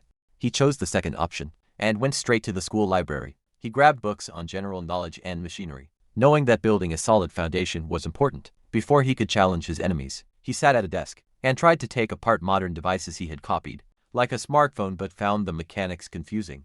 He read that his enemy Luo Wei was the one behind this technological growth, which made him wonder where those ideas came from.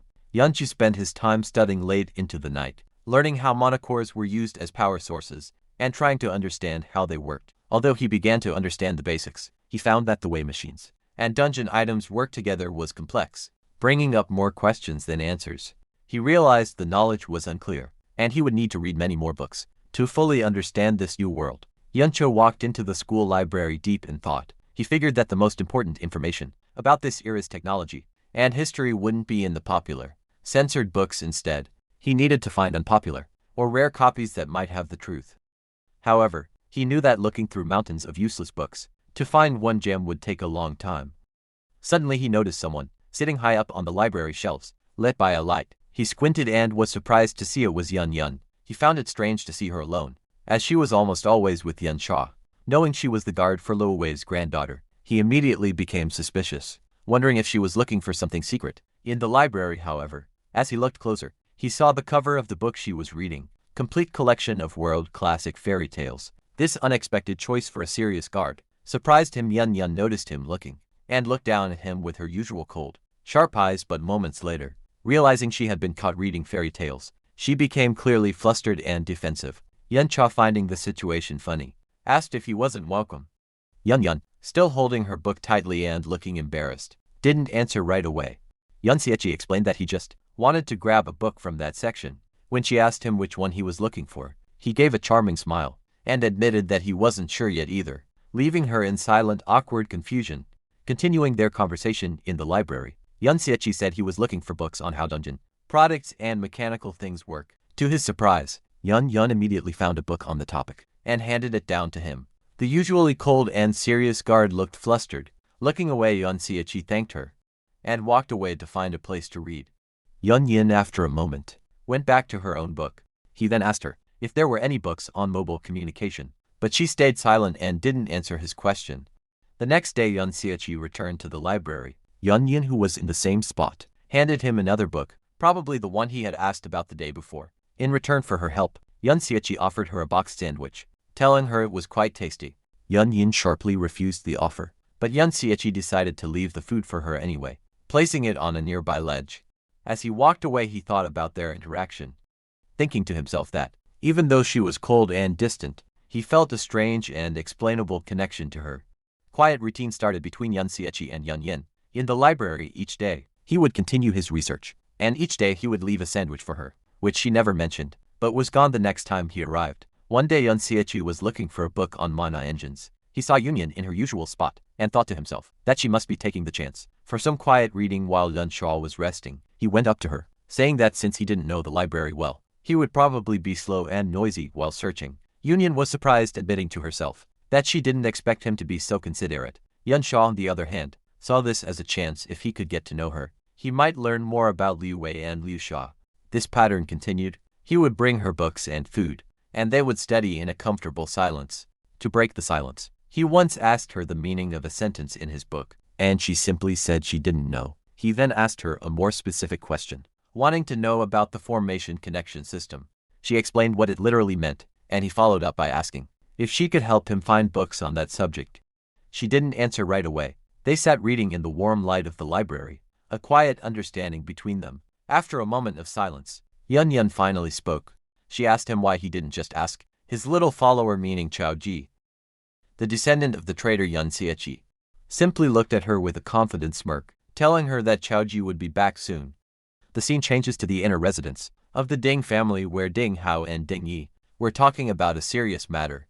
Ding Hao was furious as he looked at a photo they had received. It showed his son Ding Shu tied up and gagged. He expressed his anger that they were being threatened with his son's life, asking what the kidnappers wanted, since they had only sent one photo and made no contact for days. Ding, watching from his chair, calmly asked if Ding Hao thought Yun Xiechi was behind the kidnapping. Ding Hao thought about it, remembering that Yun Xiechi was connected to Chao Ru. He wondered if this was revenge for the Chao family members they had captured. The thought then led him to a more terrifying question. If Yun Xiechi was capable of this, was he also the one who had killed their grandfather? The hero, he began to panic, questioning if a mere student could be so strong, and growing angry that the police hadn't arrested him, yet feeling they had been ignored despite their status. He declared that they were the hero family, and that even with their grandfather's death, Their power and influence were still the same. Just then a guard in armor rushed in, interrupting them, with news that Chao Ji had returned to school. Meanwhile at the school, Chao Ji was standing alone by a fountain, holding a large sign that read "Topple the traitors." Other students watched from a distance, confused by his actions. They identified him as the Chao family member, and wondered why he was causing trouble, especially after the hero's death. They repeated their belief that while there were rumors, his ancestor Chao En was still a confirmed traitor. Chao Ji passionately argued his case to the people watching. He claimed that when the Valiant Dungeon disappeared, someone must have seen the final battlefield. He declared that even if they didn't see it themselves, he had a video as proof from a balcony above. Yun Xiechi and Yun Yin watched the scene in the courtyard. Yun Xiechi thought about how the truth had been hidden for years, with the hero being wronged and called a traitor, but he saw that there were always people like Shiji who would keep seeking the truth. Down below, Shiji made his final powerful statement, shouting that he now had enough evidence to prove his great-grandfather, Xuan, was not a traitor, but a true hero watching his friend's courageous stand. Yun Xiechi thought to himself that perhaps this world was about to change, all because of Chao Ji's persistence. Gaoru passionately told the crowd of students that everything he said was true, inviting them to question anything they doubted. The students were surprised by his certainty, with many looking on in disbelief. They started to whisper to each other, finding it hard to believe his claims, since their official textbooks told a very different story. Chao Chi understood their doubt, saying he didn't expect them to believe him right away. His main point, he said, was that his family was innocent. In a surprising move, he then bowed his head deeply, begging the Ding family to spare his innocent relatives. This plea confused the students, who began to gossip about the long relationship between the two families. They remembered that the Chao family had always been known as servants to the Ding family, which was supposed to be an act of mercy after their ancestors' betrayal. As rumors about the Ding family's dark side spread, some students began to understand how difficult life must have been for the Chaos. They correctly guessed that Chao Ji was trying to free his family from their service. Chao Ji watched the public's opinion change with a determined smile. He knew this was the perfect moment to use the scandal to free his family from the Ding's control. He decided to make the public anger bigger, to create a larger distraction, feeling that since Yun Xiechi couldn't openly help, the job of saving his family was all on him. Just then Yun Xiechi, who was watching from a distance, saw he was being approached. 3 men in formal military uniforms confronted him. The leader, a man with a large mustache named Lei Wu, introduced himself and his 2 helpers, Mashu and Mate.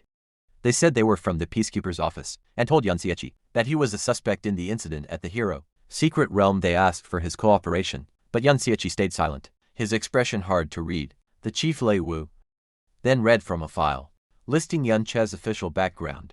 A 17-year-old male from the East Town, an orphan since age 11 who had been living alone. The report noted his quiet personality and always low combat scores, painting a picture of a completely ordinary student. Peacekeeper Chief Lei Yu said that the file he held was Yun Che's old record. He glared at the young man, noting that his recent actions were very different from his simple past. Lei Yu listed the suspicious events.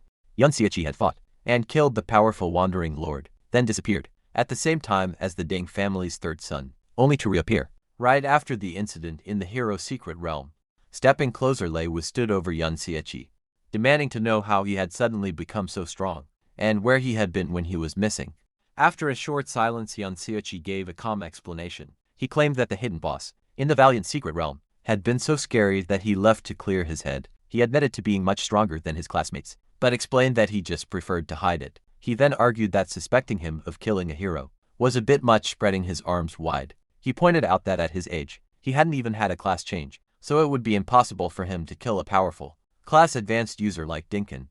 He finished by saying he had no reason for such an act. Lei Hao took a puff from his pipe, seeming to agree that a regular student wouldn't have the reason or the power. However, he then leaned in close, his face inches from Yun Che's. He revealed his suspicion, mentioning that there were class-change users with skills that could hide their identities. He directly asked Yun Xiechi if he was one of them. As Yun Xiechi tried to stay calm, Liu dismissed his innocent act. The chief then used an epic quality skill called Dispel Disguise, planning to forcefully reveal any illusion Yun Xiechi might be using. To his complete shock, the skill failed with a system message, saying that the target was not under any disguise. Effect Leo was surprised, wondering if the student's skill level was somehow higher than his own. Changing his questions, he asked Yun Xiechi if at his age he had just started learning about communication machines. Yun Cho pretended not to understand. In response to Lei Wu's sharp question, about communication machines. He claimed that such advanced subjects were for graduates, and that he hadn't even mastered the basic systems yet. Acting confused, the peacekeepers stood in silence, seeming to think about his answer. After a tense moment, Liu decided to end the questioning for the day. As he turned to leave, he gave a firm warning that they would be back. Yun Xiechi watched them go, thinking to himself that his recent studying of general knowledge and textbook information had worked, allowing him to successfully avoid their questions. For now, however, Yun Xiechi knew this was only a temporary break. His thoughts turned to a key piece of information. He had learned it from the undead spirit of Ding Kun. The spirit had revealed that he was just bait, a pawn put on display by Luo Wei, for the only purpose of luring out anyone connected to his old master Yun Xiechi himself. The spirit warned that his death would start an investigation by Luo Wei's elite shadow guards, who were much stronger than he was. Yun Xiechi understood how serious this warning was. The agents Luo Wei would send would not play by the rules. Like the official peacekeepers, he decided that if he didn't get his class changed soon, the risk of facing these new enemies would be too high. His mind returned to the problem of getting the life saplings from the principal's vault. He noted that the principal was only at the school for about an hour each day, and in that time he had never seen him enter the vault where the treasure was kept. This meant it was very unlikely the principal would turn on the security formation anytime soon, realizing that waiting to grab the items through the mirror world was not a good short-term plan. Yun Xiechi left the school building to think about his other options. Meanwhile, on a nearby rooftop, Lei Wu was reporting what he found to the hooded helper of Luo Wei. He summarized their investigation, saying that the main public suspects were Yun Xiechi and a person of interest called Her Highness Rosa. The hooded figure immediately dismissed Rosa as a suspect. However, his attention turned to her constant companion, Yun Yin, whom he identified as a descendant of the traitorous Yun clan, making her a person of interest.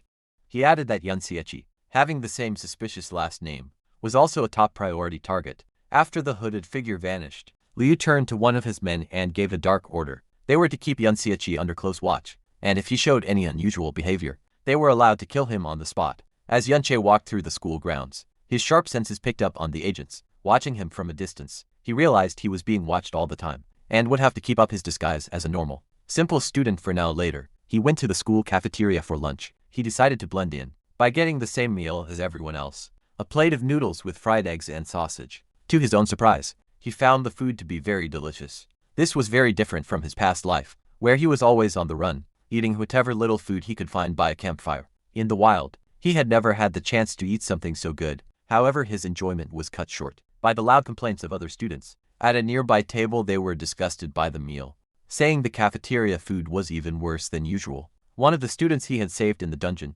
walked up to his table, leaning in with a look of disbelief. He asked Yun Cha how he could eat the slop so happily, asking if he no longer hated the cafeteria food. Yun Cha paused, gave the student a cold, serious stare, and simply replied that it was because he was hungry. The students, not wanting to let him eat the bad food, insisted on buying him a meal to properly thank him for saving their lives.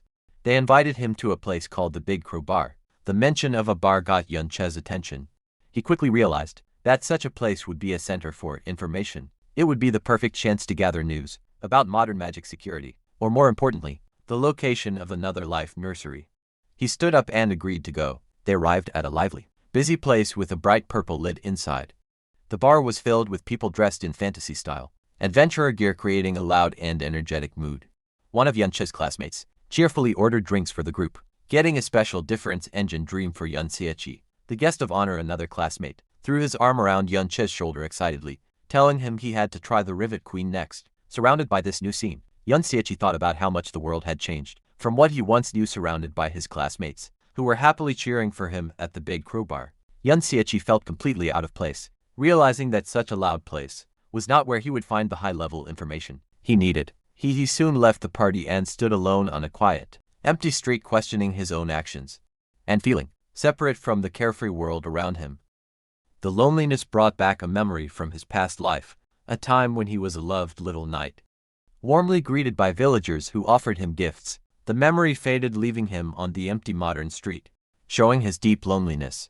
He returned to his room feeling more than ever that he no longer belonged in this new world. He found a book, a history of his old clan, and was filled with a desperate hope, wondering if any of his friends or family had really survived through the years of time and betrayal.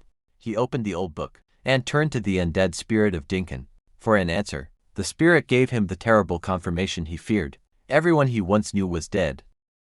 Haunted by this final news, Yun Xiaoqi looked for comfort and answers in the huge, empty school library late that night. He thought that only an outcast like himself would be there at such a time. He decided to start with the basics, pulling a book on modern history from the shelf. To his surprise, he found he was not alone. Yun Yin was also there, standing quietly nearby.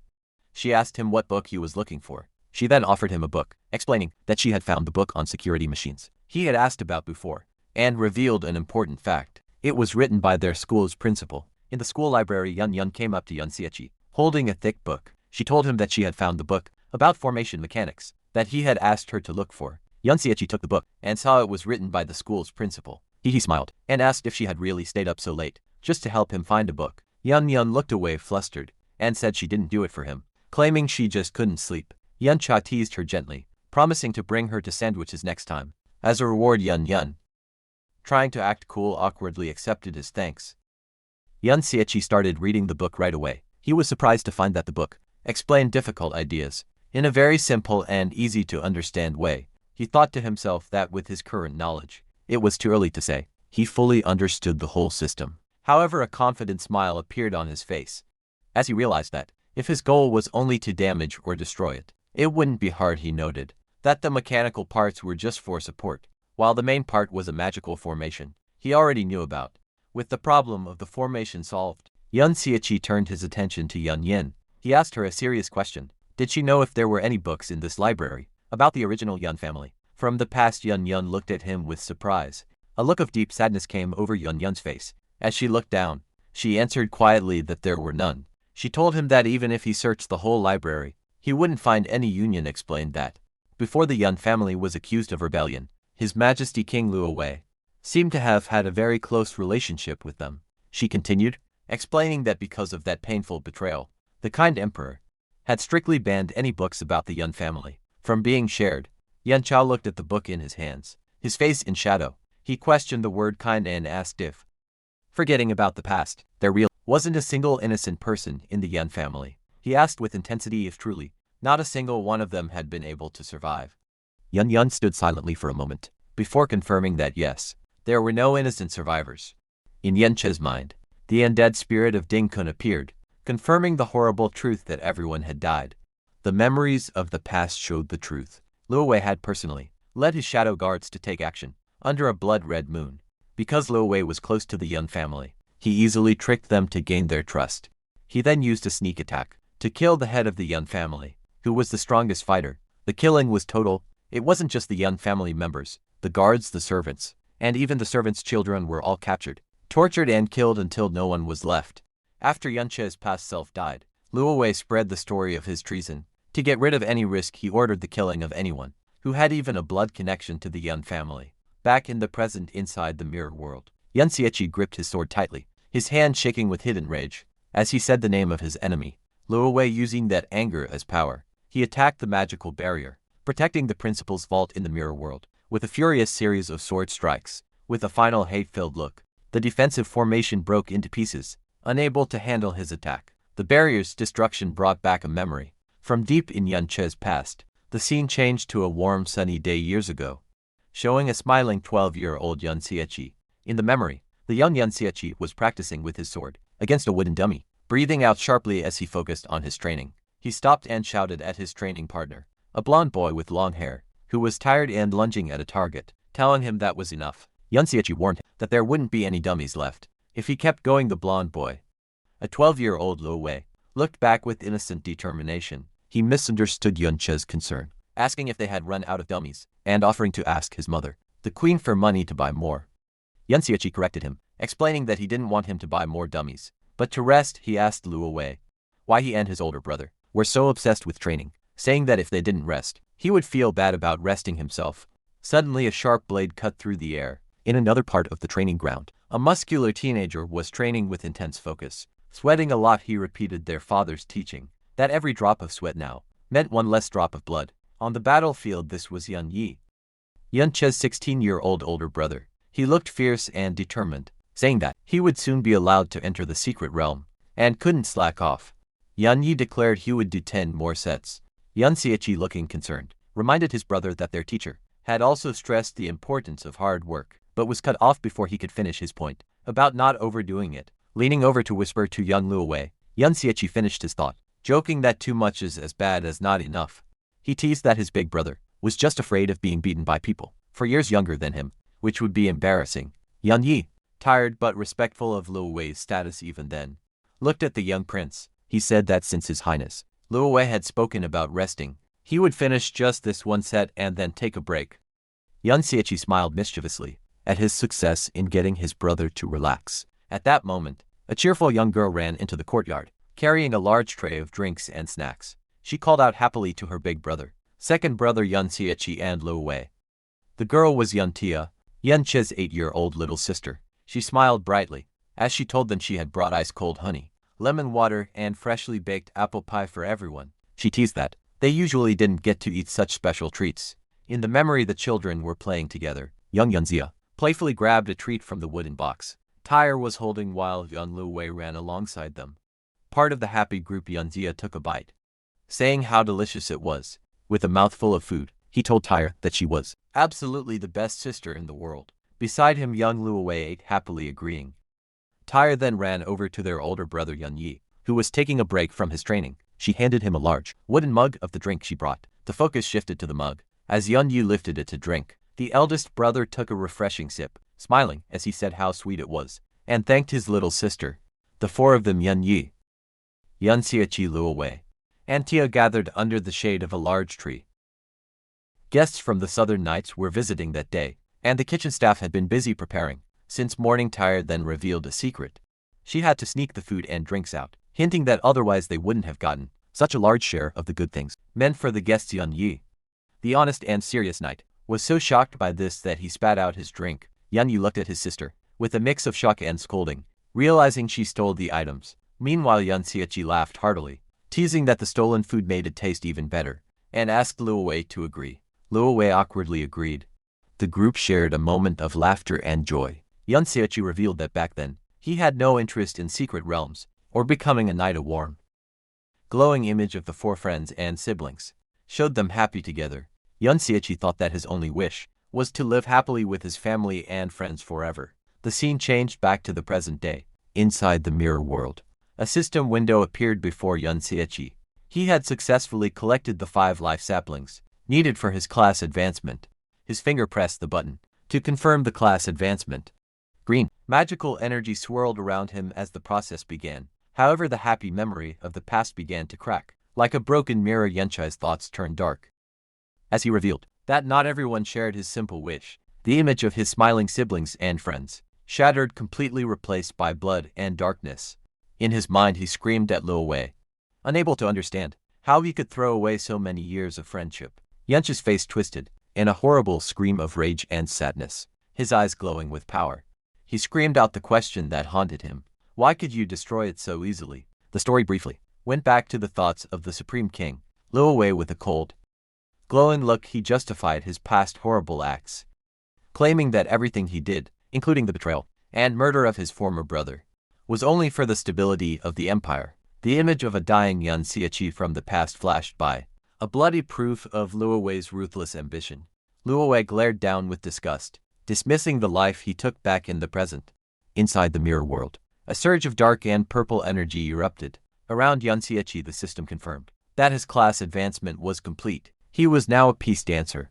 New system messages appeared, showing the activation of his dual class modes, healing mode and deterrence mode, giving him the power to both save and destroy.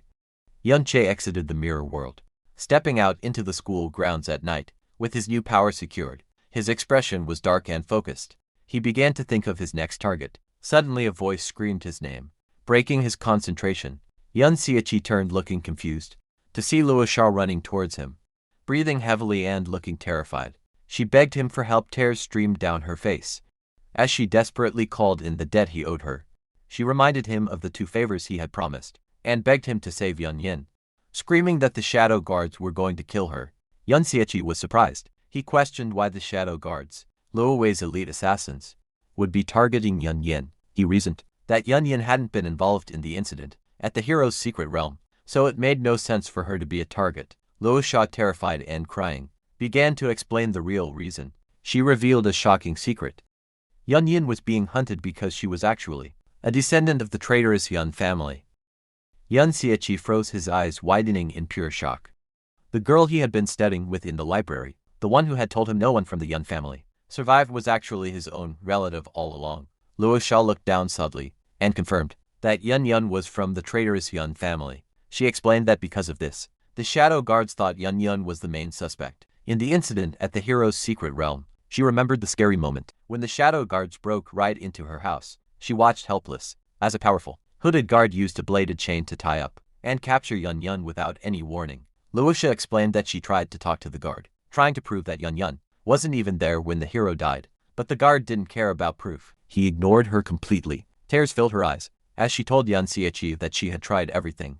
She had called everyone she knew and tried every way to get her friend back, but nothing worked. She admitted to him that she was helpless and didn't know how to save her. Without hesitating, Yun Xia pulled up his hood to hide his face. His voice was calm as he asked her for the exact location where they were keeping Yun Yin. Luo Sha immediately offered to go with him and show him the way. However, Yun Xia stopped her. He turned back, his eye glowing with power, and said no. He told her that she needed to stay behind to handle things and cover for them, saying it would be easier for him to handle the rescue alone. He used his mirror world skill and jumped into the parallel dimension. He moved quickly through the ghostly flipped city, using the reflection of the world to travel without being seen.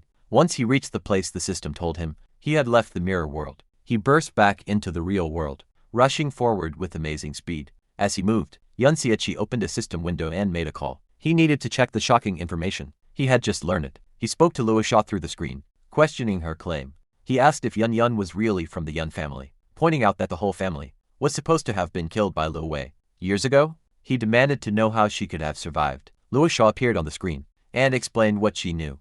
She revealed that according to her information, the Yun family had an illegitimate child who had been living outside the main house back then. This news deeply confused Yun Xiechi. He thought about his father, remembering him as a strict man who cared a lot about his honor. He knew it was impossible for his father to have had an affair or an illegitimate child. Then he had a realization.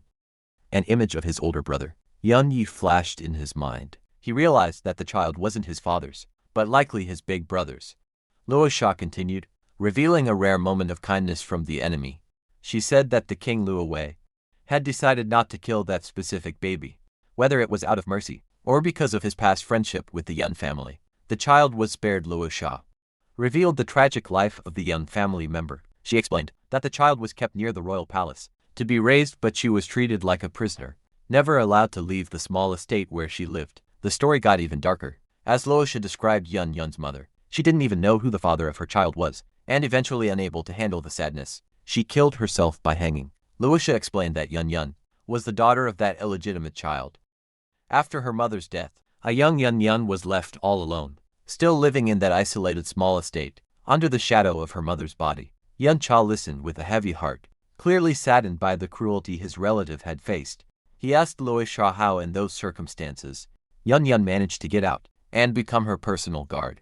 Luo Sha walked along the rooftop, looking down as she revealed her own secret. She told Yun Xiechi that she wasn't just a noble, she was actually the daughter of the kingdom's third prince. She remembered the first time she met Yun. It was when Luo Sha was only 7 years old. She had gotten tired of her hard etiquette lessons and sneaked away to a quiet part of the palace. There she saw Yun being bullied. Luo Sha explained that the area near the palace was full of the children of high officials, who were used to being arrogant and spoiled. Because Yun was known as a traitor's descendant, no one would blame them for bullying her. In the flashback, a group of noble boys surrounded a young Yun. One of them held up a book she had been reading. Making fun of her, he sneered that a traitor's bastard didn't deserve to read fairy tales, and asked if she even knew how to write the word happiness. Luo Sha noted that many people bullied Yun just to get on the king's good side. The bully shouted that such books were for noble ladies, not for someone like her. He yelled that she made the book dirty just by touching it, and told his friends to tear it up and burn it. Behind him, another boy laughed cruelly, while Yun tried desperately to hold on to her book. The bullying got physical, as the boy grabbed Yun by her hair, pulling it hard, while she held her torn book to her chest. With a nasty grin, the bully crouched down to her level. He mocked her for holding on to a broken book, like it was a treasure. Then he delivered a cruel insult, telling her that he heard her mother was a crazy person, and predicting that Yun would soon become crazy too. At that comment, something inside young Yun snapped. her eyes usually full of fear, filled with a sudden strong anger. In a desperate act of self-defense, she grabbed the bully's hand and bit down on it with all her strength. The bully screamed in pain and shock. Shaking his hand to get her off, he stumbled back, looking at his hand in disbelief. He looked back at the small, trembling girl, his face twisting into an expression of pure rage. Furious that she had dared to fight back, Luosha thought about that day, noting that, while she had seen many people cry from being beaten, she had never seen anyone show such a desperate look, just to protect a torn book. The bullies shouted threats, angry that she dared to bite them, and promising to beat her to death. At that moment, the young Luosha stepped out from the shadows, dressed in her fine royal clothes. She pointed a finger at the boys, and ordered them to stop demanding to know what they were doing. Boys were shocked to see the princess. Sweating nervously, they tried to defend themselves, claiming that the wild seed had stolen a book, and attacked them like a mad dog. Wisha walked up to Yun Yun, and looked at the book she was protecting. She pointed out that all books from the library had a royal seal on them and asked if that one did. The bullies fell silent, unable to answer because they knew it didn't. Realizing that the book was probably just something picked out of the trash, Luosha held out a brand new, beautiful book with a flower design on the cover. She offered it to Yun Yun, telling her to take the new one and throw the old one away. Yun Yun looked at the shiny new book with wide, surprised eyes. However, to Luosha's surprise, the girl shook her head. She refused the gift and hugged her torn book tightly. Ignoring the princess, Yun Yun crouched down and began to carefully pick up the torn pages that had been scattered. Holding the scraps of paper, she walked away with tears streaming down her face. Luosha realized then that the pile of torn paper was far more important to the girl than a brand new treasure. She watched as Yun Yun sat alone in the corner of the hallway, the only spot where a beam of sunlight touched the floor.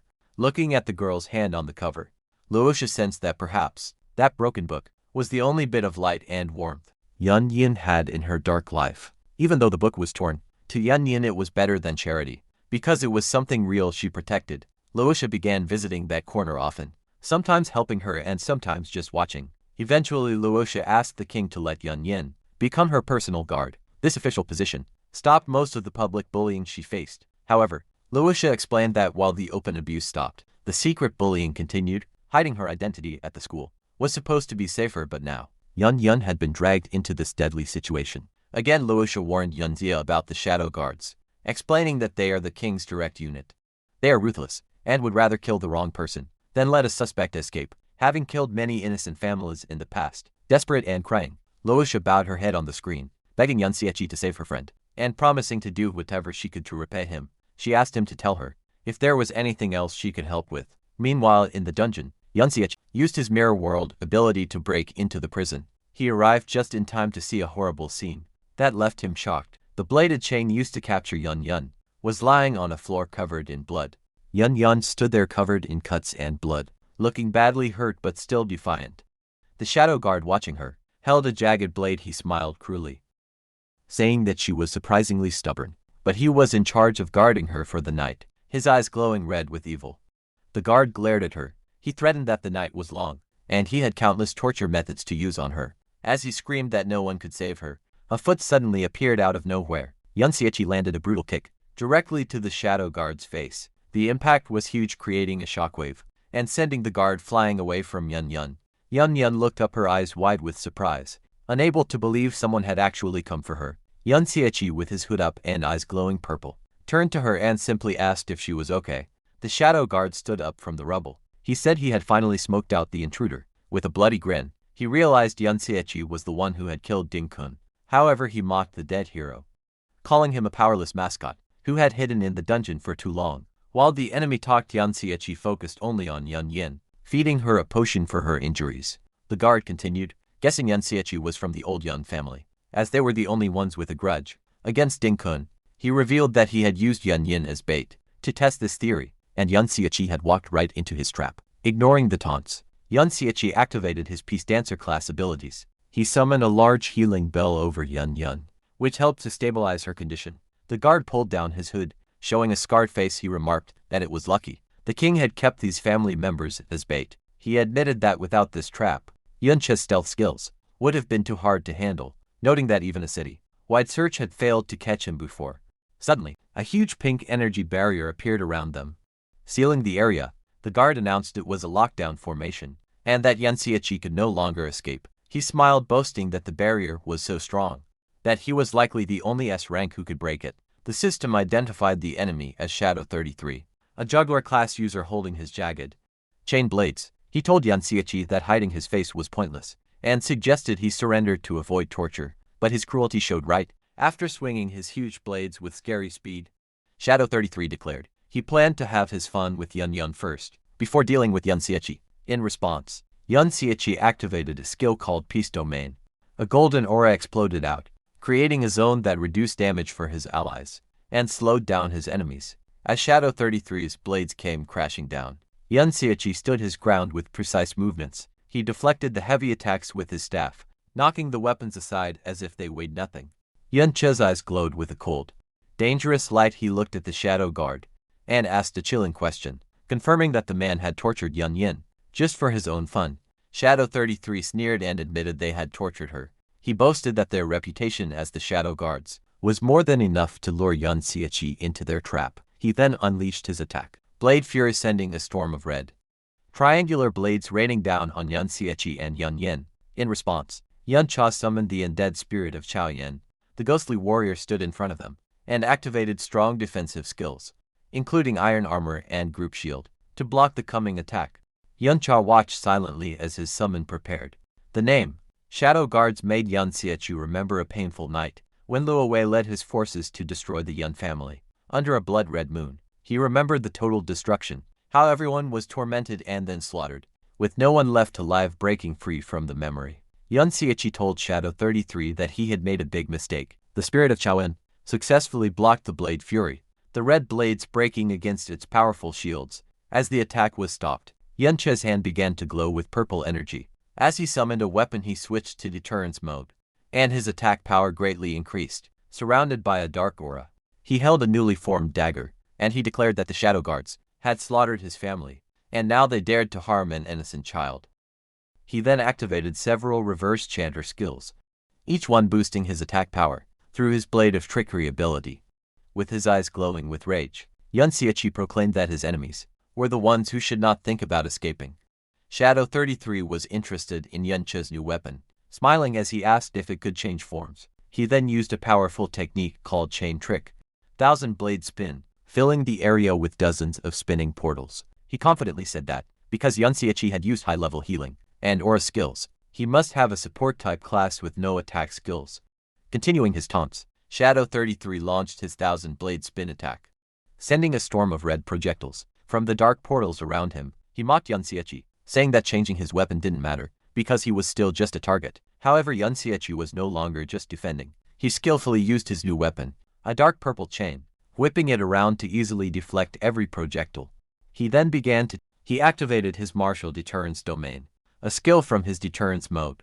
This ability created a zone where enemies took more damage, while he and his allies moved faster. Shadow 33's arrogance faded, replaced by a wild grin. He admitted that Yun Che's moves were impressive, and that it made sense he was able to kill Dinkin. Still, he believed he was better. Screaming that Yan Xiaoqi was still far behind him, he lunged forward, but Yan Xiaoqi vanished just before the blow landed. Suddenly, a blur of purple energy appeared directly above him. Yan Xiaoqi had teleported into the air and was diving down. Caught by surprise, Shadow 33 could only look up in confusion. Yun Che's dark chains shot down and pinned the guard's shoulders to the ground. Struggling in pain, Shadow 33 finally understood. He realized Yan Xiaoqi came out of a mirror. Finally understanding his stealth skill, he cursed, amazed that such an ability existed, which explained why Yan Xiaoqi had been so hard to catch. Despite his injury, Shadow 33 sneered, mocking Yan Xiaoqi for revealing his best skill just to cause a small wound. He concluded that Yan Xiaoqi was still just a weak support class user. However, at that moment, he was hit from behind by a powerful shadowy attack. The system announced the skill's name, Deterioration Blade. This was another deterrence mode skill that made any damage and status effects on an enemy worse. The guard staggered, wounded and shocked as the attack tore through him. Shadow 33 was in complete shock, unable to believe he had been hit. He screamed in disbelief, demanding to know Yun Che's real class, and how a support class could have attack skills. Announcing he would no longer look down on his opponent, he prepared his ultimate attack. The guard activated a juggler skill called Splitting Trick, which filled the area with a storm of countless red, triangular blades. He boasted that Yan Xiaoqi couldn't use his mirrors to escape this time, and that none of his summons could block such a huge attack.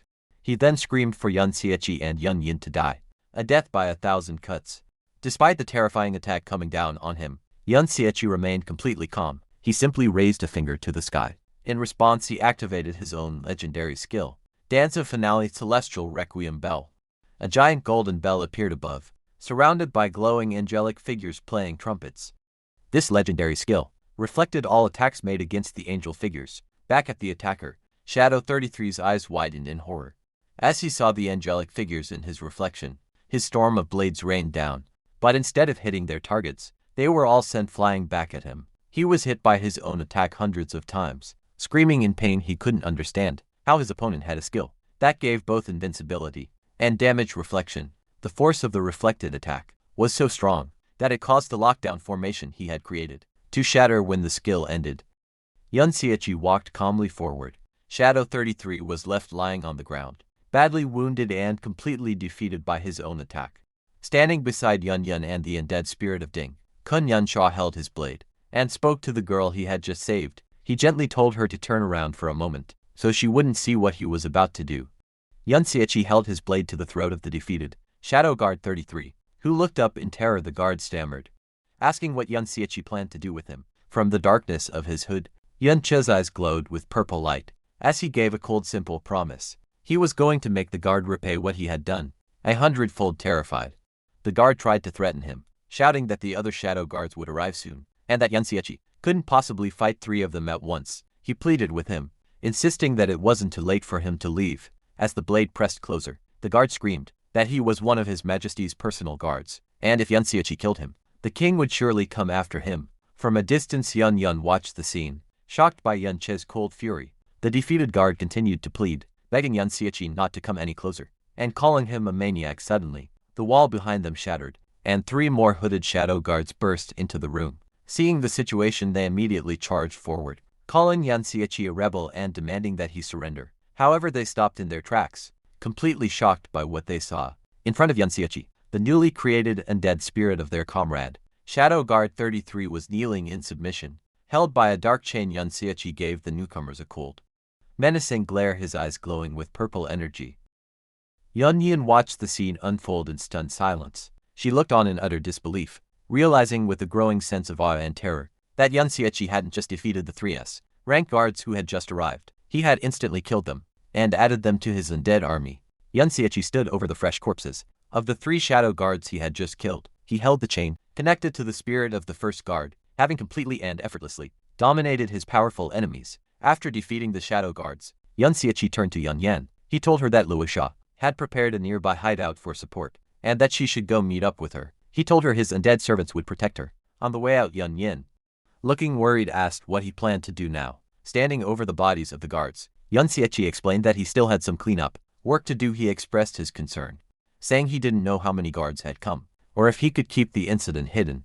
He then turned to his real goal, summoning his undead army to deal with the remaining threats. With his army ready, he focused on one of his undead servants. He remembered that the shadow guards were the same group that Luo had led to slaughter the Yun family. He asked the spirit a critical question. Was it there when the Yun family was massacred all those years ago? The undead spirit of Shadow 33 confirmed that it had been there at the massacre. Yun Chao then asked for the names of the specific shadow guards who were part of the slaughter. The spirit began to list the names it remembered, naming Shadow 3 and Shadow 5. Hearing these uniform names, Yun Xiechi concluded they must have been people raised in secret since childhood. He pushed the spirit for more names, asking who else was there.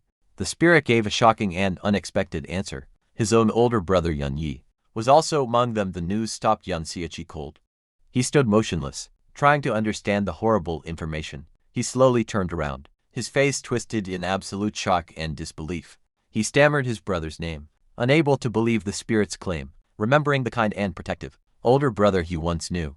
Meanwhile, in a messy, luxurious room, a man in a dark hood sat on a sofa surrounded by women. This was Yun Yi, now the captain of the Shadow Guards. A subordinate came to report that Shadow 22 had lost contact after going to capture Yun Yin. When they checked the dungeon, they only found the bodies of the Shadow Guards, and Yun Yin was gone. Yun Yi stood up suddenly, his dark energy swirling and pushing the women away. He was surprised to hear that his elite guards were dead, with a cold look and glowing red eyes. He wondered if there were really hidden survivors of the Yun family who could do this. He immediately ordered his men to contact all locations. He decided it was time to turn the public against her, commanding them to release Yun Yun's photo and spread the news that she was a descendant of the traitorous Yun family. Almost right away, the plan started. Across the city, people began getting urgent messages on their phones. A huge holographic billboard appeared in the city plaza, showing Yun's profile picture and personal information. The citizens looked on in shock, unable to believe that a member of the evil Yun family was still alive. Two men on the street reacted with anger, shouting about why this was only being reported now, and wondering how she had survived for so long.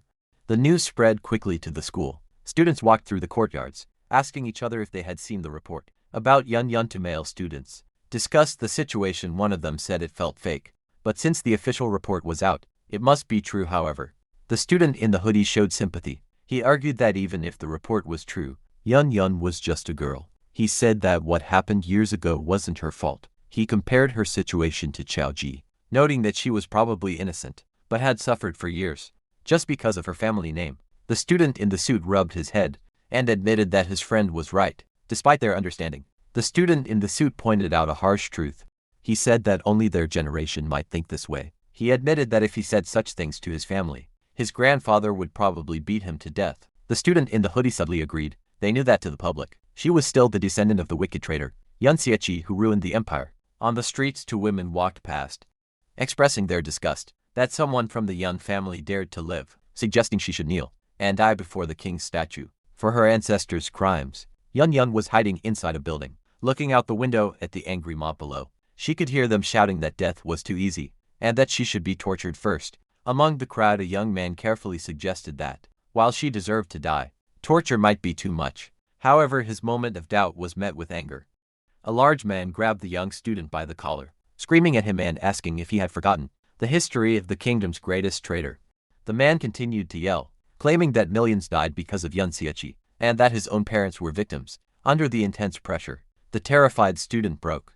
He changed his mind to agree with the mob, forcing a smile, as he shouted that a descendant of such a sinner must not live, and should have the sense to kill herself. Inside the dark room, Yun stood in silence, her expression empty as she listened to the world, wishing for her death. Her mind was filled with cruel voices, from the past and present. They mocked her gloomy eyes, insulted her mother, and repeated that she should kill herself, just like her mother did. Suddenly, a beam of light cut through the darkness. As the door opened, Yun looked up in surprise, as a voice warned her that the security chief had arrived, and that it was time to change hiding places. Inside the other room, Yun Xiechi sat with Luo Sha. Yun Xiechi was thinking about the situation, asking how Yun's identity was revealed so quickly. He figured that the security bureau must have a connection with the shadow guards, as they clearly knew the goal was to capture Yun. Yun Xiechi revealed that the security bureau had been secretly watching him for some time. He realized that on the night Luosha came to find him, the agents saw her, even though he lost their surveillance. Later, Yun Chao analyzed the dangerous situation. He noted that after the shadow guards died, and Yun went into hiding, the authorities had enough reason to suspect him. He realized that with the hero death case, in the public reveal of Yun's identity, the enemy now had a good reason to blame him for the crimes. He remembered walking past the statues with Luo Sha, while disguised as an unidentified, cloaked person. He reasoned it was logical for investigators to suspect he was that cloaked figure, and therefore the hero's killer. He understood their plan was to force him to reveal his true power, to complete their evidence. However, he explained that a bit of luck had saved him. The principal stepped in and used his magic to shout away the security chief, preventing Yun Xiechi from being exposed. Sitting on the sofa, Luo Sha looked worried. She admitted that if the principal hadn't been paying attention to her situation, she would have been in trouble. Surrounded by so many security officers, Luo Sha blamed herself for the danger, thinking her carelessness was the reason they were almost exposed and killed. Yun Xiechi remarked that while they were lucky, he was surprised to learn that the principal was actually Luosha's great uncle a few hours earlier.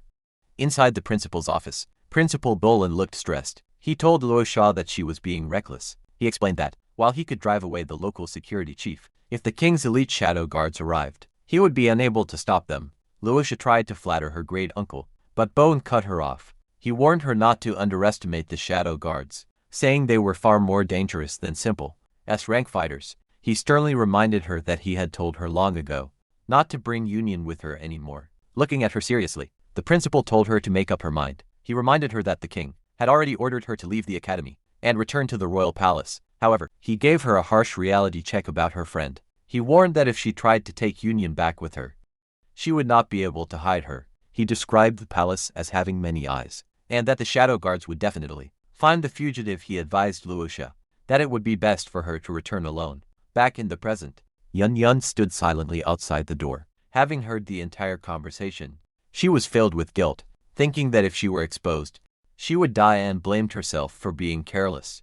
She looked down suddenly, thinking of herself as a burden, and feeling she had relied on Luosha for too long. She imagined Luosha's life without her, realizing that, without the weight of a traitor's descendant, Luosha could have lived a better life. Her guilt deepened as she thought about Yun Xiechi. She realized that she had now dragged him down as well. She thought that he would have been safe if he hadn't exposed himself to save her. A painful memory from her childhood flashed in her mind. A young Yun Yun standing before her mother, who had killed herself by hanging, haunted by her past, and refusing to be a burden any longer. Yun Yun turned away from the safe house door. She decided it was time to leave. Just then, Yun Xiechi opened the door and told her to come with him, leaving Yun Yun looking surprised.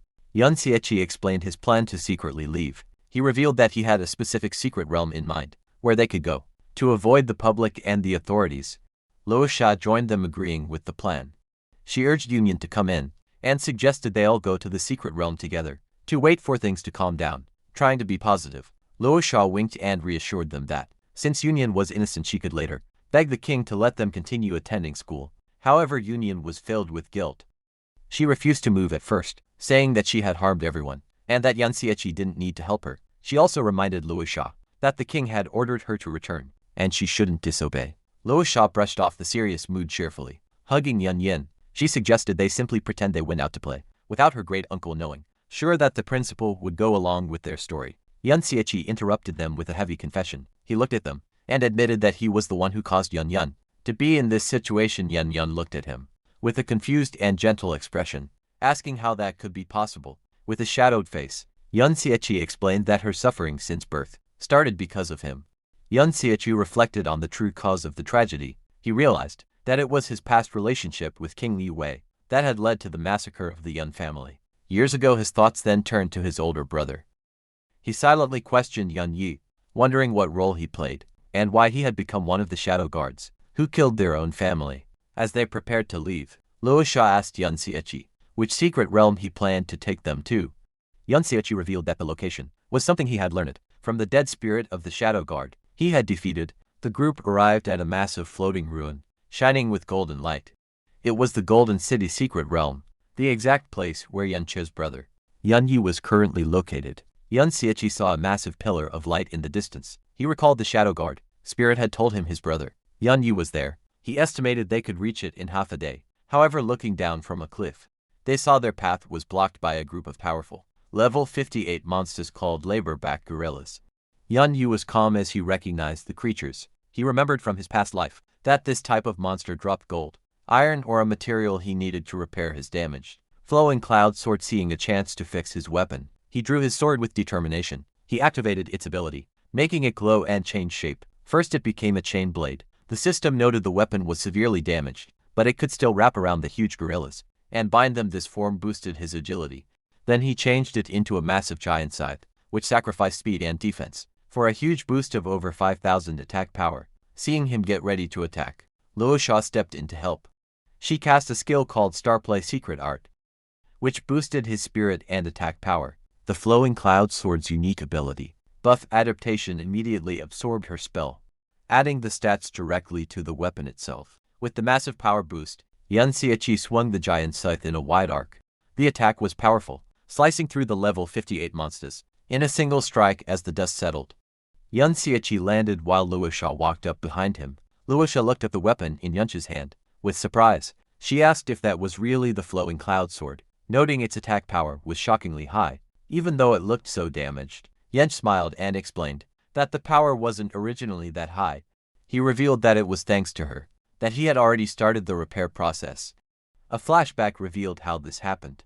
The academy's principal had originally planned to give Yun Xiechi a few skill books to thank him for saving students and teachers at the Valor's secret realm. However, because Luosha had bothered her great uncle so much, the principal was forced to change the reward. While he couldn't give away the life nursery, he handed over a lump of glowing gold material, called World Tree Resin. Yangsha had used this resin, which the principal had collected over a long time, as a type of glue. He noted that while it was the best material he had, it was barely enough to just start the repairs. System message confirmed that absorbing the World Tree Resin had brought the repair progress to 11.2%. More importantly, this first repair had fixed a key feature, called buff adaptation, which let the sword copy and use any active buffs from the user. Back in the present, Yun Xiechi picked up the items dropped by the defeated monsters. He found gold iron ore. Realizing it was a common drop in this realm, as the sword absorbed the ore, the repair progress increased a little more. Yun Xiechi watched his attack power rise by another 40 points, confirming that the resources here were perfect for fixing his weapon. Yun Xiechi stood ready for battle, his high-level equipment glowing with power. He realized that, unlike the rare resin, this ore could be gotten just by killing monsters. With a command, he ordered his army of undead summons to charge forward. He decided that as long as there were monsters to kill, he would keep repairing the flowing cloud sword. Looking toward the pillar of light, he figured he could repair the weapon a good amount before he finally had to face his brother. Yun Yi. The battle began instantly. Yun Xiechi leapt into the air, slashing his sword with amazing speed to cut the huge, labor-backed gorilla into pieces. He used the chain blade form of his weapon to make a flurry of quick cuts, slicing the monster from many angles. With a command, the chains wrapped tightly around the beast, holding it completely standing on top of the monster. Yun Xiechi called out to Yun Yin, who charged forward, while summoning a glowing energy dagger. With a single strong strike, she sliced the monster in half, showing her growing strength.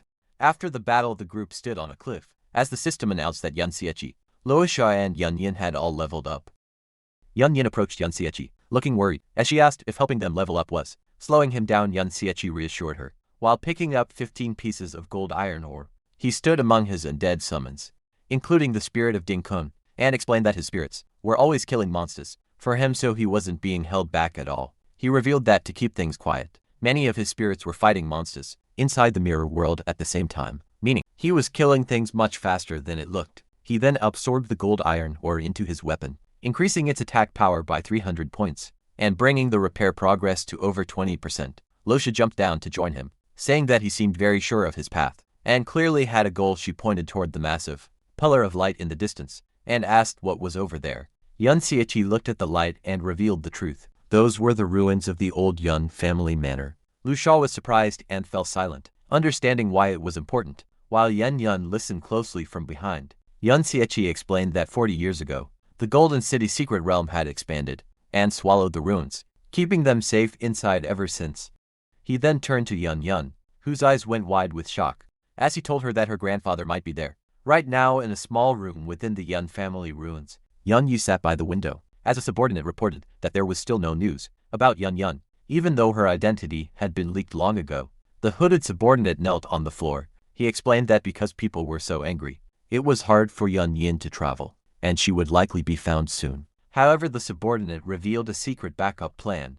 He showed 3 glowing devices called locator scepters, and explained that a tracker had been secretly placed on Union. Long ago, he said that if these scepters came within 1,000 meters of her, they would show her exact position. The subordinate declared that, since the scepters were spread out, Union could not hide for much longer. Yun Yu stood up and walking through the dusty room, he decided his time for looking back was over. Holding one of the glowing scepters, he declared it was time to get rid of the last remnant. Suddenly a system window popped up near his chest.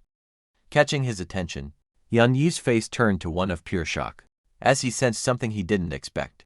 Meanwhile, Yun Xiechi and Yun Yin continued their fight. Through the secret realm they fought side by side, with Yun Xiechi using his scythe, and Yun Yin using her dagger to take down monsters. With a huge swing, Yun Xiechi sliced 2 monsters in half, and collected 2 more pieces of gold iron ore. After the battle, Yun Xiechi held his glowing sword and glanced at Yun Yin, who stood silently looking at a screen. Several hours ago, Yun Xiechi had revealed the hard truth to her, that Yun Yu was now Luowei's shadow guard captain, and more importantly, the person who had killed the Yun family back then. Standing in the empty landscape, the two had shared a quiet moment. Yun Cha told her that he didn't know what kind of person his brother was now, or how he would treat his daughter. He reassured Yun Yin that she and the Yun family were innocent. He then gave her a choice. If she didn't want to face her father, she could stay behind, and he would leave undead spirits to protect her. Yun Yun stood in silence holding her dagger tightly, Clearly shaken by what she had just heard, she thought that being told all of this so suddenly made it impossible to sort out her feelings right away. Her mind raced with the new information, realizing it would take a long time to understand. However, she came to a serious conclusion. She reasoned that no matter what happened in the past, reality was that she grew up alone. She decided that since he chose to be a shadow guard, her life wouldn't change despite the pain. Her expression hardened with determination, as she decided she would still go forward. Meanwhile, Yuncha stood on a ledge looking out over the landscape.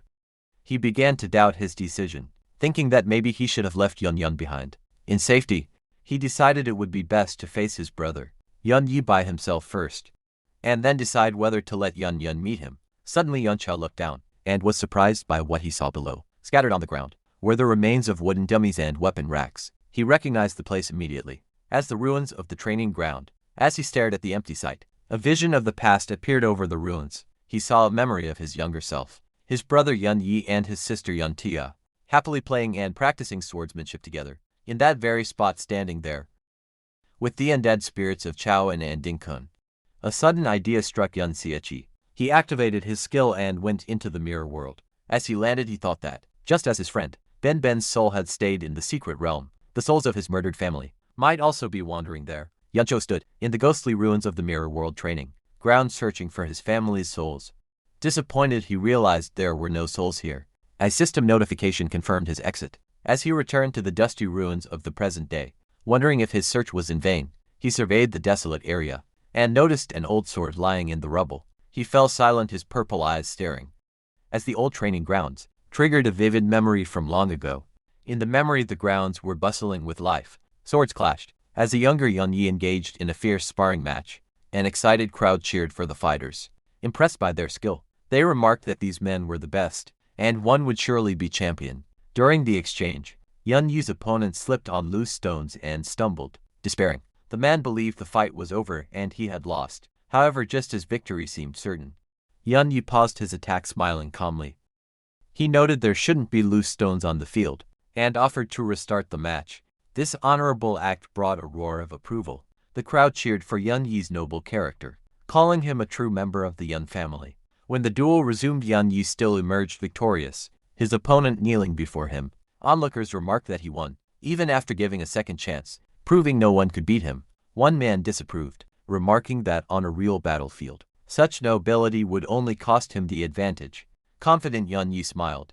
He declared that if he lost an advantage, he would simply win it back, just as he had done today. The crowd roared with laughter and approval, proud of their champion. Sometime later, the situation had changed dramatically. A shocked Yun Yi, covered in sweat and dirt, stood defeated. Before him stood his younger brother, Yun Xieqi, who had bested him in a fight. The crowd looked on in disbelief, unable to grasp how Yun Yi lost to someone 4 years younger. They concluded Yun Xieqi was an unimaginable genius. Back in the present ruins, an older Yun Yi emerged from the shadows. His expression was grim. As he surveyed the desolate halls of his former home, he recalled a conversation with the young Luowei. Luowei commented on Yun Yi's goodness, joking that if his own brother was outshined, he would probably want to kill him.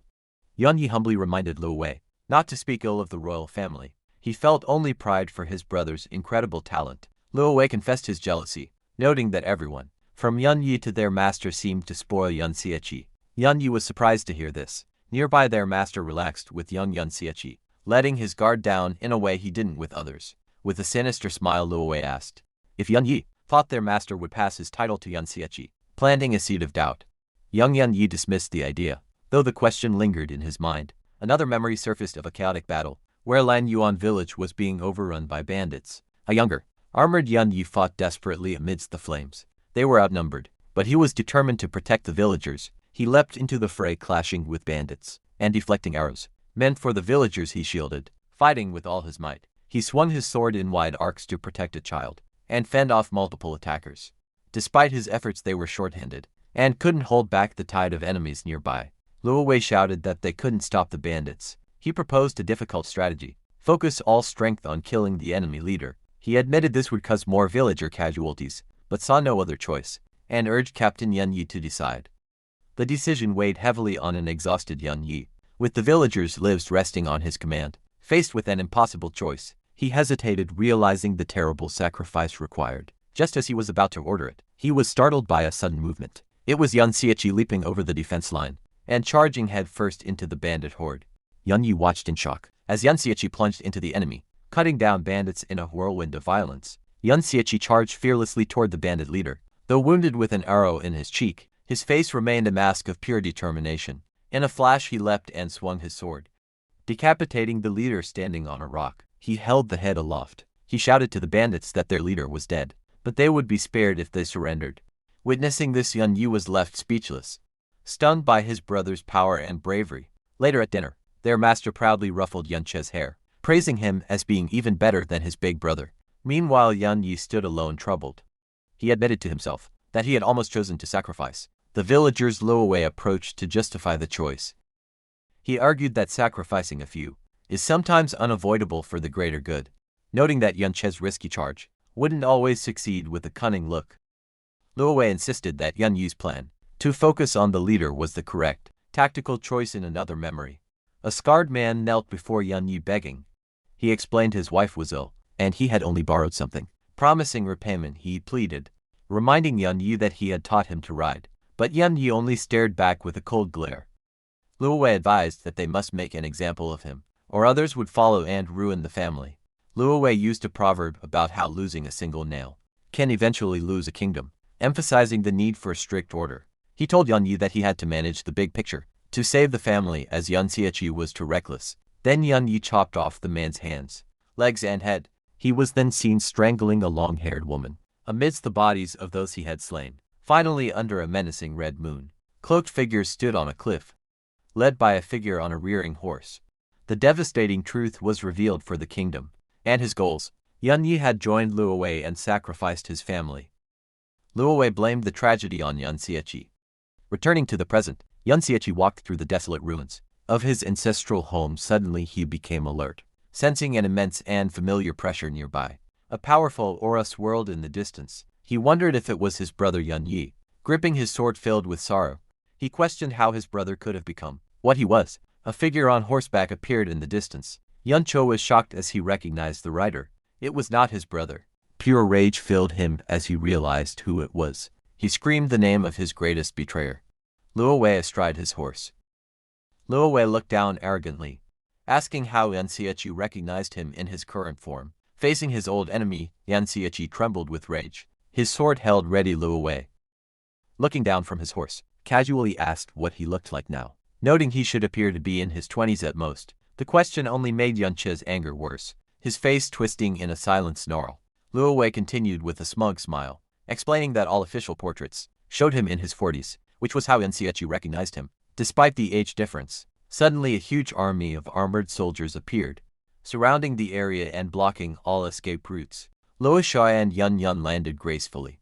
Among the soldiers, Yun Xiaoqi stared at them, his expression hard to read. As he took in their arrival, from his high position Luowei spoke to him, remarking that his name was Yun Xiaoqi, and calling it an interesting name. He then began to connect recent events, explaining that his shadow guard captain had used Yun Yun as bait to lure out the rebel who had killed the hero Ding Kun. He told how that person had rescued Yun Yun from their dungeon, killing several of his elite shadow guards. He looked down at the two, noting that now, this Yun Xiaoqi and little Yun Yun were both here. Putting all the pieces together, Luowei gathered a bright, shining light at the tip of his finger. With an air of total authority, he pointed directly at Yun Xiaoqi and declared him to be the rebel he had been hunting. He dismissed Yun Xiaoqi as a mere pest that should be returned to dust. As Luowei prepared to release his attack, both Luo Shuai and Yun Yun looked on in pure terror.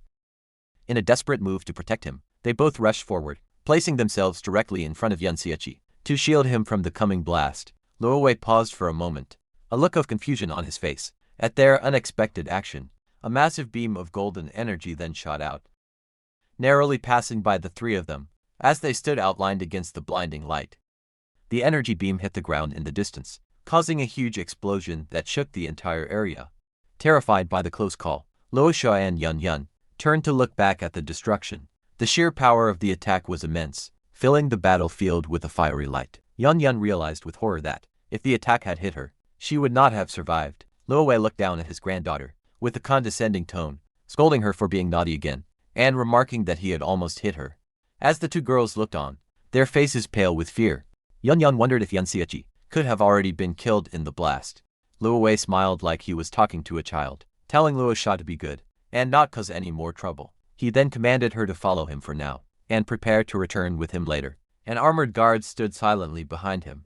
As Luo Wei gave his command, Yun Xiechi appeared from nowhere, stepping out of the mirror world with a threatening, pink aura around him. System message confirmed.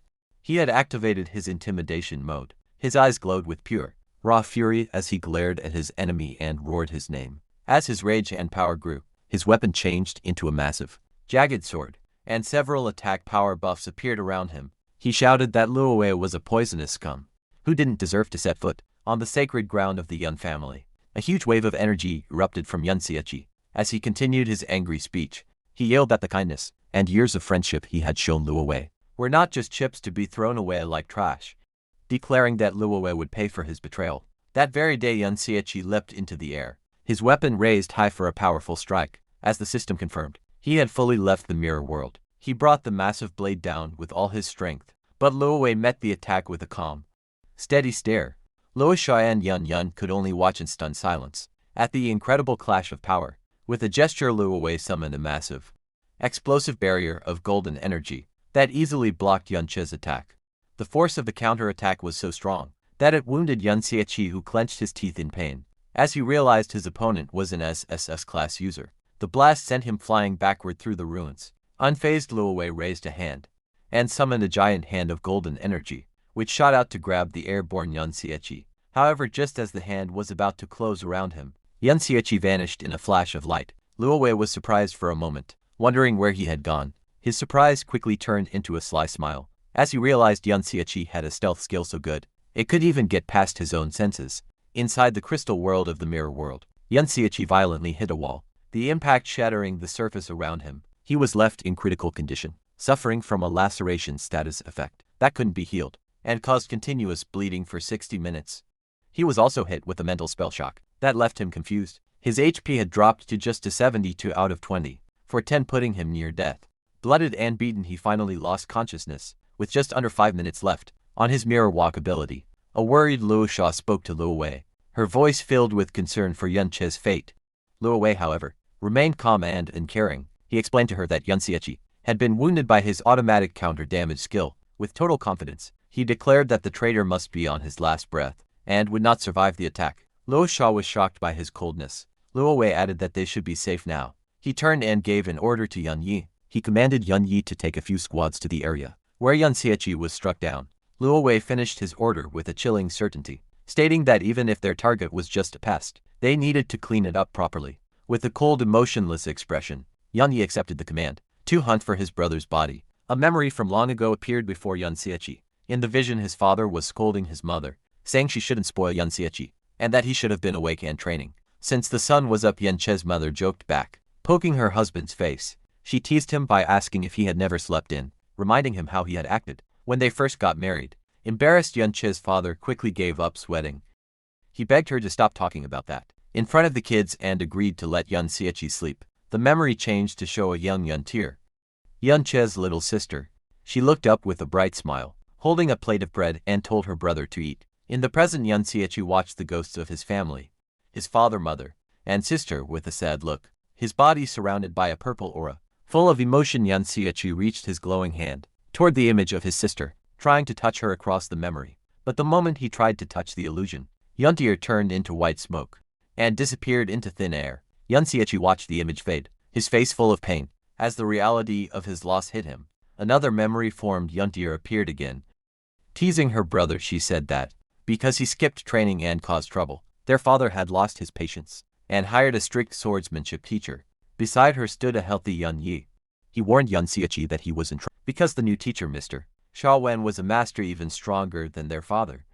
Yun Yi gave a thumbs up with a supportive smile. He told Yun Xiechi that thanks to him, he also got to learn from the master. Yun Xiechi looked at the smiling face of his older brother, saying his name subtly, knowing the dark fate waiting for him. As Yun Xiechi stood alone in the empty ruins, the illusions of his brother and sister vanished, leaving him in silence. Later, in the family study, Yun Che's father stood behind his desk, praising Yun Yi for his good work. Noting that he saw his own past style in his son, sitting nearby, Yun Che's mother told Yun Yi to teach his younger brother more and make sure he didn't slack off.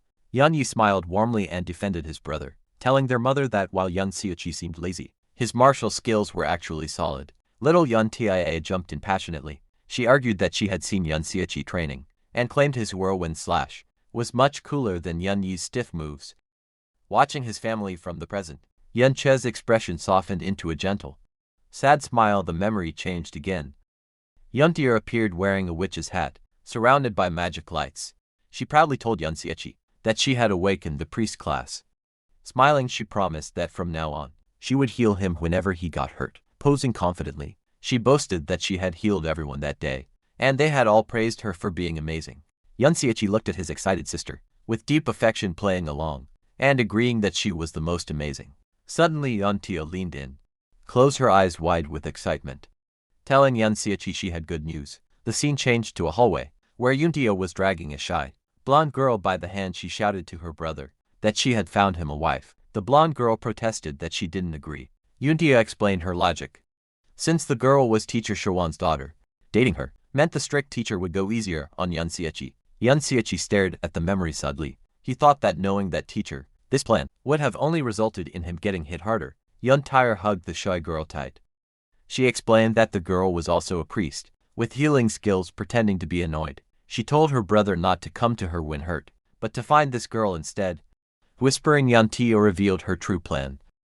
She pointed out that this let Yun Xiaoqi spend more time with the girl, trying to play matchmaker. Yun Cho looked down with pain, softly saying his sister's name. The phantom of Yun Tia reacted to his sadness. She leaned forward, asking him what was wrong and why he looked so sad. With tears in his eyes, Yun Xiaoqi admitted his feelings to the empty air, telling them how much he missed them. The vision changed to a different time. A fireplace burned in the study, but the mood was tense. Yun Che's father tapped a document.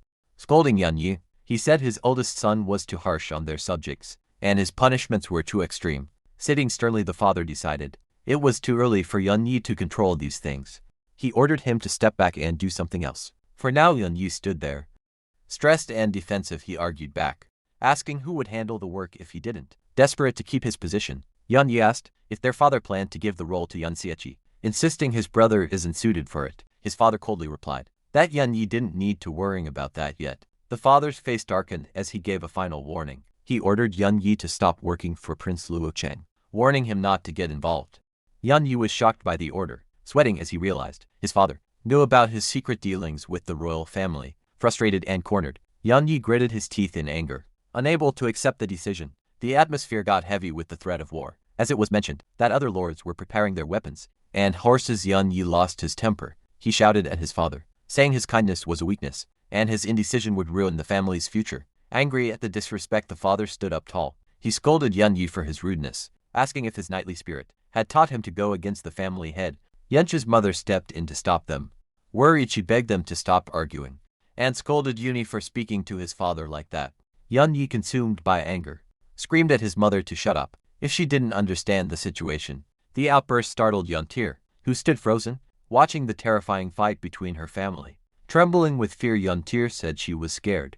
Yun Cho watched his sister's fear with a broken heart, wanting to protect her. Even though he knew it was an illusion, he rushed forward and wrapped his arms around the phantom of his little sister. Softly he tried to comfort her, promising he was there to protect her. However, as he made the promise, Yun Tia turned into white smoke again, slipping through his fingers. The fireplace flared violently, changing the memory from an argument to a scene of destruction.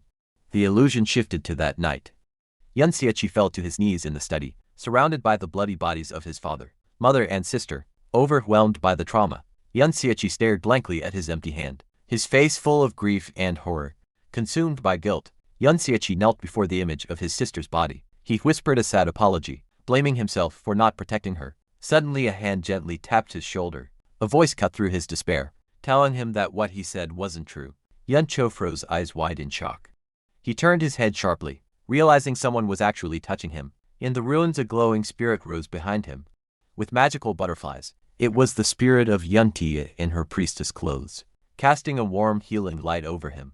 The golden light washed over Yun Che's face, bringing warmth and peace that contrasted with the cold ruins. Yun Xiaoqi stared at the ghost, completely stunned. His eyes shook as he tried to process the impossible sight. As the spirit floated gracefully, Yun Xiaoqi stammered her name, realizing his sister's soul had returned to him. as a spirit in the real world. Luowei sat comfortably drinking wine. He told the two girls before him, Luosha and Union, not to be so restrained.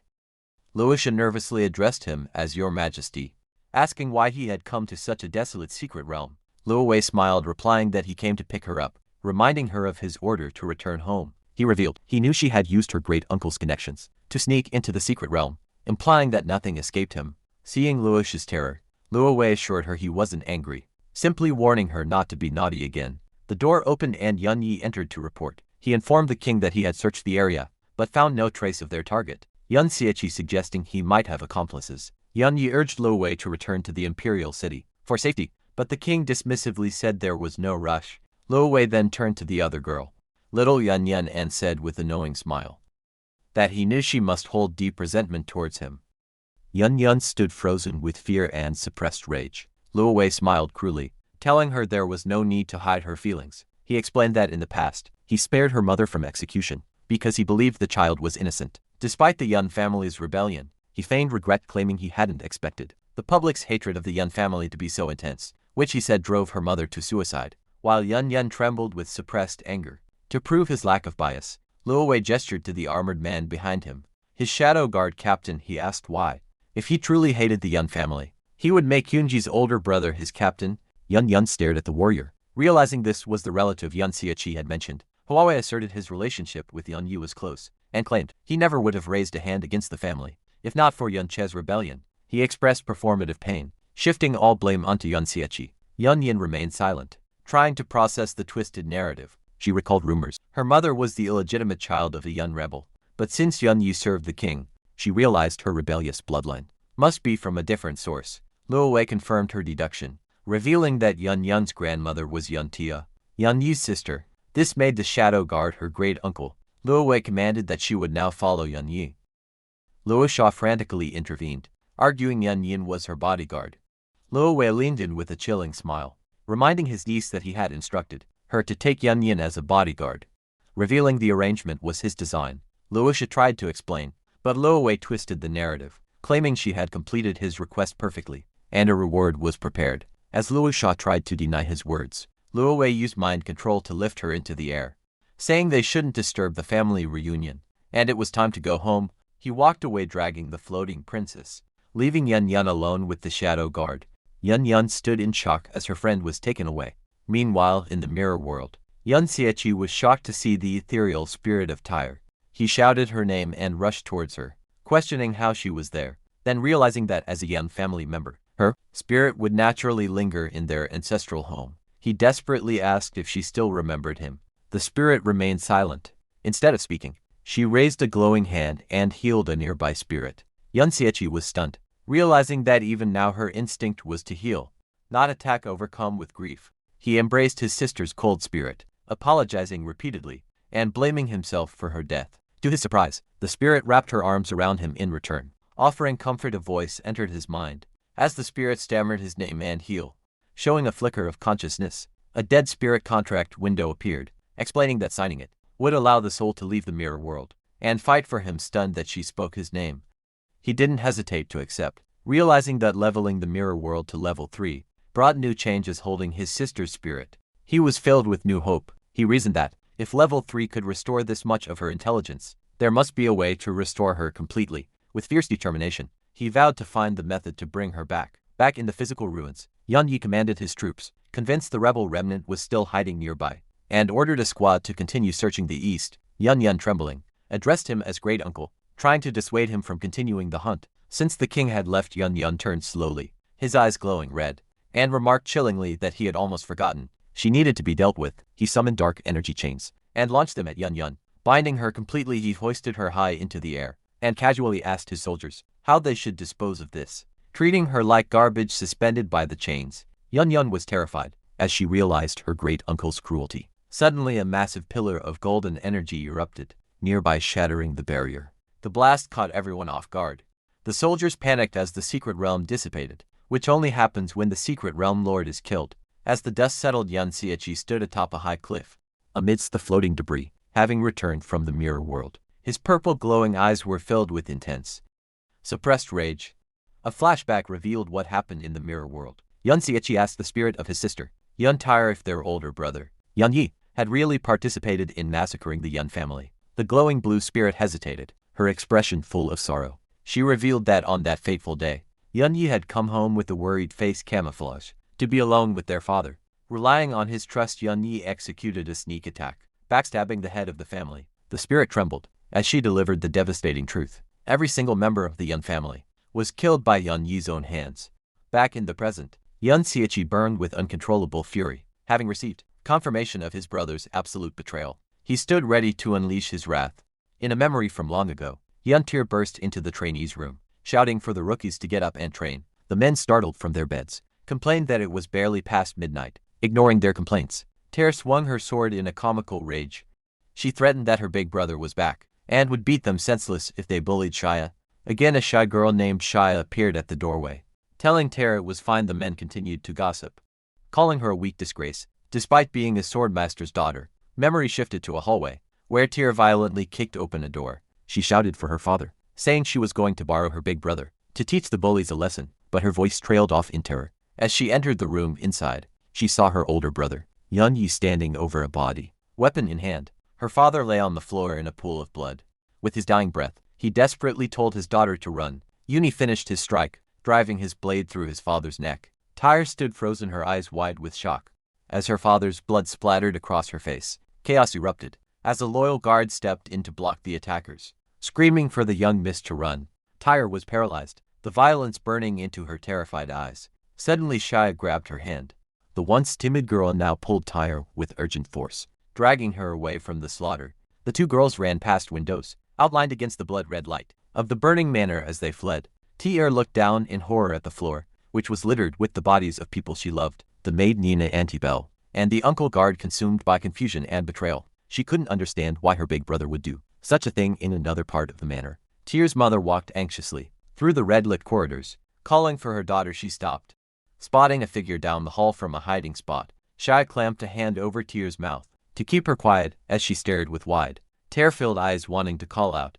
Unaware of the truth, the mother ran toward Yun Yi, telling him, in a panic, that someone was attacking the family. He desperately ordered her eldest son to find and protect his sister. The tragedy peaked as Yun Yi embraced his mother, only to drive his blade through her body, killing her instantly as she let out a pained gasp. Hidden nearby, Shia held a hand over Tyr's mouth to stifle her screams, her own face pale with shock. Crouched behind bushes, the two girls tried to stay hidden. Shia whispered a plan. She insisted they had to find her father, Swordmaster Shawan, as he was the only one strong enough to help them escape. She remembered a secret childhood route Yun Xiaoqi had made through the bushes. To skip training, however, a cloaked figure stood watch high on the manor walls. Shia bit her thumb in anxiety, realizing the attackers knew the estate's layout too well, likely due to Yun Yi's betrayal. Understanding they would be caught if they stayed together, Shia made a brave decision. She handed Tyre her sword, saying she would be a decoy to draw the guards' attention, so Tyre could slip through the hole in the wall. Tyre sat frozen, trying to protest, but Shia grabbed her face with intense desperation. She urged Tyre to find her father, so they could return for her later. Shia crawled out of the bushes, intentionally exposing herself. The air fled through the secret tunnel. Looking back one last time, standing tall, Shia shouted at Yun Yi on the balcony to draw his attention. The result was instant and fatal, as Yun Yi's blade pierced through Shia, killing her. Meanwhile, Kier crawled through the tunnel. Hearing the commotion, she burst into tears,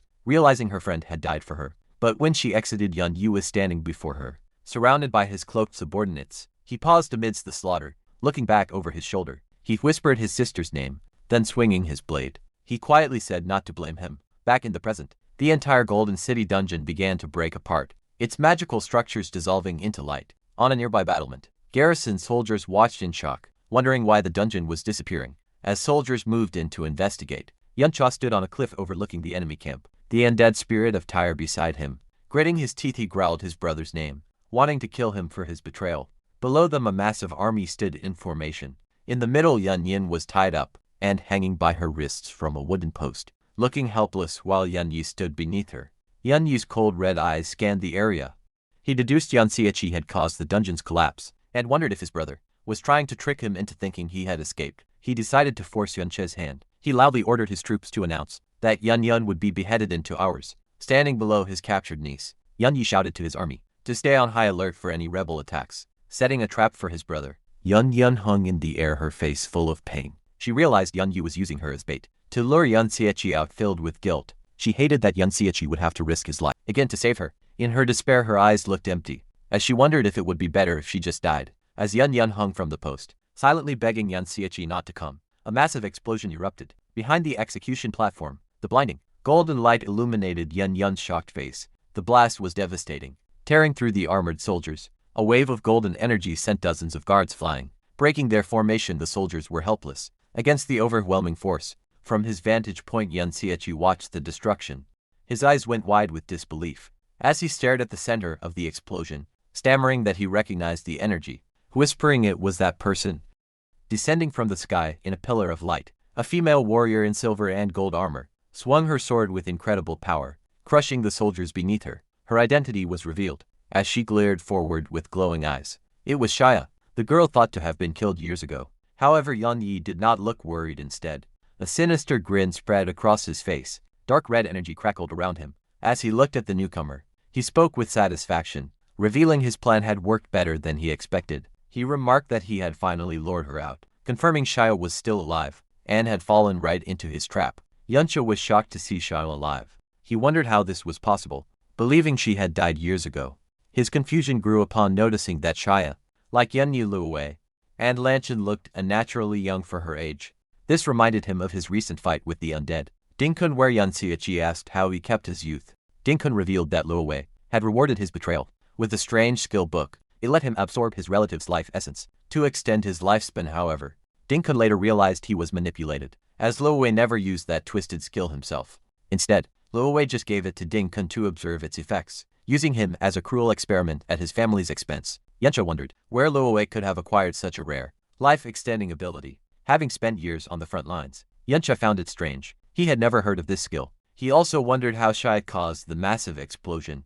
Shia unleashed a massive move called City Destroying Slash, lighting up the area and striking down the surrounding soldiers. Mid-attack, an S-rank assassin named Shadow 13 Yingya leapt from above to strike her. The assassin swung his blade down at Shia. Shia intercepted the attack, countering his swing with a glowing parry called Oath's Holiest Slash.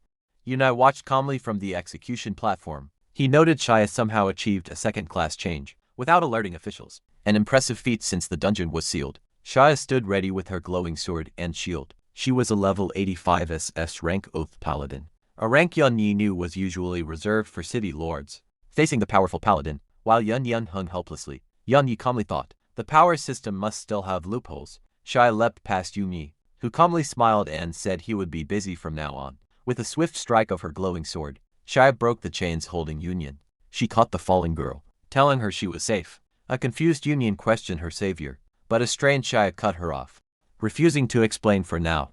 Promising to get her out, Shia used Knight's Charge, clearing a path with a wave of golden energy. Several massive barbarian warriors tried to block her, slamming their heavy axes into the ground. An S-ranked barbarian charge captain confronted her. He mocked her for charging enemy lines alone, thinking she could escape easily. As Shia glared with glowing eyes, the captain boasted she would die surrounded. Before Yun Yi lifted a finger, Yun Yi pointed out her disadvantage, questioning how much power and mobility she could use while protecting someone forced to defend. Shia cast Devout Shield, creating a golden dome over herself and Yun Yun to block a powerful slash. Yun Yi called her effort useless, noting the shield could not last forever. He signaled archers to ready their bows, saying her life was on a countdown. Once she lost mobility, a massive volley of arrows rained down on Shia. The chaotic battle caught the attention of people in a nearby castle. Observers on the balcony discussed the noise. One mentioned seeing banners earlier, guessing Yun Yun was being executed. Another person asked if the rebels' descendant was finally caught. The crowd, hating the rebels, expressed cruel joy. Seeing the army surround the rescuers, they cheered for the soldiers to quickly kill the rebels. Under the constant attacks, Shia's golden dome reached its limit and broke. Despite the impact and a bleeding cheek, Shia held her ground, staying firmly between the attacks and Yun Yun. Surrounded by barbarian warriors, Shia retaliated with a blast of golden energy. To push them back, she then used Oath of Vengeance.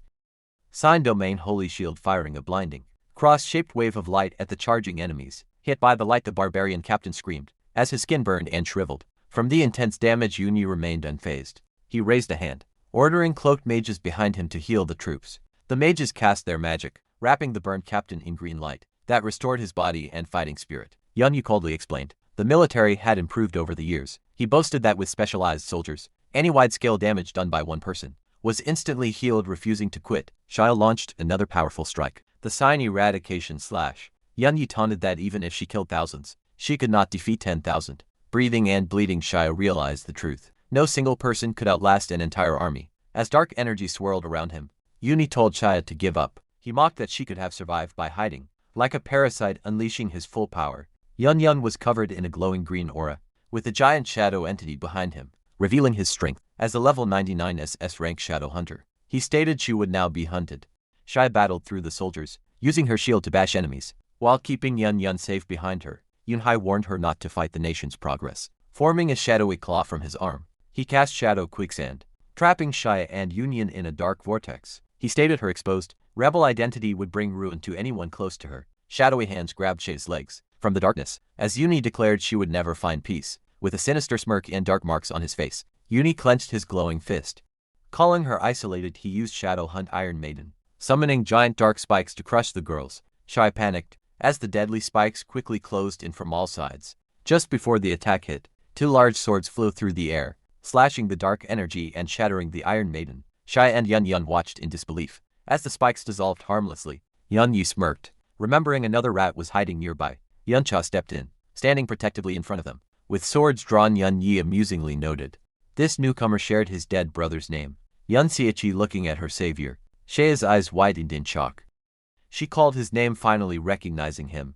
The onlookers watched the new arrival with frustration. An armored man complained about another rebel, calling them an endless stream of sewer rats. A smug man smiled, seeing this as a blessing. He suggested using this to draw out and wipe out all hidden rebels, confident no small group could beat their massive army. Yunxia took a heavy step forward, dark energy violently swirling around his feet. Calling his brother's name, Yun Xiachi unleashed his necromantic power, summoning giant and dead knights covered in green flames. As his power surged, Yun Xiachi raised his weapon, which glowed gold and turned into a massive sword. Standing before his undead army, Yun Xiachi pointed his blade at his brother, declaring Yun Yi's sins unforgivable.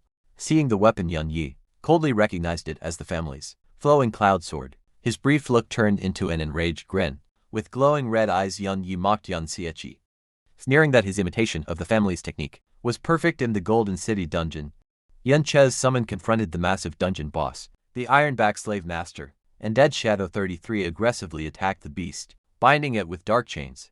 With a decisive strike, the undead assassin killed the dungeon lord. The victory triggered a system notification, rewarding a large drop of gold iron ore, and leveling up the area. Yunxia immediately utilized the dropped gold iron ore to repair his weapon. The flowing cloud sword absorbed the materials, steadily increasing its repair progress. As the repair progress approached 30%, Yun Xiachi noted that the gold iron ore was losing its effectiveness, and realized higher grade materials would be required to fully restore the blade. However, even with the limited repair, he noticed a significant improvement. A system window revealed that, despite still being classified as severely damaged, the sword's attack power had massively increased, and it had gained a new 20% armor penetration buff. Armed with his enhanced weapon, Yun Xiachi dove into the enemy ranks, effortlessly slicing through the armored soldiers. With rapid strikes, the soldiers desperately attempted to swarm him. With a coordinated charge, their efforts were useless, as Yun Xiachi easily cut them down, his basic attacks proving lethal against their armor. Watching the slaughter from afar, a soldier reported to Yun Yi, noting in panic that Yun Che's raw attack power was so abnormally high that he was instantly killing their troops without even using skills. Remaining perfectly calm, Yun Yi ordered the outside garrison troops to join the battle, reasoning that, no matter how efficiently an individual fought, their stamina was limited, and they would eventually tire against an endless army. The battered soldier hesitated to carry out the order, trying to interject. He pointed out another devastating factor. On the battlefield, a soldier reported that their troops were being slaughtered by Yun Che's undead army, highlighting that the summons not only revived, but some were incredibly powerful. Reaching S rank, the undead Dingkun demonstrated this power, effortlessly slicing through multiple soldiers in rapid succession. The soldier elaborated on the terrifying nature of the necromancy, explaining that while the initial summons were basic, weak and dead, they were now evolving. The fallen soldiers were being resurrected into the undead ranks, retaining their original strength and combat skills, to turn against their former comrades. Unfazed and annoyed by the excuses, Yun Yi aggressively reiterated his command to bring in the garrison reinforcements. His eyes glowing red down on the battlefield, Yun Xiachi continued his massacre, using his movement skill to rapidly vanish and reappear around the soldiers, striking them from all angles. Yun Yi watched his brother's chaotic fighting style with intense silent scrutiny. he observed Yan Xiechi, continuously flashing in and out of existence, to evade attacks and crush his enemies. Analyzing the technique, Yan Yu recalled Yan Che's earlier escape from King Luo Wei. He noted that he had initially believed the displacement skill required actual mirrors to work. However, witnessing Yan Che's current mobility, Yan Yu realized the true nature of the ability. It only required a surface, capable of reflecting an image. Looking at the heavily armored troops, Yan Yu concluded that the polished swords and shiny armor of his own army were providing endless mediums for Yan Xiechi to teleport through, making it impossible to seal the skill. Under those conditions, meanwhile, Yan Xiechi hurled a dark, magical chain across the battlefield. The chain caught the armored soldiers off guard, wrapping tightly around their bodies. Using his incredible speed and the chain to disrupt their formation, Yan Xiechi rapidly struck down multiple soldiers. In a blur of motion, watching intently, Yan Yu narrowed his eyes as he recognized Yan Che's fighting style, noting that the combat stance was far too familiar to him. Suddenly a brilliant, golden light illuminated the area behind Yan Yu, catching his attention. A system prompt detailed a skill called Oath of Enmity, which marked a target so that any subsequent attacks or skills directed at them dealt enhanced bonus damage. Recognizing the nature of the skill, Yan Yu sharply turned around. The royal army soldiers were blinded as radiant light engulfed their ranks. Shielding his eyes, Yan Yu questioned if the source of the blinding light was. Shia stood tall, her sword crackling with intense energy. As she unleashed an awakening skill, she executed Holy Judgment, a colossal eruption of golden power that blasted the armored soldiers into the air. The sheer force of the strike carved a massive, smoking chasm straight through the battlefield, instantly decimating a large swath of the enemy forces. The surviving soldiers looked on in horror, wondering how the situation could be deteriorating so rapidly. Panic spread through the ranks as a soldier questioned how such a powerful expert could suddenly turn the tide when they supposedly had the upper hand, even fearing that the massive royal army might actually face defeat. Amidst the destruction, Shia stood protectively near Yan Yan, urgently stating that her mana was almost depleted and that they had to use that opening to charge out and escape immediately. Before Shia could make her escape, Yan suddenly materialized from the darkness behind her, warning her not to even think about fleeing. He ruthlessly unleashed a deadly sneak attack, called Shadow Pierce, directly at her back. Witnessing the sudden ambush, Yan Xiechi cried out Shia's name in a mix of panic and absolute rage. Redirecting his fury, Yan Xiechi lunged aggressively toward the mastermind. Yan Yu with his sword drawn. Yan Yu remained unfazed, casually summoning a dense barrier of dark shadow spikes to block Yan Che's incoming strike.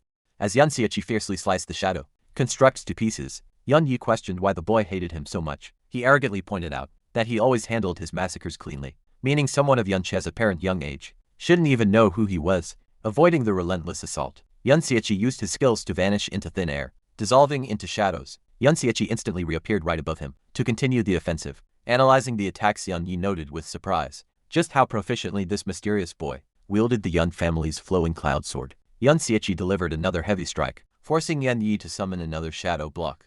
The older brother became increasingly suspicious, observing that his attacker perfectly exploited his old defensive blind spots. As Yan Xiechi unleashed a fierce barrage of glowing purple slashes, Yan Yu finally pieced the clues together, realizing in shock that the boy's combat stance was exactly identical to that of his supposedly dead younger brother. Confirming those suspicions with his burning hatred, Yan Xiechi violently screamed his older brother's name as he pressed the furious attack. Shia stared in shock as she watched the fierce clash between the two combatants unfold. Confused by the boy's sudden, emotionally charged outburst, Shia asked Yan Yan if she knew him, wondering who this mysterious savior could possibly be. With his glowing purple eyes full of grief and rage, Yan Xiechi demanded to know the reason behind his brother's betrayals. Pressing his heavy attacks against Yan Yu's shadow barriers, Yan Xiechi furiously questioned why his older brother would ever reduce himself to being King Luo Wei's lackey, relentless in his assault.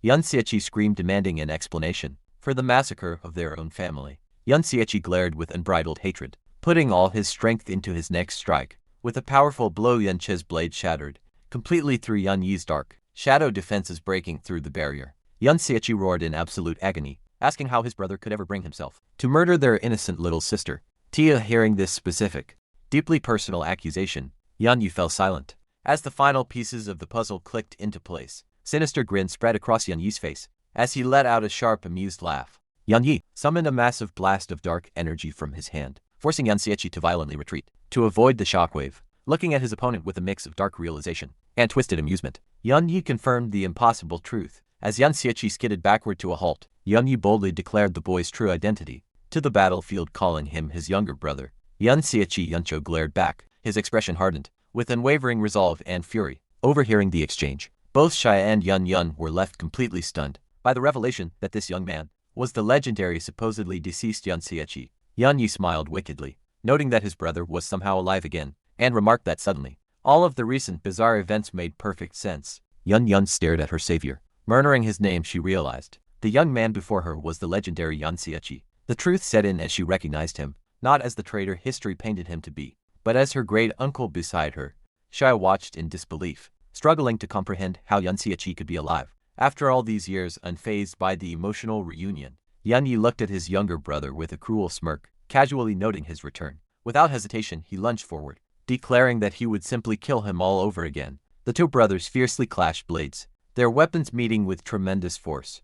Yun Xieqi tightened his grip on his glowing sword, channeling his enhanced power. With a furious roar, he struck back, driving Yun Yi away with a heavy blow. Yun Yi recovered coldly, acknowledging that Yun Che's attack power was abnormally high. He immediately retaliated by casting Shadow Pierce, sending dark spikes erupting from the ground toward his brother as the spikes shot upward. Yun Xieqi used his skills to vanish into thin air. He reappeared high above Yun Yi, bringing his blade down for a lethal strike. Consumed by rage, Yun Che's eyes glowed purple. As he screamed for his brother to go to hell, Yun Xieqi swung his sword with all his might. But Yun Yi vanished. He quickly reappeared amidst dark chains, unleashing Shadow Assault. He mocked Yun Xieqi, asking if he thought he was the only one capable of using displacement skills. The area became a blur of motion as the two clashed repeatedly, their blades striking each other in a high-speed duel. The intense exchange forced Yun Xieqi to break away, skating backward across the rocky terrain. To create distance, Yun Yi closed the distance, taunting Yun Xieqi by asking if he still believed himself to be a hero. Yun Xieqi attempted to block the assault, but Yun Yi overpowered him with a red energy strike, belittling his brother as a lucky brat with only a fraction of talent. As Yun Xieqi was knocked backward through erupting dark spikes, Yun Yi dismissed his past achievements, claiming someone else would have risen to the top. Bleeding from a fresh chest wound, Yun Xieqi landed heavily on his feet, swiftly swinging his sword to shatter the dark spikes, summoning a massive shadow claw. Yuni questioned if Yun Xieqi had any idea how much the kingdom had prospered. Since his death, the giant claw violently smashed the rocky ground, obliterating the terrain as Yun Yi declared. The kingdom moved as a unified force. After the rebels were purged, Yun Cha leapt high to evade the shockwave and debris, while his brother continued to boast about increased grain production and the end of border wars. Utilizing his speed, Yuni instantly materialized directly behind the airborne Yun Xieqi, praising the machines developed by King Liu Wei. A dark shadowy arm extended from Yuni, wrapping tightly around Yun Che's neck. He stated the king's innovations allowed the kingdom to operate at incredible speeds. More shadowy tendrils slithered upward, tightly grabbing Yun Che's legs to immobilize him in midair. Holding his bleeding brother hostage with shadow magic, Yun Yi demanded to know if Yun Xieqi could acknowledge the prosperity of their modern cities. Deadly dark constructs began to emerge from the shadows, as Yun Yi mockingly referred to the complacent, smiling faces of the kingdom's citizens. Suspended helplessly, Yun Xieqi was entirely surrounded by massive, red-tipped shadow spears, aimed directly at him from the darkness. Praising King Liu Wei as the hero of their era, Yun Yi executed a lethal move called Shadow Burial, sending the spears flying toward his trapped brother. The massive barrage of dark spikes converged, burying Yun Xieqi inside a dense, impenetrable mountain of shadow. The shadowy prison crackled violently, with red and yellow energy, as it sought to crush its target. Suddenly, a blinding pillar of golden light pierced the darkness, as a powerful skill called Celestial Requiem Bell detonated, obliterating the shadow construct in a massive explosion standing amidst the rubble. Yun Xieqi refused to accept his brother's excuses. Yun Xieqi challenged this twisted logic, asking if covering up tragic truths as a necessary price could justify the murder of their own family. Suddenly, Yun Che's sword changed shape.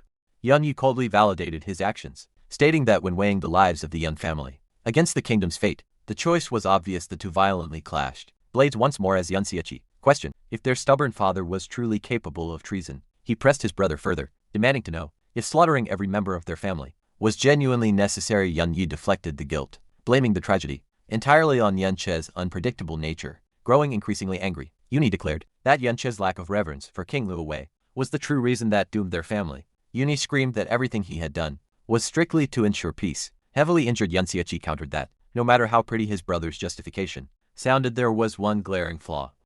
He reminded him that if he had not intervened back then, absolutely no one would have been able to stop the SSS. Rank Dungeon Disaster. Yangsha pointed out that the entire kingdom would have been annihilated, rendering all of Yun Yi's boasted developments completely non-existent. Deeply triggered, Yun Yi furiously shouted back that he could have handled the disaster himself, even if Yun Xieqi hadn't been there. Gritting his teeth in resentment, Yun Yi accused Yun Xieqi of merely stealing the spotlight, and unfairly hoarding the kingdom's resources. Hearing this irrational outburst, a hollow laugh escaped Yunche's lips.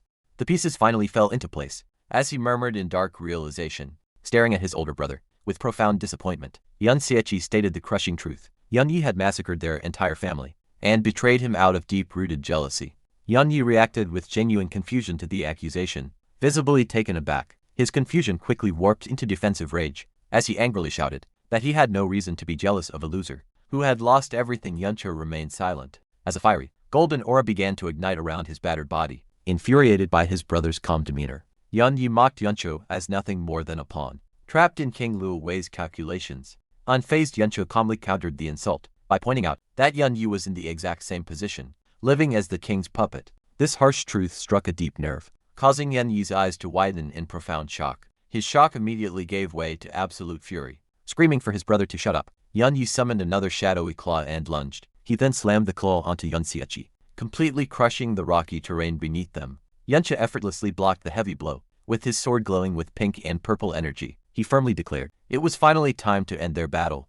Yunhai was shocked. Yunche held up a glowing red artifact. Yuni recognized it as King Liao Wei's SSS rank accessory, the mirror image crystal core, and demanded to know how Yun Xiechi obtained it. The accessory allowed its user to copy a skill from a friendly unit. Yun Xiechi utilized the artifact to copy the body of the berserker skill from his summon Lan Chen.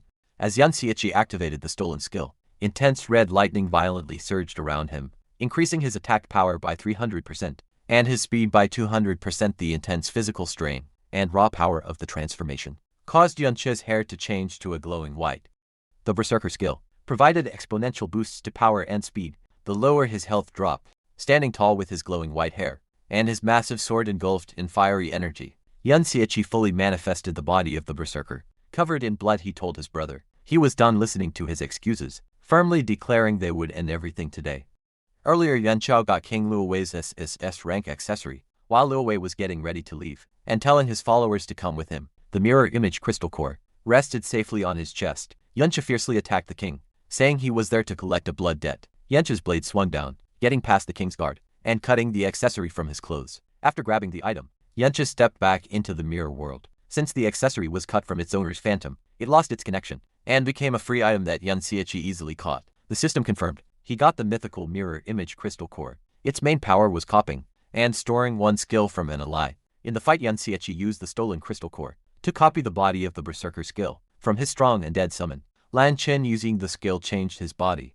Yunche's eyes glowed red, his hair turned white, and the system showed a huge boost in his combat stats. His attack went up by 300% and his speed by 200%. These buffs would keep growing as his health dropped. Covered in a fiery aura and holding the huge flaming sword, Yun Xiechi stood strong on the battlefield. He proved to his enemies that he wasn't just a lucky fighter. Angry at seeing the stolen item, Yun Yi ran forward with his sword. He yelled at Yun Xiechi for stealing the king's property. Yun Xiechi easily blocked the strike, treating his brother's attack like a joke. With one strong swing of his flaming sword, Yun Xiechi beat the attack. He unleashed a huge wave of fire and force that blew Yun Yi and nearby soldiers backward.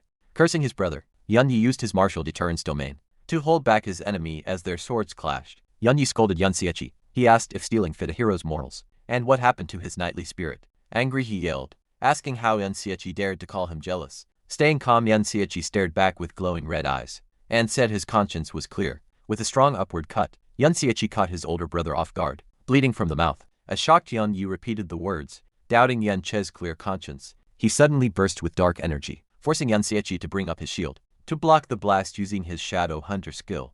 Yun Yi turned into a large shadow of dark energy. This form took 50% less damage and made his shadow skills cost less mana. At the same time, he wrongly called Yun Xiechi fake for acting like a good person, saying they both did bad things for selfish reasons. Yun Yi cast Shadow Mire. This lowered Yun Che's attack and speed, claiming his bad actions were for the greater good. Yun Yi hid in the dark and quickly struck Yun Xiechi. Yun Yi slashed his younger brother, making him bleed, but as Yun Xiechi lost health, the berserker skill activated. His attack and speed increased with every hit he took. Even though he took heavy damage and bled, Yun Che's combat stats kept going up. Yun Xiechi ignored the pain. His glowing red eyes burned with focus as his health dropped fast.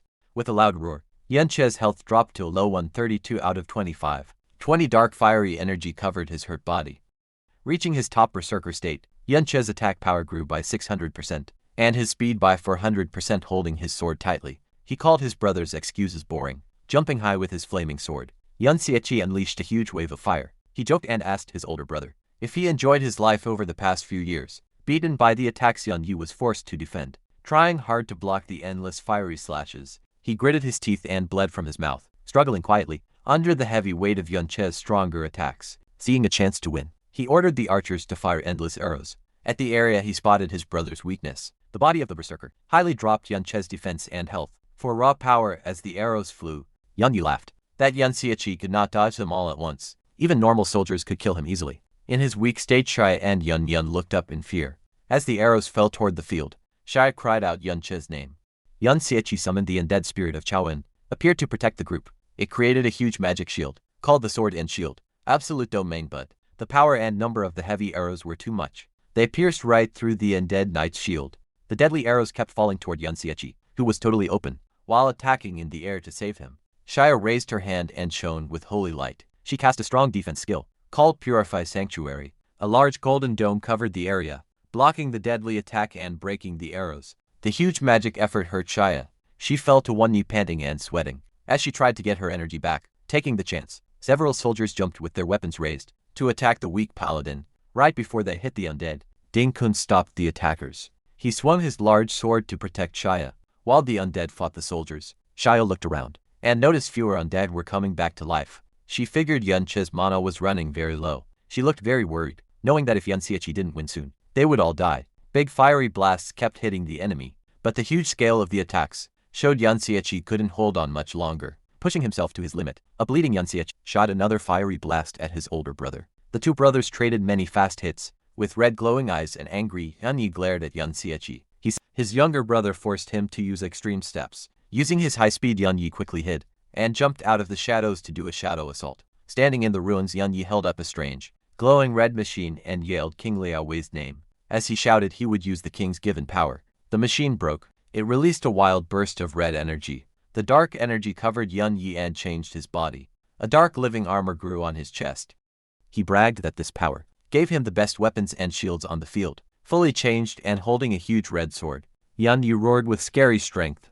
He was very sure Yun Xiechi couldn't beat this crazy power. Not caring about the change, Yun Xiechi suddenly appeared right behind a shocked Yun Yi. He calmly questioned his brother's strong confidence. As he got ready to strike, the system showed his flowing cloud sword used a hidden buff adaptation feature. By linking his sword with the body of the berserker skill, the weapon adjusted to the big buffs. This let Yun Xiechi fully use his huge 600% attack and 400% speed boosts. Yun Chao coldly told his brother not to disappoint him. Now that he used his best move, moving super fast, Yun Chao unloaded a blinding wave of fiery slashes. This completely trapped Yun Yi and forced him to panic and defend. Planting his foot in the rocks to steady himself, Yun Chao channeled all of his boosted physical power. He followed up with another fast storm of flaming strikes. Yun Yi quickly created a dark shield to block the attack, but the crazy force of Yun Che's berserk attacks was too much. It shattered Yun Yi's shield to pieces. Covered in his own blood, Yun Yi screamed in fear and shock. He couldn't believe the king's power was being beaten so easily. Using the broken defense, Yun Xiechi landed a devastating slash. It cleanly cut off Yun Yi's mutated right arm, sending it flying into the air. In his berserker state, Yun Xiechi swung his glowing sword at his brother's massive shadow, aiming a deadly strike to finish him off. Just before the blade hit, Yun Yi used his shadow form to vanish and dodge the slash. Yun Yi then reappeared behind his army's front lines. Bleeding, Yun Yi ordered his troops to hold his brother back. He called for healers and commanded soldiers with reflective armor to retreat. Hearing this, an armored soldier realized Yun Xiechi was using their polished armor to teleport. Ignoring the moving troops, Yun Xiechi plunged from the sky to strike Yun Yi. Yun Chao slammed his sword into the ground, creating a shockwave that forced Yun Yi to jump away. Panicking, Yun Yi ordered his shadow guards and cloth-armored soldiers to block Yun Xiechi and remove any reflective surfaces. Yun Yi pointed out that Yun Xiechi had no health left. As soldiers closed in, Yun Yi confidently declared Yun Xiechi was too weak to survive a single attack. Ignoring them, Yun Xiechi gathered his remaining power. As dark red lightning surrounded him, he unleashed a massive shockwave, striking down the surrounding soldiers and sending them flying with the area cleared. Yun Xiechi charged at Yun Yi and the remaining forces. In response, a heavy rain of arrows fell from the sky, aimed right at him. To dodge the arrows, Yun Xiechi entered the mirror world, stepping into a purple dimension with ghosts. Safe inside and exhausted, Yun Xiechi caught his breath, while the undead spirit of Tyre healed him.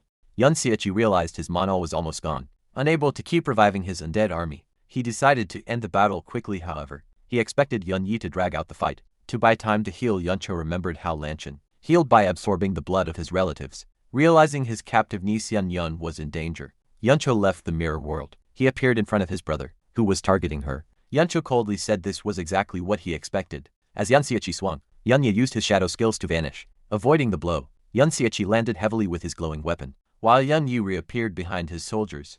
Nearby, a wounded Shia used her sword to stand. Seeing the undead army shrinking, she knew they had to kill Yun Yi. Shia called out to Yun Xiaoqi, promising to hold the line, so he did not have to protect them. Yun Xiaoqi focused on Yun Yi, surrounded by dark energy. Yun Yi loudly shouted his loyalty to the kingdom and King Luowei.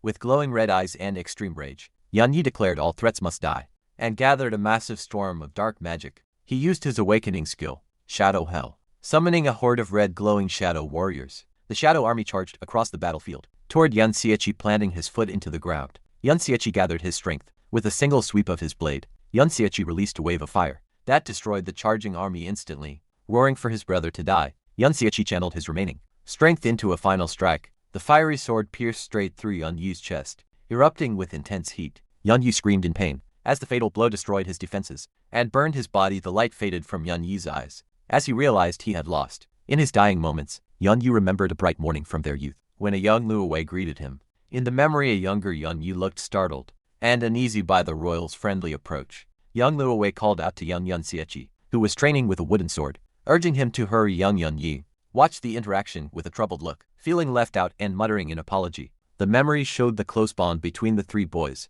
with Luowei teasing Yun Xiaoqi for being too slow. The vision faded to the present.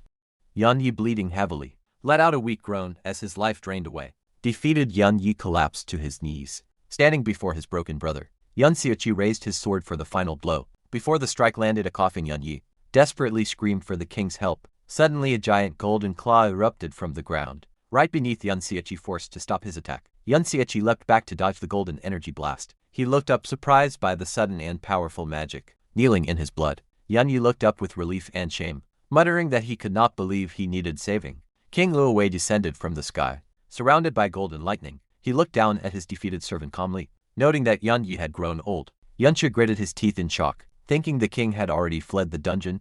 As the king landed, Yun Yi hung his head in shame, apologizing for failing and making the king step in. Luowei smiled coldly, mocking Yun Yi for using his gifted power, but still failing to defeat an opponent, with only one class change, showing no sympathy for his dying commander. The king looked away. Yun Yi stared in panic, as his leader said it was time to find a replacement. Walking past him, King Luowei stated he needed a new captain. Abandoned, Yun Yi collapsed face first into the dirt. Yuncho glared, his face hardening, as he watched the king's cruelty toward his loyal servant, ignoring Yun Yi's body. King Liaowei approached Yun Xiaoqi to confirm his identity with a sinister smile. The king extended his hand, casually offering Yun Xiaoqi the job as his new Shadow Guard captain. After Yun Yi's defeat, King Liaowei calmly offered Yun Xiaoqi the now vacant position of Shadow Guard captain. Yun Xiaoqi gripped his sword and furiously questioned the king's offer, glaring at him with rage unfazed. King Liaowei simply asked if Yun Xiaoqi was angry. The king dismissed his own proposal as a joke, though he noted it was Yun Che's only way out. Suddenly, a golden aura lifted Yun Xiaoqi helplessly into the air. Using mind control, the king suspended Yun Xiaoqi, stating he wouldn't let him escape from this close. Yun Xiaoqi struggled against the invisible binding, but his efforts were useless. He recognized the technique as a basic mind control spell. He noted it was typically a simple ability, used to move objects. Realizing its force, Yun Qi concluded the power gap between them was vast. For a basic skill to overpower him so easily, mocking him, King Luowei created a spark of golden energy and called Yun Qi energetic. The king cast a powerful gravity spell, sending a crushing pillar of golden light onto Yun Xiaoqi and commanding him to kneel. The immense pressure forced Yun Xiaoqi to the ground, his knees shattering the rock, bleeding. He realized King Luowei was much stronger than in the past. The king mockingly told Yun Xiaoqi to stop fighting and kneel to repent for his former summons. Death Lan Chen. Suddenly, a holy light illuminated the battlefield as the celestial requiem bell materialized around Yun Xiaoqi. Surrounded by angels, King Luowei looked up, mildly amused by the angelic figures. Analyzing the magic, the king realized the skill granted restricted invincibility, linked to the angel, noting it as an interesting ability. However, the king effortlessly shattered the barrier. He arrogantly declared that an S-rank invincibility spell was useless against someone of his level. The force of the king's magic caused the ground to erupt, knocking the injured Yun Xiaoqi off balance. Gathering golden light, the king coldly stated his next attack was payback for the soldiers and shadow guards Yun Xiaoqi had killed. Yun Xiaoqi tried to push through the pain, struggling against the crushing weight pinning him down. The system warned that the gravity spell had doubled. Yun Xiaoqi realized the king's current strength vastly surpassed his own peak power. From his past life desperate to survive, Yun Xiaoqi used his remaining energy to summon his undead army. Hovering above, the king pointed a finger crackling with lightning, downward sneering at Yun Xiaoqi and calling him scum. A barrage of golden energy beams obliterated the terrain, destroying Yun Che's undead summons. The king watched coldly, reaffirming he wouldn't let his prey slip away. This time summoning a golden claw overhead, the king revealed he knew Yun Che's displacement skill needed a reflective surface. He promised to deny him any chance to use it.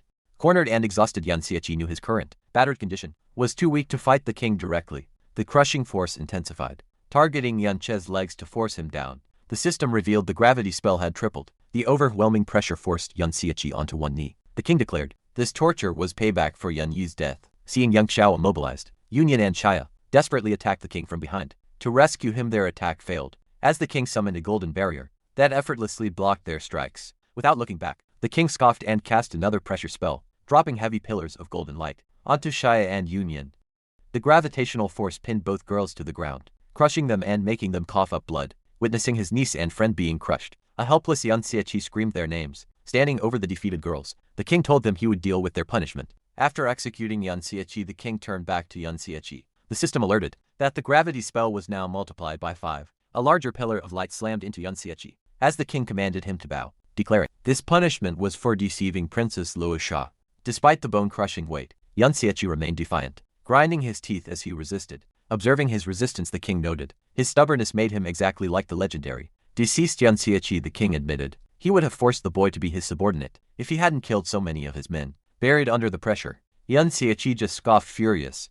Yun Xiaoqi thought of those who had died or suffered for the king's cause. Lan Chen, the soldiers, Yun Yi and Luo Sha. Yun Cho called out the king's hypocrisy, noting he didn't care about his followers. He realized his health was low, and the king could easily kill him, yet was holding back, recalling Yun Yi's dying words, apologizing for forcing the king to intervene early. Yun Chi pieced the puzzle together. He looked up at the king and demanded to know what he was waiting for. Instead of answering, King Luo Wei remained silent. Yun Chi deduced the king's true plan. He was being kept alive as bait to lure someone else out suddenly. The system announced the gravity spell was dispelled. Yun Xiaoqi stood up, shocked by the release. The king grinned, noting that his plan had successfully fished his true target out. A new figure arrived, an older man with white hair and multiple swords. The king greeted him as Master Xiao Wen. A battered Shia looked up at the newcomer, calling him father and asking for help. Swordmaster, Xiao Wen sternly told the king not to call him master, as he never took him as a disciple. He clarified that he only ever took one disciple, as a favor to a good friend. He turned to Yun Xiaoqi, asking if he could still hold on. A shocked Yun Xiaoqi recognized the man as his own master. Decades ago, a young and exhausted Yun Xiaoqi glared defiantly. During a training session, holding a real sword, he taunted his opponent and mocked his title as a sword master. Facing him was a younger sword master. Xiao Wen. Yancho challenged the man's pride, arguing that fighting a child with a real sword proved nothing, and dared him to use a simple branch instead. Amused by the boy's bravery, Xiao Wen calmly picked up a wooden branch. To accept the handicap, Yunch charged forward, but he was instantly smashed to the ground before he could even land a single strike. Standing over the fallen boy, Xiao Wen casually asked if he could still fight, prompting Yunch to grit his teeth and force himself back up. Refusing to give up, Yun Xiaoqi yelled in frustration and charged again, only to be easily swatted back down into the dirt. As the sun began to set, Xiao Wen stood tall and asked once more if the boy could keep going. Face down and battered, Yun Chi stubbornly muttered that his injuries were just minor bruises. Looking down at the boy, Xiao Wen noted that, while Yun Chi's father had called him undisciplined, he was clearly not hopeless. Xiao Wen smiled slightly, acknowledging that Yun Che's determination and ambition were actually quite impressive. Impressed by his strong spirit, he declared that he would take Yun Xiaoqi as his disciple. Yun Xiaoqi quietly muttered that he never planned on having such a strict old man for a master. The master explained that his sword techniques would only be passed down to one person. He added that the bond between master and student was like father and son, requiring deep respect. Yun Xiaoqi cynically replied that he didn't even respect his actual father. Unbothered, Shan promised to take full responsibility and properly train him into a capable warrior. With a warm but serious expression, Shan added that his teachings would cover both sword fighting and how to live a good life. Standing against the setting sun, he made a firm vow to the boy, promising to protect Yun Xiaoqi with his own life. Until he was fully grown, the memory faded, bringing Yun Xiaoqi back to the present battlefield. King Liao Wei addressed the armored newcomer as his master, but Xiao Wen harshly corrected him. He commanded the king not to use that title, clarifying that he had only ever accepted one true student as a favor to a friend. Xiaowan then looked past the king at the heavily injured Yan Xieqi. He casually asked if his disciple could still fight, teasingly, noting that Yan Xieqi still seemed to be falling short. Completely shocked by the reunion, Yan Xieqi gasped and called out to his master. Overwhelmed with emotion, Yan Xieqi realized he was wrong to believe that everyone he loved from his past had been wiped from the world. Finding a sudden surge of strength, Yan Xieqi forced himself to stand, echoing his stubborn childhood response. He declared that his severe wounds were just a minor bruise filled with joy, that both Shai and his master had survived. Gathering bright magic in his hand, King Liaowei mockingly called Xiaowan heartless. The king pointed out that Xiaowen had taught him for a time as well, yet only chose to accept Yan Xieqi as his true disciple. In response, Xiaowen drew his blades and stepped forward. He easily deflected a massive energy blast from the king, shielding Yan Xieqi and Yan Yin from the powerful shockwave. He declared that since he was here, there was no need to waste time on anyone else. King Liaowei smugly accepted the challenge and floated into the air. Xiaowan ordered Yan Chou to use this chance to escape with Shai and Yan Yin, assuring him that Shai knew a safe place to hide and willing to leave his master behind. Yan Xieqi hesitated. Xiaowen quickly silenced his student's protest, explaining that the current king was completely unbeatable. He warned Yan Xieqi that even with his new power, fighting together would not be enough to win. Before turning back to the fight, Xiaowen casually reminded Yan Xieqi to visit the mirror world to collect his older brother's spirit, noting that Yan Yi likely had valuable information. Yan Che's eyes widened in shock, completely confused as to how his master knew about his secret abilities to travel between worlds and harvest spirits. Instead of explaining, Xiaowen tossed a glowing blue orb to his student, telling him he would need it. When Yan Xieqi caught the item, he realized it was a crystal, packed with pure soul energy. High above, King Liaowei raised his hand and gathered concentrated magic at his fingertip to take aim in response. Xiaowen gripped his sword as his aura crackled with intense energy. He swung the blade, releasing a massive bolt of lightning that tore through the earth, near Yan Xieqi, leaping back to dodge the destruction. Yan Xieqi was still confused. He wondered how his master could know about the mirror world, since he had only awakened that ability right before dying in his past life. Standing nearby, Shai urged him to escape for now, promising that everything would be explained once they were safe. She admitted that she never expected Yan Xieqi to actually come back to life after seeing the miracle. She joked that he shouldn't die so easily next time. Taking the lead, Shai sprinted up the crumbling rocks and called for Yan Xieqi to follow her. Away from the battle, following his master's advice, Yan Xieqi activated his skill. He stepped smoothly into the purple dimension of the mirror world, surrounded by floating crystals and his undead army. Inside the dimension, Yan Xieqi stood face to face with the giant spirit of his brother, Yan Yi, staring up at the glowing ghost. Yan Xieqi realized that his rebirth in this era was not just a simple coincidence. Stepping back onto the real battlefield, Yan Xieqi watched the massive explosions tear the ground apart grimly, acknowledging the terrifying power of their enemies. Thinking back on the painful betrayals from his past, he thought about the heavy burden of fighting a powerful kingdom. It was a war he believed he had to fight entirely on his own, but seeing his master fighting so fiercely to protect him, a wave of relief washed over Yan Xieqi. He realized he wasn't alone. He still had true friends by his side. High up on a rocky ledge, Shai waved urgently, calling Yan Xieqi over to where she and Union were waiting. She explained that her father had secretly built a teleportation circle there. They just needed to wait for the magic to activate so they could escape. Yangsha quickly joined the girls inside the glowing blue runes of the magic circle. High above, King Liaowei noticed their escape and angrily fired a blast of energy, declaring that he would not let them leave. He shattered a giant rock formation overhead, sending it crashing down toward them. Shai and Yancho stared up in terror as the massive boulder fell, smashing into the ground with a deafening explosion. Yancho's eyes snapped wide open as the teleportation circle flared to life. At the last possible second, a bright blue light surrounded them, pulling them away. Right before the rocks could crush them, the magic dropped the three of them into a dark stone room. However, their relief was cut short when they realized they were surrounded by a large group of armed fighters and mages reacting quickly. Shai stepped in front of Yan Xieqi and lowered her sword. She raised a hand to calm the crowd, telling them to stand down and promising that they were allies. Turning back to Yan Xieqi, Shai gently asked him to lower his weapon too. Shai proudly introduced the crowd as her friends. She explained that they were resistance fighters who had gathered over the years to battle against the kingdom. Hearing this, Yan Che's eyes widened in shock. The fighters respectfully stepped aside as Shai walked toward a set of heavy doors. Pushing them open, she stepped into a warm light and welcomed him to their base. Yancho stepped forward in awe as he looked over the massive underground city, lit by glowing lava and tall rock formations. This hidden refuge was known as Ember City. Letting out a sigh of relief, Shai looked warmly at Yan Xieqi. She told him that she didn't know what kind of burden he had been carrying, but promised that he was finally safe. She firmly assured him that from this moment on, He would never have to fight alone again. Deeply moved by her words, Yun Xiachi finally relaxed. He powered down his combat skills, letting his glowing hair and eyes